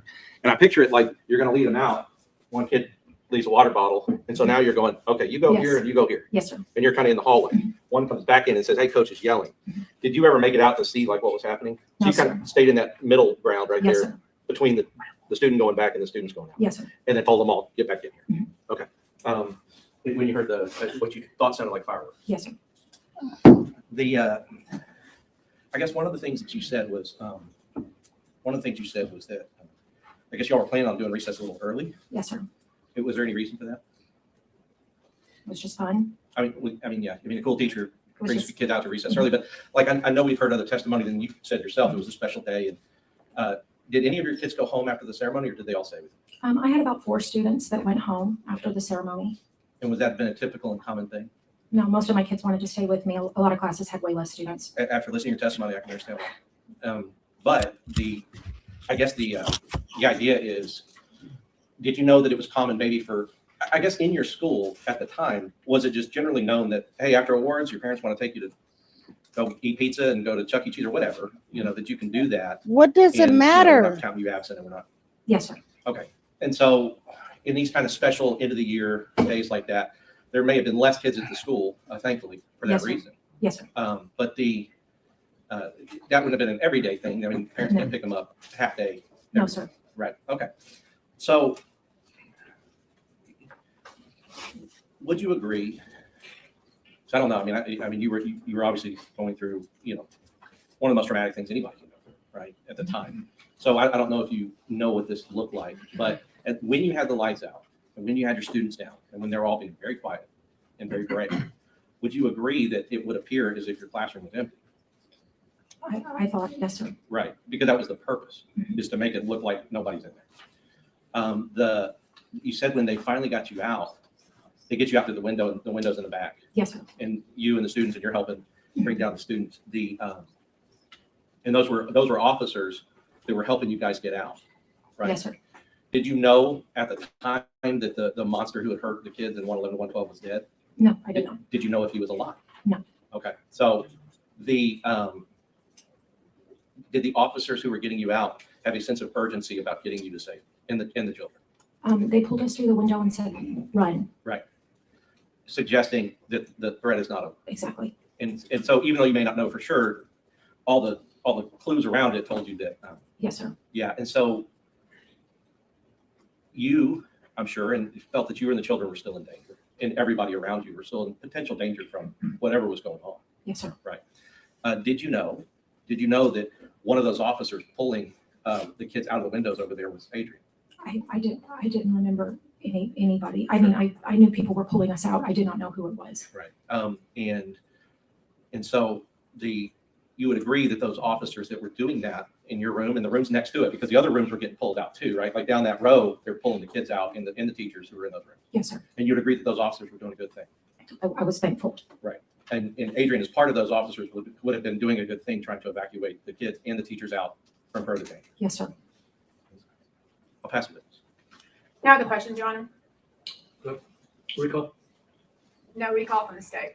Oh, Judge, no, we don't. You're subject to recall. You're excused. Thank you very much. Not subject to recall. Okay. Next one. The state calls Nicole Osborne.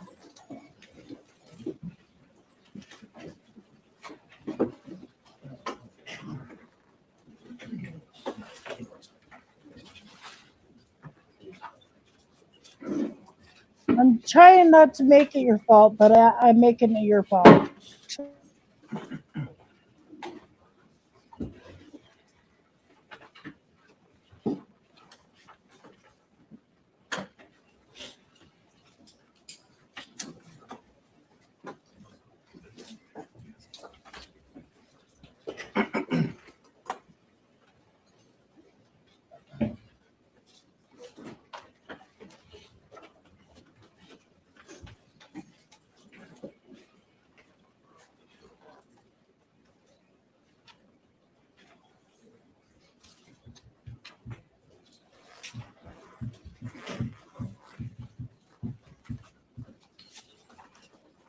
Good afternoon, ma'am. Would you come on up to the bench, please? Raise your right hand for me. You solemnly swear the evidence in the testimony given the cause will be the truth, so help you God. Yes. All right. Here's our witness stand over here. Make yourself comfortable and adjust the microphone if you need to. Okay. You may proceed when you're ready. Good afternoon. Good afternoon. Please state your name for the record. Nicole Ogburn. Ms. Osborne, where are you currently employed? I'm currently employed with Uvalde CISD. And what is your current job position? Right now, I am a resource teacher. In May of 2022, where were you employed? I was employed with Uvalde CISD. And what was your job position in May of 2022? I was a co-teacher.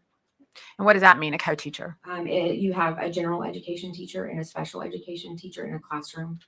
So I was the SPED teacher that was in the classroom in 102. And who did you co-teach with? Mrs. Alvarado. Okay. And what campus did you work at? Robb Elementary. And how long had you been working at Robb Elementary as of May of 2022? About 8 years. And what grade were you teaching at the time? 4th grade. Now, what room number was your room? It was room 102. Okay. I'm going to hand you a pointer, and if you would come. May the witness get up, Judge? Please. Ms. Ogburn, I'm going to give you this pointer. I'm going to ask you, here we have a board that's been introduced into evidence as an aerial view of Robb Elementary. Do you recognize it? Yes, I do. Okay, and here we have the campus right here. Mm-hmm. I'm going to give you this pointer, and if you would show the jury where your classroom was, 102.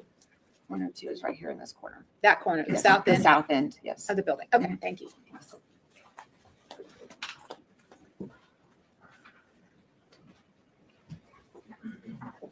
Now, did you begin the year at Rob in the 2021-2022 school year? Yes, ma'am. Okay. And for the jury and for the record, the record from the court, can you explain to the jury what is a lockdown procedure? Lockdown procedure was lights out, windows covered, and you hide in a corner that cannot be you can't be seen from the window that's at the door. Okay. And you had received this training as a teacher for the Uvalde Independent School District? It was spoken to us about, like, every year they kind of briefly go over what the procedures were, but it had always been shut your window, turn your lights off, make sure your door's locked, and hide in a corner that is not visible to the windows. And is that the same training that the students received? Yes. Okay. And how often were you trained on this? You said they mentioned it, or? Well, we did a training for teachers. Usually they would mention it during our PD days before school started. And then throughout the year, we'd have lockdown drills and fire drills and all, practice all the drills that we had. And who would provide the training to the students?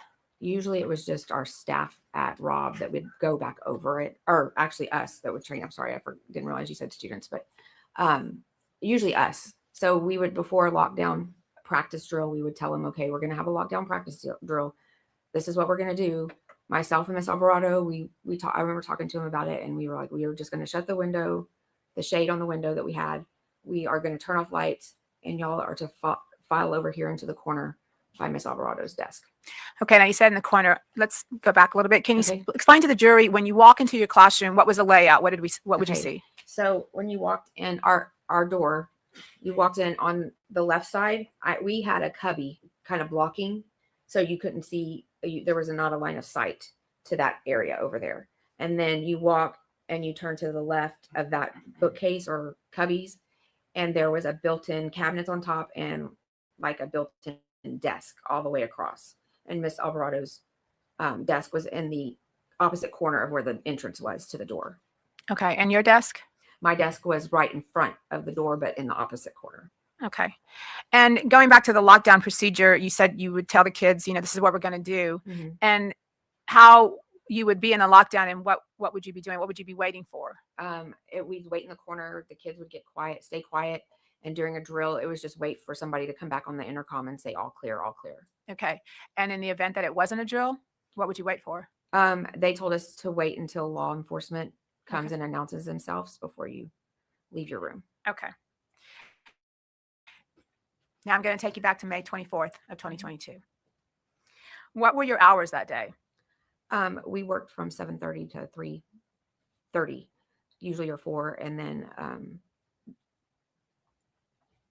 that day was kind of an off day because we had, award ceremonies and things. So we didn't have like a schedule of classes that day. It was just do your award ceremony, and the kids, we kind of had a very relaxing day that was going to happen. Okay. And what time was your award ceremony? I don't recall exact time, but it was close. We got back to the room closer to like 11, a little bit after 11. Okay. And what were y'all going to do once you got back to the classroom from the award ceremony? What was the plan? For us, it was the kids were going to relax. We were going to put a movie on. We were allowing them to go in and out to go to the bathroom because we had been in the wards and they were excited. And so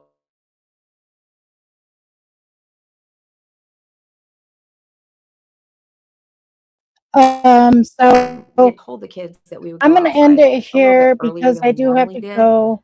We usually went Oh my outside about gosh, shush. 12:15. Okay, so we'll watch her. I'll just remember that it's Richard tomorrow, and so we'll watch the end of this part and the end of today, and then tomorrow. But I have to go, so I'm gonna stop it here. I appreciate everybody coming by, hitting the like, share the live, all that great stuff. But I need to go. So everybody, hope you have a blessed night. Take care of yourselves, and let the ones you love and care about know that you love and care about them, because tomorrow's not promised, and it's about the ones we love.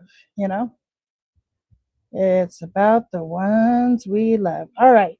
I am out of here. Everybody have a blessed day. Bye.